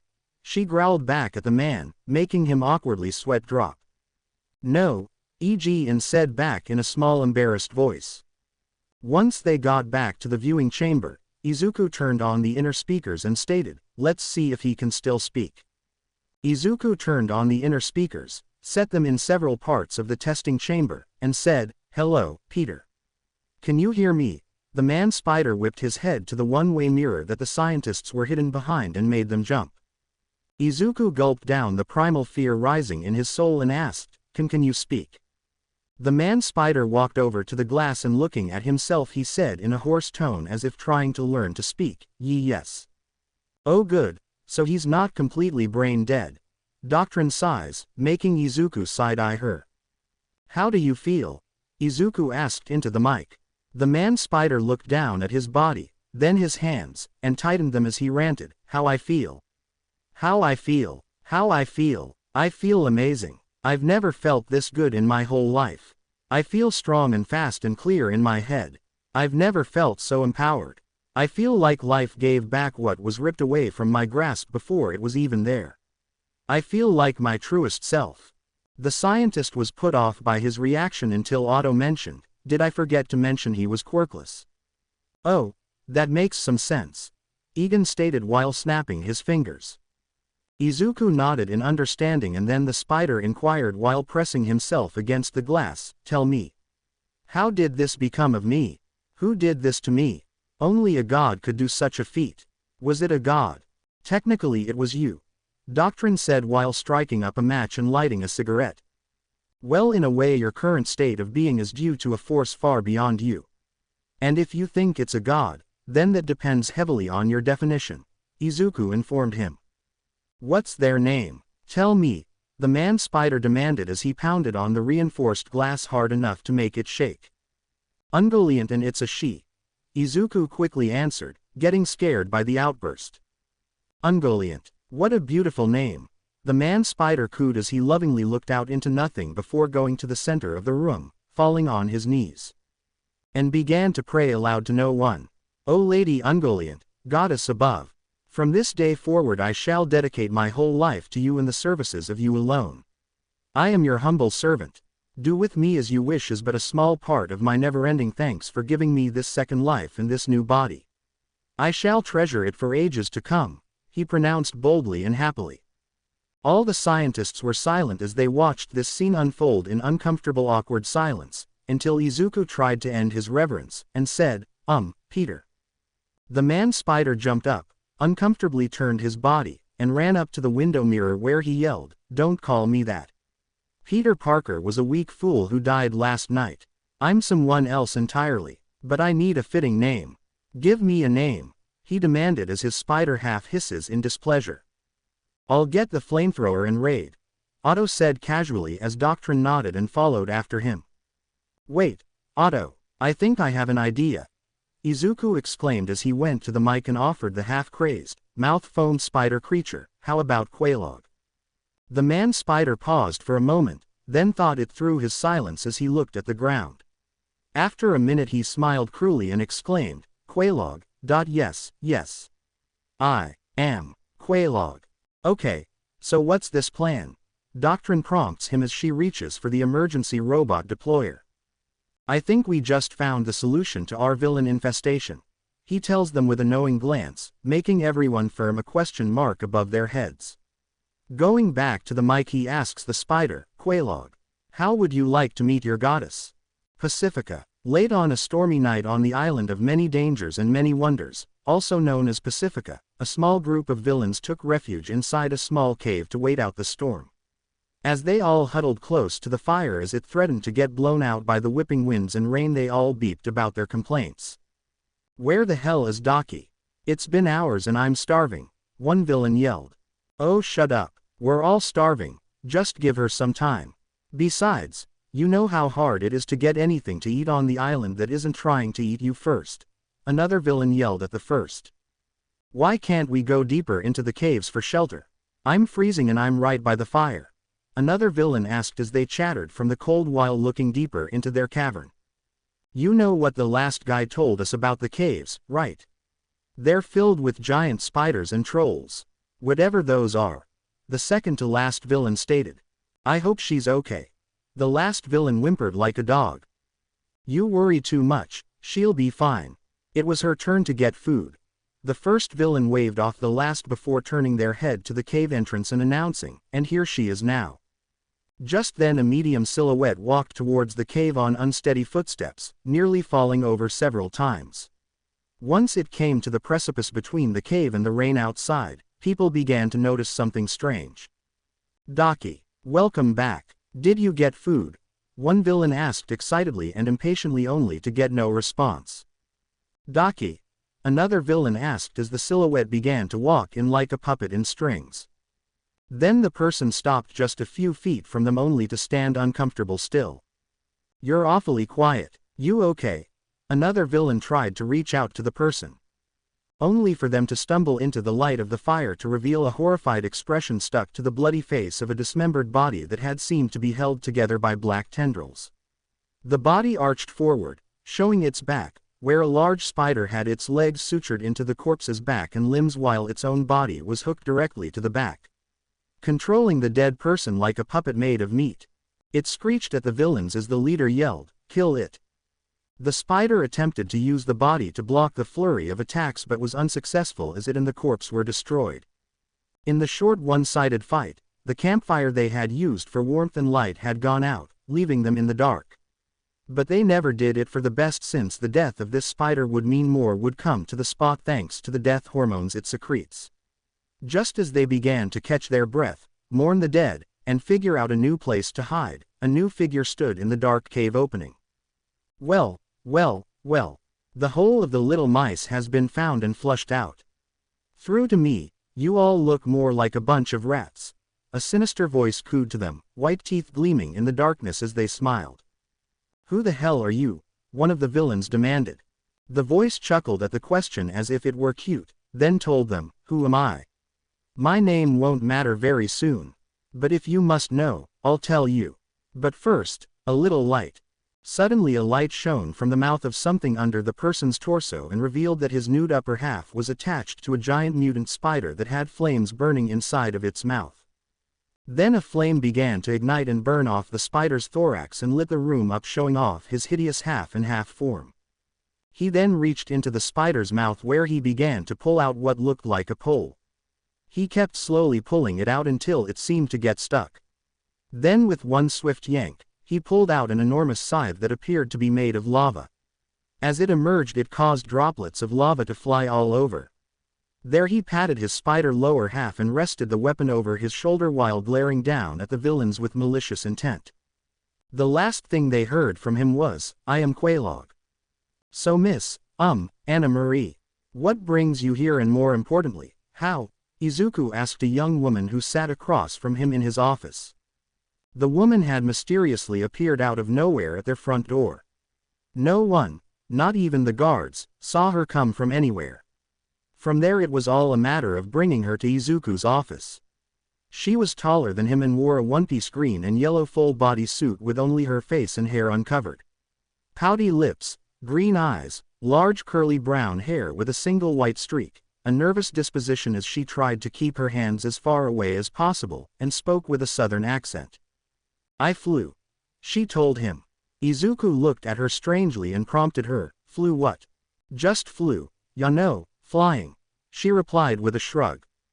Izuku blinked at her then stated, "But you don't have wings or anything that could allow you flight."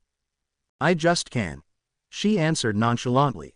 Izuku rubs the bridge of his nose and drops the topic while asking, "Okay, so as I was saying, what brings you here?"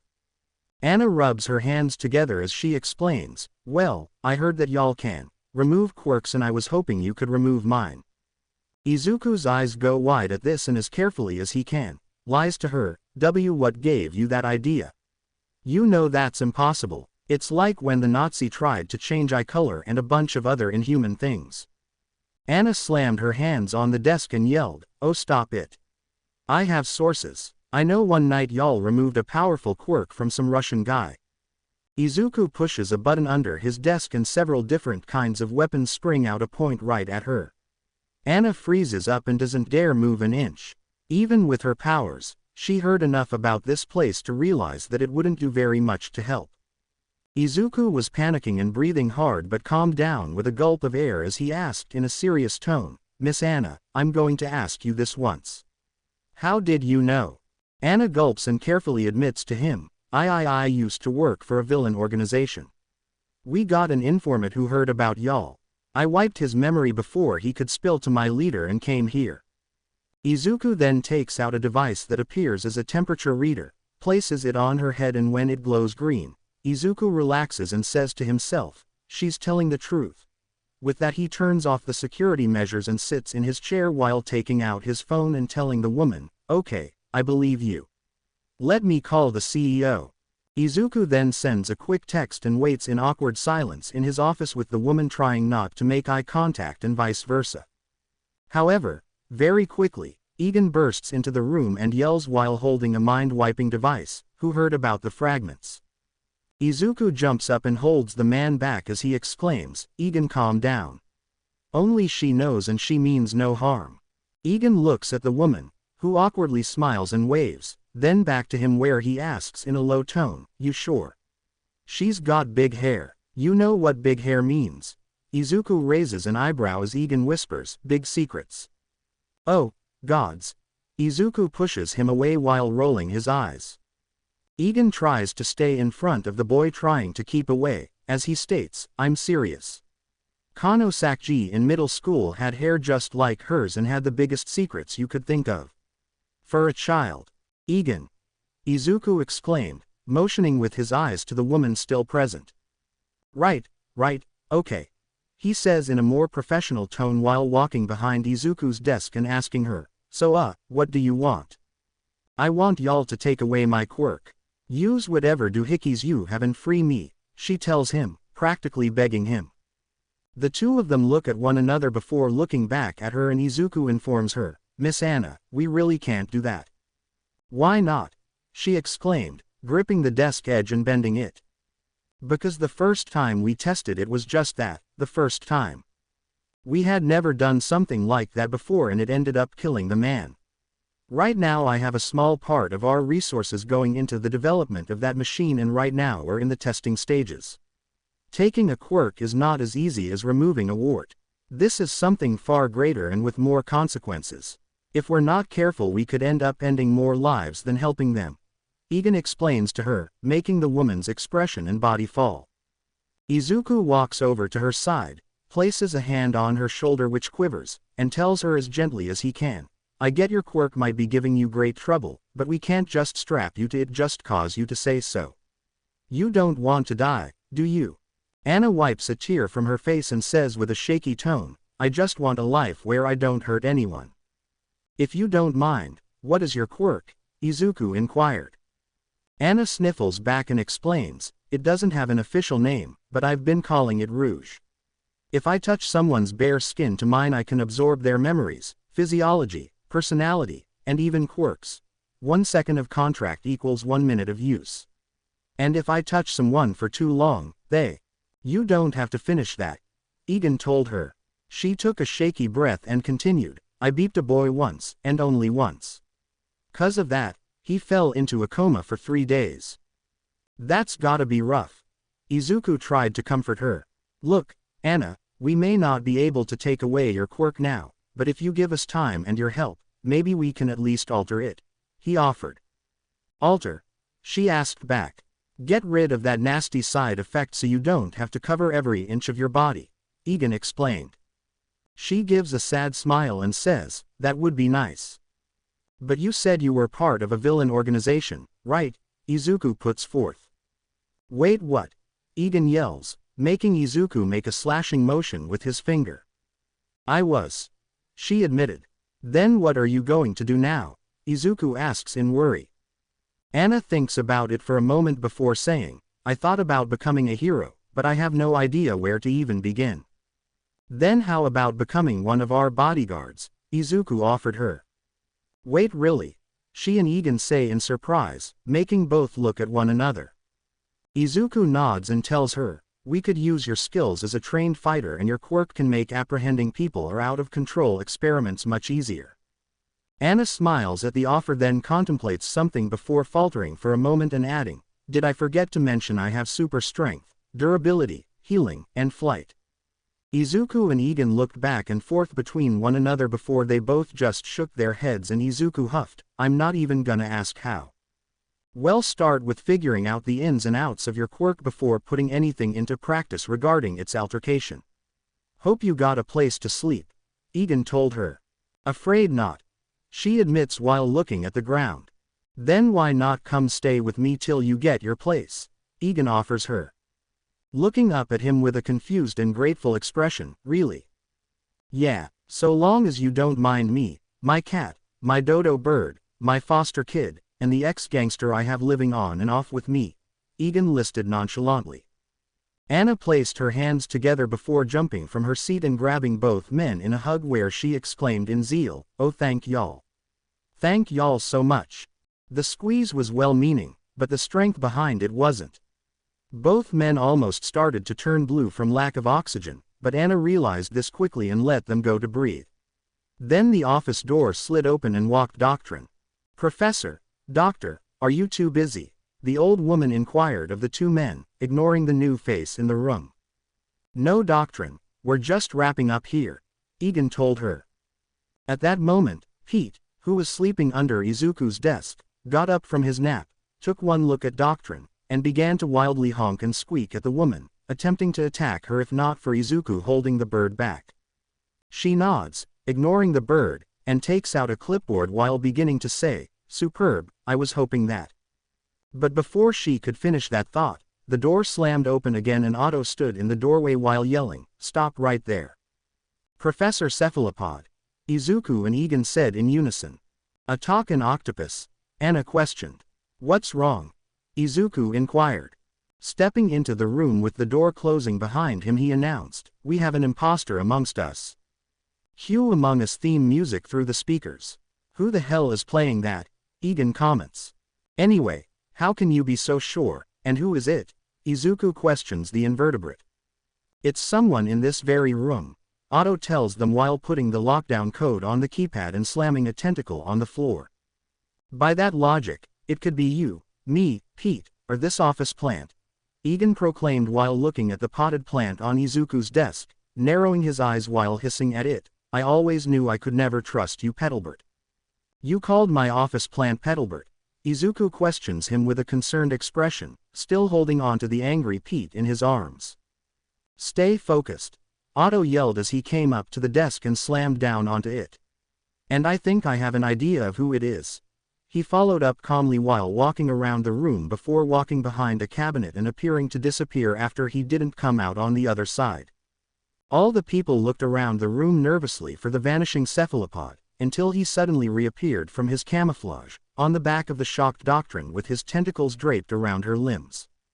Hey, little mama, let me whisper in your ear, he said in a joking tone before binding her limbs up, wrapping around her neck, and even closing off her breathing ways. In one of his tentacles, he grasped the limb extension splinter, adding in the strangling as Doctrine tried and failed to grab a tentacle or wiggle free. A few moments after beginning his restraint and suffocation of the older woman, her eyes went from their normal color to a bright yellow, and immediately after her entire form changed until she was a blue-skinned woman in a white bodysuit with red hair and scales across her face and body. Everyone in the room gasped at the shapeshifter, but none more so than Anna, who proclaimed, Mama! Mama! The two scientists exclaimed back in surprise. Ha! You can fool everyone else in this facility, but you can't fool me. And there's more coming here, Otto exclaimed. Turning their attention back to the octopus, both scientists exclaimed, we've been breached. Izuku shifted his attention back to the shapeshifter and took a closer look at her. He cross-referenced his knowledge and then told everyone, I know her. She's one of the leaders of the Brotherhood of Mutants. Mystique. Wait, did you call her Mama? Egan asked Anna, remembering his previous shock, all while Pete, now free, began to attack her shoes. Anna nods as she backs away from the blue woman and explains, I did. She raised me since I was a girl and brought me up to hate and commit crimes. But it was only recently I realized she had been using me. Egan swiveled his head to the bound woman and exclaimed, damn, you're a bitch. Mystique, who had gotten her panic under control, carefully began to shift around as if trying to find some sort of flaw in the creature's hold on her. Seeing this, Anna warned him, "Be careful, octopus. She can shapeshift." Seeing no way out, Mystique suddenly transformed into a huge masculine form with red skin and 4 arms. Using the secondary and unrestrained arms, she unbound her throat and breathing holes, allowing her to gasp for air. Once she could breathe again, she began to pull the octopus off of her suction cup after suction cup. Pete got frightened by the change and rushed back under the desk. "I could tell," Otto exclaimed as he desperately tried to hold on against the woman's massive strength increase. Once free from his grip, Mystique roared into his face before Cephalopod jokingly vexed her. "Ya know, just because you can shapeshift, doesn't mean you have to change your breath. Is what I'd say if I could smell." With one small burst of anger, she growled and glared at the octopus before throwing him hard enough against a wall to knock him unconscious, where he was quickly scooped up by Egan. From there, Mystique transformed back into her base form and turned her attention to Anna. Seemingly cowering from the unsuspecting woman, Anna asked, "How did ya find me, Mama?" Mystique smiles a sickly sweet grin at her and then explains, "Oh sweetie, a mother knows best where her child is. You put a tracking device on her, didn't you?" Egan says in an exasperated tone, having no time or patience for vague explanations. Mystique shoots a glare at the tall man. Having her play on words killed off quickly, she shot back in an exasperated tone, "If you're going to kill my fun, why don't ya just shoot me?" "Great idea," Izuku says as he pulls a gun from his dare and points it at her, only to have the weapon quickly kicked out of his hand by the woman, to which he grabs his sore wrist while hissing, "Crap." Ignoring the 2 helpless scientists, once again Mystique turned to the woman and cooed in a sweet voice, "Come back, darling. You know we miss you." Anna feverishly shook her head as she denied, "No, I won't, and I never will. You only brought me in because of my powers. You used me at every turn. And when I permanently acquired these new powers, you used me even more.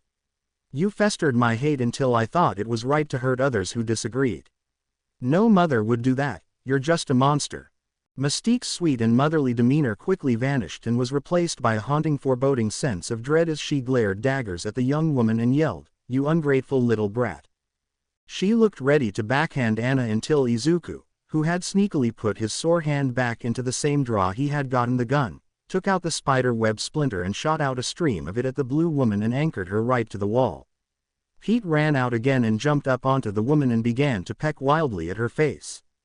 Only for Izuku to grab the bird, shoot off several more web attacks, and then yell, "Run."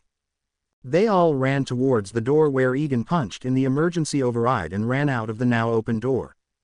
As they ran out, they heard the door close and then shut tightly down behind them. They ran through the hallways for a good minute until they were far enough away to seem safe. During this run, Izuku noticed how Anna did run, but instead flew like a superhero in an old comic book. No wings or jet propulsion or wind manipulation or anything.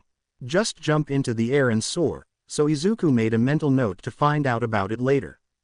"That won't hold her for long," Izuku stated breathlessly as they took a moment to catch their breath, dropping Pete as he ran off elsewhere. "I'm sure, but we're gonna have more problems real soon," Anna told them. "I'm guessing she didn't come alone." Egan sarcastically guessed it, only to hear an explosion from outside, to which he followed up by saying, "And from the sounds of it, that's exactly the case." Izuku took out his Pura pad and connected to the outside security cams, where they saw all the guards and government soldiers in a losing battle with 5 vastly different people. An obscenely obese man in a wrestler onesie, a short hunched ugly man who looked like a frog, a blonde man in red and orange spandex with a huge gas canister and twin gauntlets connected to it, a large muscular man in an armored suit with helmet and black tights, and finally a silver-haired man in a gray streamlined bodysuit. "Who are they?" Egan questions. "Blob, Toad, Pyro, Avalanche, and Quicksilver. High-ranking members of the Brotherhood of Mutants. Your guards won't do much but slow them down," Anna explained to them. "And the defense droids are being revamped from the ground up. Just freaking great," Egan griped as he forgot about the unconscious octopus in his arms, only to quickly remember and loosen his grip. "Then I guess we'll have to take them on ourselves," Izuku proclaimed as he punched his fist into his hand. Will you help us, Anna? He asks the woman. She smiled and adjusting her gloves she replied, course. But you can call me the Rouge. Hump. These guards get weaker every time we smash 'em, Blob stated as he threw away the last of the guards. More like we're getting better every day. Pyro agreed with a jeer. Well, now that's out of the way. Looks like a straight shot to the lab, Quicksilver stated as he got into a runner's pose, pointed straight at the building that had been swarmed by several dozen heavily armed people. Yous remember what Mystique said, yeah, Toad jokingly poked fun at Quicksilver. Quicksilver pushes him off with an eye roll as he groans back, of course Toad, my head isn't full of pond scum, like you. Everyone laughed at the Toad man as he angrily inflated his throat. Only for the still-positioned Quicksilver to be suddenly frozen solid by a beam of ice out of nowhere. All the villains stop and turn their heads to where the shot came from and see Hatsume standing several yards away with a strange ray gun that is emitting cold energy. But it is full of ice, like you, Hatsume joked back while laughing at the frozen man. He then took another shot and half-froze Blob. As the other villains scampered away, trying to avoid being frozen, Toad exclaimed in shock and confusion at seeing two of his teammates taken out at once. What the? I made a freeze ray, Hatsume shouted to him as if thinking he was asking about his device. Seeing it was nothing but a single man, the villains got confident and began to surround him. So the scientists come out to play. Avalanche vexed him while tightening his fists. Hatsume nods happily before putting on his goggles and saying, we sure did. Now say freeze. Hatsume shot off another round of cold, but this time the villains expertly dodged the attack. Pyro shot off a blast of intense fire as Hatsume met him halfway with an equally powerful cold. Blob broke free of his ice prison and began to charge at the man, only to be stopped by a fast figure hitting him square in the gut with a powerful punch. Due to his quirk, the Blob absorbed the beep hit and stood tall, only getting a slight tickle from after effects. However, even with his quirk, the blow was hard enough to send him back a few inches. He smiled sinisterly at the low figure that tried to gut punch him and began to gloat. Ha, what was that? Were you trying to tickle me? Don't you know who I am? I'm the Blob, he exclaimed only to be shut up quickly as the man rose past his height with blank eyes and muscles that were bigger than his obese head. The person looming over him was none other than Rappa, and Blob knew who this person was from his days as an underground quirk fighter. He stood frozen with fear as Rappa raised his fist above his head, then with all his strength, brought it down on his own. What many people didn't know about Blob was that the top of his head was one of his most vulnerable weak points. So when Rappa hit him in that very spot, Blob's quirk didn't absorb any of it and he took the full brunt of the attack through his whole body. His skull, teeth, ribs, and legs broke under the massive pressure, making the fat man pass out. And now you're on the floor. Rappa attempted to joke, laughing at himself before turning to Hatsume and asking like an excited child, hey Hatsume, did I do it right? Yeah, sure, a little help please, Hatsume said back with urgency as his ice blaster was starting to overheat. Just as Rappa began to run towards Pyro, who had his full attention and a half-full gas canister on Hatsume, the man was stopped in his tracks as the ground under him started to shake violently. He tried to keep his balance but couldn't. He looked around fast and saw Avalanche using his quirk to shake the ground under his feet. The shaking grew so intense that the asphalt under him began to crack open. No matter what he tried, Rappa couldn't move away. That is until something small and rough was thrown at him. It exploded and then expanded like a bath bomb, covering a part of the large Russian man. Very quickly, many more of them were thrown, exploded, and spread all around the man until he was covered from neck to foot, leaving only his head uncovered. Again Avalanche tried to use his quirk to break free, but instead of that happening, he felt his quirk being sent right back at him.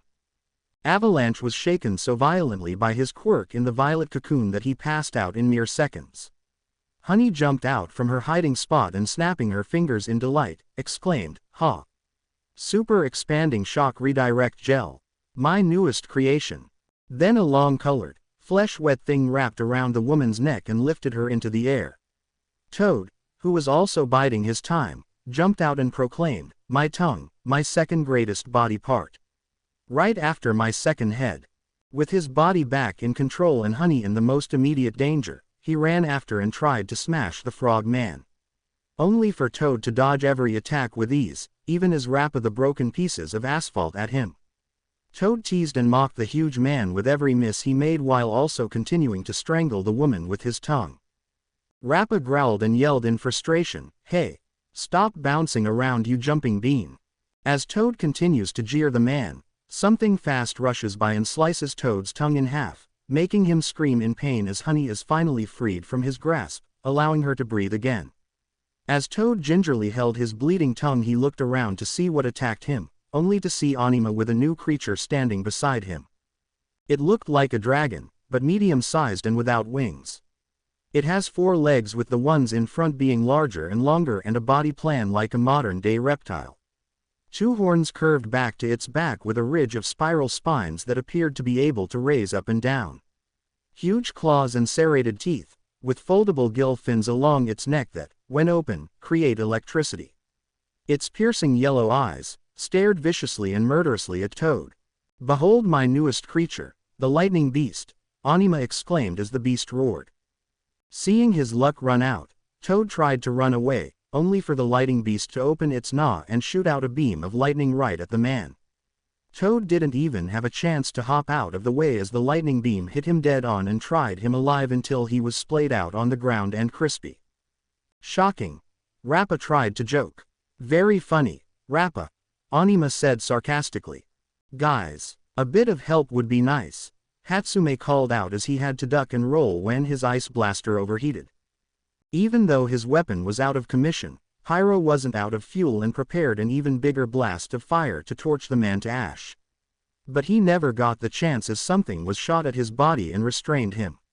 It was some kind of body cage that closed around him and grew tightened the more he struggled, until it sent off a shock of electricity and made him spaz out. This gave Rappa the chance to run up and knock him out. Once down, Hatsume looked over to the side and saw Cho standing by with a device that appeared to have the attachment to shoot off the body cages. After loading up another, Hatsume took off his goggles and gave a thumbs up to the woman as he stated, "Thanks for the help, Cho, and you too, Rappa." "Don't we make a great team?" Rappa asked as he cuddled up to Cho, who shoved him away. But before they could celebrate their victory, Quicksilver had vibrated his body enough to throw himself free, where he began to chatter from the cold after feeling. "Brr, that was cold. Who shot me with that?" he demanded as he looked around for his attacker. Only to instantly get caught in a body cage and shocked unmoving. Then the electric beast came up and blasted the man with a lightning shock, knocking him out. "And that's the last one." Anima shrugged, feeling nonchalant about the attack. "Not so fast. I think there's still one inside," Cho exclaimed as she loaded up her body cage launcher. "Then let's get him," Rappa exclaimed excitedly, punching his fist, as he ran towards the building with the other scientists following behind. Meanwhile, back inside the building, the 2 scientists and ex-criminals had stood and watched the security camera footage of the scientist taking down the villains. All of them in a mix of awe and shock. Izuku blinked a few times before starting nonchalantly and uncertainly, "Looks like my staff took down your old friends." "Oh, thank heavens," Rouge said in relief while leaning and sliding down a wall.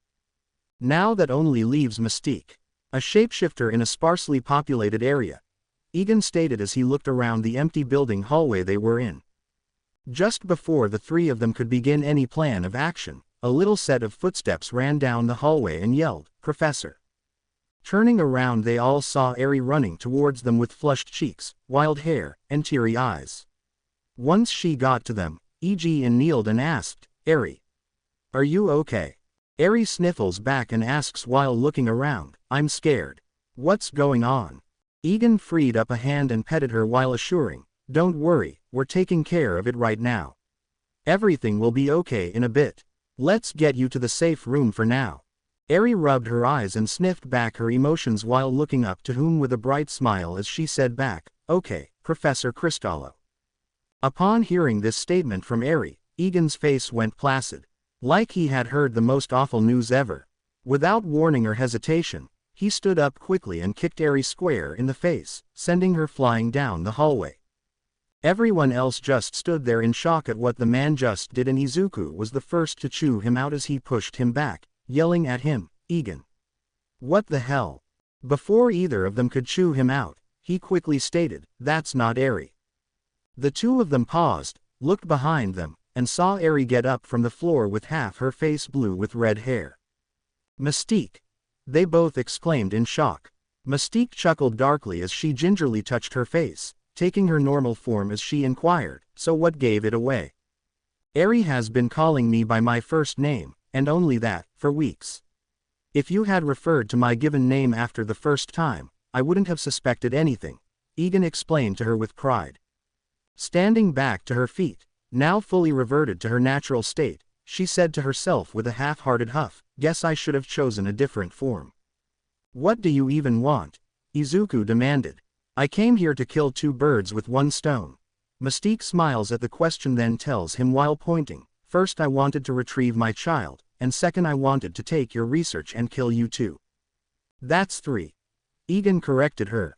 Mystique didn't take lightly to that comment and pulled a gun out from her hip holster and pointed it at the two scientists as Egan acted in a sarcastic tone, "Oh wow, a gun, how terrifying." Mystique shot a blast from the gun at the same time Izuku shot a web with the splinter in hand. Unfortunately, the outcome they expected didn't come to pass. Instead of catching what seemed to be a bullet, the two scientists and the web attacks were suddenly trapped within a bubble. Egan tapped on the yellow sphere that had trapped them and said, "Okay, didn't expect that." Mystique approached Rogue with a malicious smile, and the woman stood in her defense while ordering, "Stay back." Smiling more as she slowly approached without hesitation, "Come now Anna, you know you want to come back. I'm all you have left in the world after your father kicked you out. We're justified in our revolution and you know it. New York will never learn unless we fight back. You know I love you and always have." During this exchange, Rogue backed further and further away until she backed herself into a wall. Seeing her squeak with fright, Mystique knew she had her. However, as the villain had her full attention on the woman, Izuku had managed to force the tip of the splint out through the rubbery bubble and shit a thread that hit a wall. He then retraced the web until he managed to pull himself out of what felt like tapioca pudding mixed with caramel. Once free, he eats no time in grabbing the emergency crowbar and running behind Mystique before whacking her on the head, dropping her to the floor. "Get crowbarred, bitch!" Izuku yelled before dropping the weapon, covering his mouth, and saying in a self-shocked tone, "Oh my god, I said a curse word." He looked over to Egan and accused, "I blame you." Egan just shrugged nonchalantly at the allegation. Meanwhile, Rouge was looking between her foster mother and the young teen who bravely stood up to her. After a bit, she finally came to the realization and said in disbelief, "You, save me." Izuku offered his hand while smiling at the woman and said, "Of course Anna. I said I'd help you and I meant it." Before their tender moment could continue, Mystique, who hadn't been knocked completely out, swung her legs, kicking Izuku's out from under him and making him fall. She then took her gun and shot it at Rouge, causing her to become trapped in the same bubble as Egan. Before Izuku could get up, Mystique slammed her foot against his neck and began to apply pressure, making the teen choke for air as he grabbed at her leg, attempting to push it away. Seeing this, Rouge beat on the bubble and begged, "Stop it, mama. Stop it, don't hurt him. I'll come back, I promise." Mystique laughs callously before promising, "Oh don't worry sweetie, I'm not gonna hurt him. I'm going to kill him," all before putting more pressure on his throat. "Mystique, if you go through with this, the only way you're getting out of here is in a body bag." Egan screamed threateningly at the woman with murder in his eyes as he was managing to pull himself free from the bubble with the help of Otto, who was awake again. Only for her to smile and apply more pressure, causing the boy to suddenly stop his struggle and begin to black out. Making Egan cry out, "Izuku!" Rouge had tears running down her face as, what could only be called her first true friend, began to die under the heel of her mother's foot. Finally finding her resolve, she screamed, "No!" Using her strength, speed, and power of flight, she rocketed straight out of the bubble like it was paper. Mystique didn't even have a chance to block as Rouge rammed into her at top speed and flew down the hallway. After catching her breath, Mystique knew what Rouge was going to do and quickly took a form that could withstand pain. After being flown through several metal walls, she was eventually thrown into an empty testing chamber and thrown hard against the floor. Even with her more durable form, Mystique felt massive pain run throughout her body as she gasped for air. But Rouge wasn't done, as she was once again upon Mystique and plumbing her with punch after punch. Mystique took a stronger firm and met back each punch. Even still, she could feel her knuckles nearly breaking under every blow. So she changed tactics and took a different form. This time it had a sonic scream quirk and Rouge was thrown off Mystique. She then changed into Quicksilver and began to run around the woman while hitting her with cheap shots. But Rogue knew how to beat her teammates, and hit the ground hard enough for it to shake and cause Mystique to fall off her speed. Just before Rouge could counterattack, Mystique took the form of something that could fly and flew around her with ease. Rouge chased after, but once she caught her leg, Mystique turned around with her gun at the ready and hit her with a powerful energy shot that was strong enough to take her down. Rouge fell from the sky and lay on the floor in a seemingly unconscious heap. Mystique landed as well while morphing back to her original form and looking over the unconscious form of her foster daughter. Thinking she had won, she relaxed, which was the worst thing she could do. Rouge shot her head up, glaring daggers at the woman as she fumbled to get the gun ready in her surprise. But Rogue was far quicker and in one fell swoop ripped off one glove with her teeth while grabbing and crushing the gun in the other. Using the exposed hand, she grabbed Mystique's face and the two began to scream over the absorption. It was only 5 seconds, but Mystique finally fell to the floor fully unconscious, this time while Rouge fell to her butt. A few moments later, Izuku ran into the chamber and called out, "Anna, are you okay?" Rouge rubbed her head and answered, "I'm fine. Absorbing someone always has a drawback if I'm not prepared. Is everything oh wow?" Izuku said in surprise as he saw the unconscious Mystique lying on the ground. A few moments later, Egan poked his head through the hole and looked up at the aftermath of the battle. He blinked a few times and then stated, "I guess everything is taken care of here." Drawn to all the attention and noises, the testing chamber was quickly filled with worried employees who all looked around at the sight inside. Many questions were thrown around, but one stuck out in the rest. "Who's she?" Melissa asked as she pointed to Rouge. Izuku cleared his voice as he helped the woman to her feet and stated, "Everyone, meet Rouge, NIP's newest bodyguard." Later, once the villains were detained and info was taken during the attack, the entirety of NIP was seated around a large table in the last meeting room they had left. The one who looked most worried at this meeting was the two owners, Izuku and Egan. Izuku was the one to start as he took a deep breath before saying, "Okay people. You all know we got very lucky the first 2 times we were attacked. But our luck has finally run out." Cluck scoffs at the statement, rolling her eyes as she proclaims, "What are you talking about? That attack was pathetic. Even easier than the Yakuza. All of them were arrested and no one got away. How did our luck run out? Mystique was in here for far longer than we expected. She was able to download and send off several megabytes of data from our research systems alongside over a dozen empty splinters," Egan informs her. "Oh," was all she could reply, feeling silly. "Wait, she didn't get..." Melissa began to panic. Izuku waved her down and assured her, "No number. She didn't get her hands on any of the Singularity souls. I don't even think she found them." A sigh of relief went around the room at that news, except for Rouge, who asked, "Singularity who now?" "I'll explain later," Izuku told her.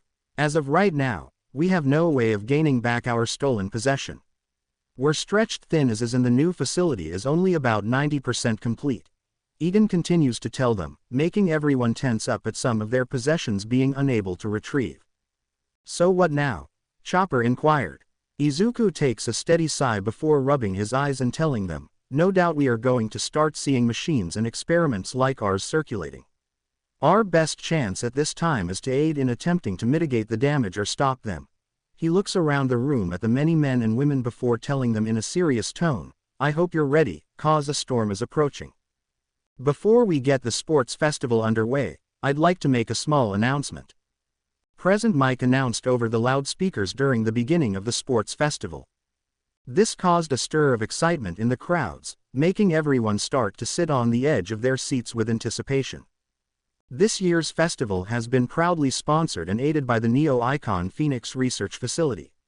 So let's give a big thank you round of applause for its owner, he announced as the cameras panned over to an outdoor seating spot on one of the tallest parts of the sports festival arena. The people began to cheer but quickly died off when nothing was there. After some silent muttering, Present Mike asks, "Where are they?" Suddenly a roar rang out from the sky and all eyes turned up to see a huge shadow covering the sun. People began to panic as they saw the shadow reveal itself to be a huge dragon with bright red scales and ashy breath. The dragon opened its wings and gingerly landed on top of the stadium, which was just big and strong enough to hold it up. Once fully secured on the ledge, it gently brought its head down where Izuku and Egan walked off the head of Torchwick. The two scientists stood and waved their hands at the stunned people as Torchwick spread his wings and roared in boast. Finding his voice again, Present Mike exclaimed, "Wow! What an entrance! Let's give them a hand." The crowd went wild as the two scientists took their seats with the other important people. Sitting beside them, and riding Torchwick, Melissa, who has been invited by Izuku, asked the two men cautiously, "Did we have to come in here on Dragon's back?" "Of course we did. If we're gonna make an appearance, then make it a splash. Plus no one's gonna try to mess with us while Torchwick is breathing down their necks," Egan assured her as Torchwick's hard sharp eyes glanced around the whole stadium. She sighs in exasperation before turning to her friend and saying, "Well, thanks for bringing me along with you too. I'm so excited to see the sports festival in real life." Izuku smiles at her enthusiasm and says, "I'm glad to hear it. Your dad did tell me you've always wanted to do this, so here we are. I think Uncle All Might is gonna head off the festival this year," Melissa said excitedly as she turned her head to center field. The two scientists sweat drop and say in unison, "Of course he is," something that didn't go unnoticed by the girl. During their talk, Present Mike and Eraserhead both said a bunch of blah blah blah stuff before getting into the nitty-gritty where the DJ hero exclaimed, "And here he is. I'm the flesh for the lighting of the torch, give a hoot and a holler for Japan's #1 hero, All Might." The huge man flew through the air, over the stadium, and landed in the center while striking a pose as everyone went wild. Izuku just sighs at this and says, "You know, now that I'm not seeing him through fanboy vision, All Might is a real blowhard. Told you so." Egan teases him while holding out his hand, leading the boy to place a few 110 in it. All Might then went on a tangent regarding nothing, something that Izuku and Egan tuned out, until he finally exclaimed, "Without further ado, I shall now begin the games with this torch," he yelled while pulling an unlit torch from his pocket, raising it in the air, getting a round of cheering until it all died just as fast. All Might's sweat dropped at his blunder and offered, "That I have to relit. Unless someone else can help." Seeing an opportunity, Torchwick brought his massive head looked towards the giant pyre, and shot a small weak fireball at it. Once it hit, it exploded and went up in flames right then and there. But to the surprise and excitement of the crowds, All Might blinked in surprise at this, shrugged, and proclaimed, "Lighting by Dragon's fire. Even better," causing a louder round of cheering to go all over the stadium. A few more announcements were made. Midnight was named umpire for every event going forward, and she made a small speech before finishing up with, "Before we truly begin, a small speech from this year's top student." Hearing this, the two scientists sat straight in their seats before saying in unison, "Oh no. Oh, gods." Melissa was confused by their reaction to this but saw what they meant when Bakugo Katsuki took the stage and Mike. He looked oddly and off-puttingly calm as he stood there with a neutral expression.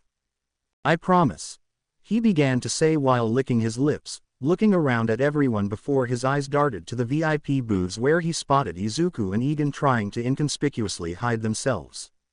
"You don't think he sees me, do you?" Izuku squeaked over to Egan, who was hidden in a book. The blonde boy sees his old friend and quickly goes from neutral to ravenous as he yells while pointing up at the green teen, "To be better than you and show you up here and today."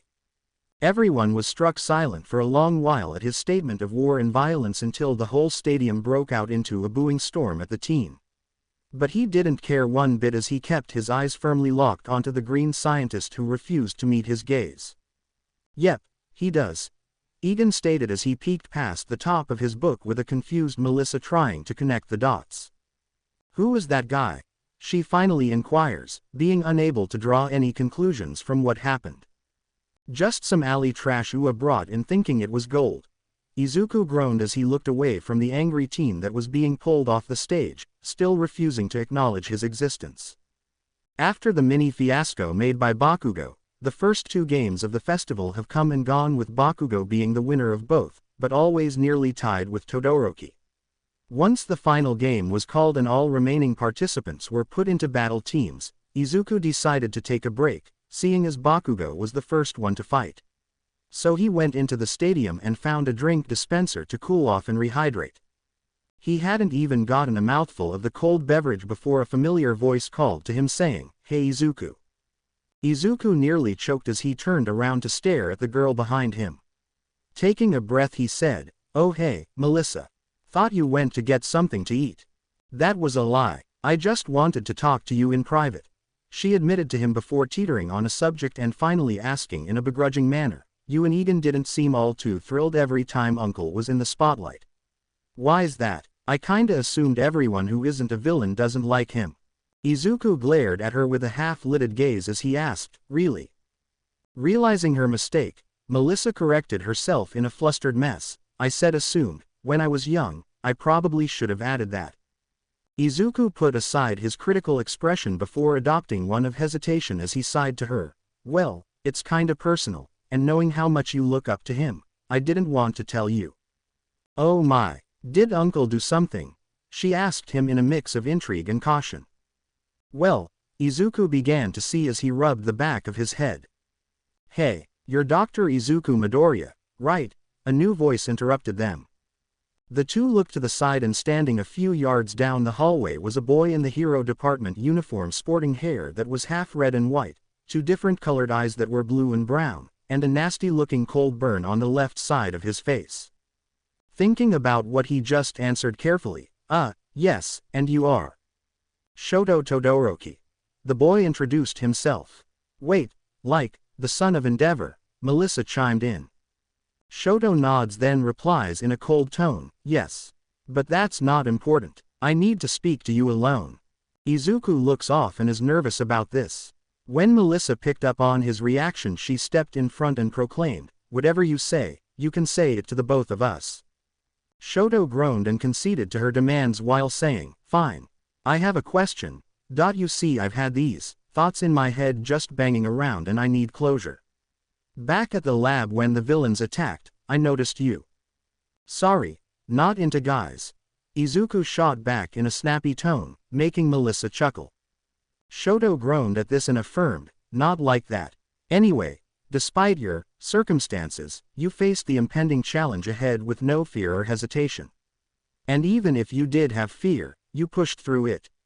How does someone without power manage to do anything, least of all fight in a life or death situation? How do you do it?" Izuku finally realized what he meant and nodded to Melissa, making sure she understood. He walked down to Todoroki, placed a hand on his shoulder, and looked him in the eye with a smile. He explained to him, "Todoroki, it doesn't matter if you have power or not, it's about willingness and duty. If you truly put your mind to it, you can accomplish anything, so long as it's marginally realistic."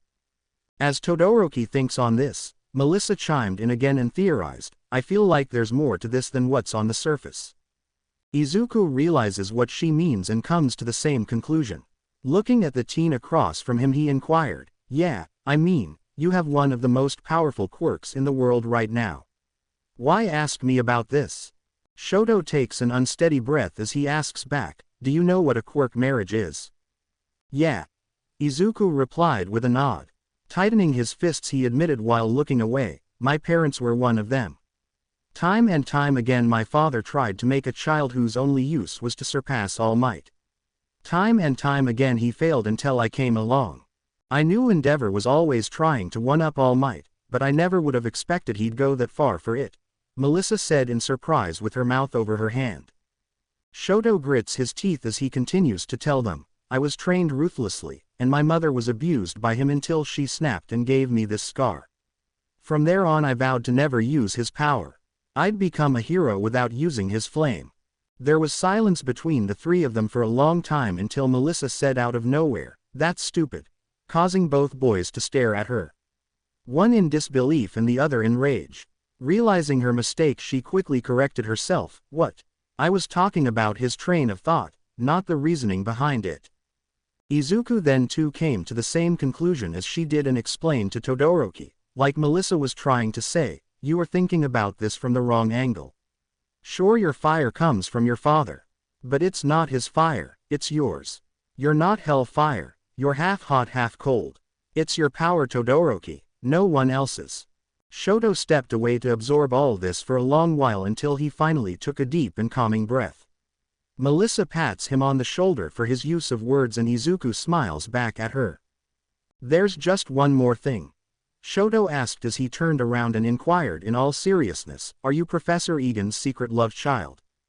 Before they could process what they heard, a large thud was heard and the sight of Egan lying on the floor in an unconscious state graced them all, leading Izuku to exclaim, "Egan," as he realizes the man has been eavesdropping the whole time.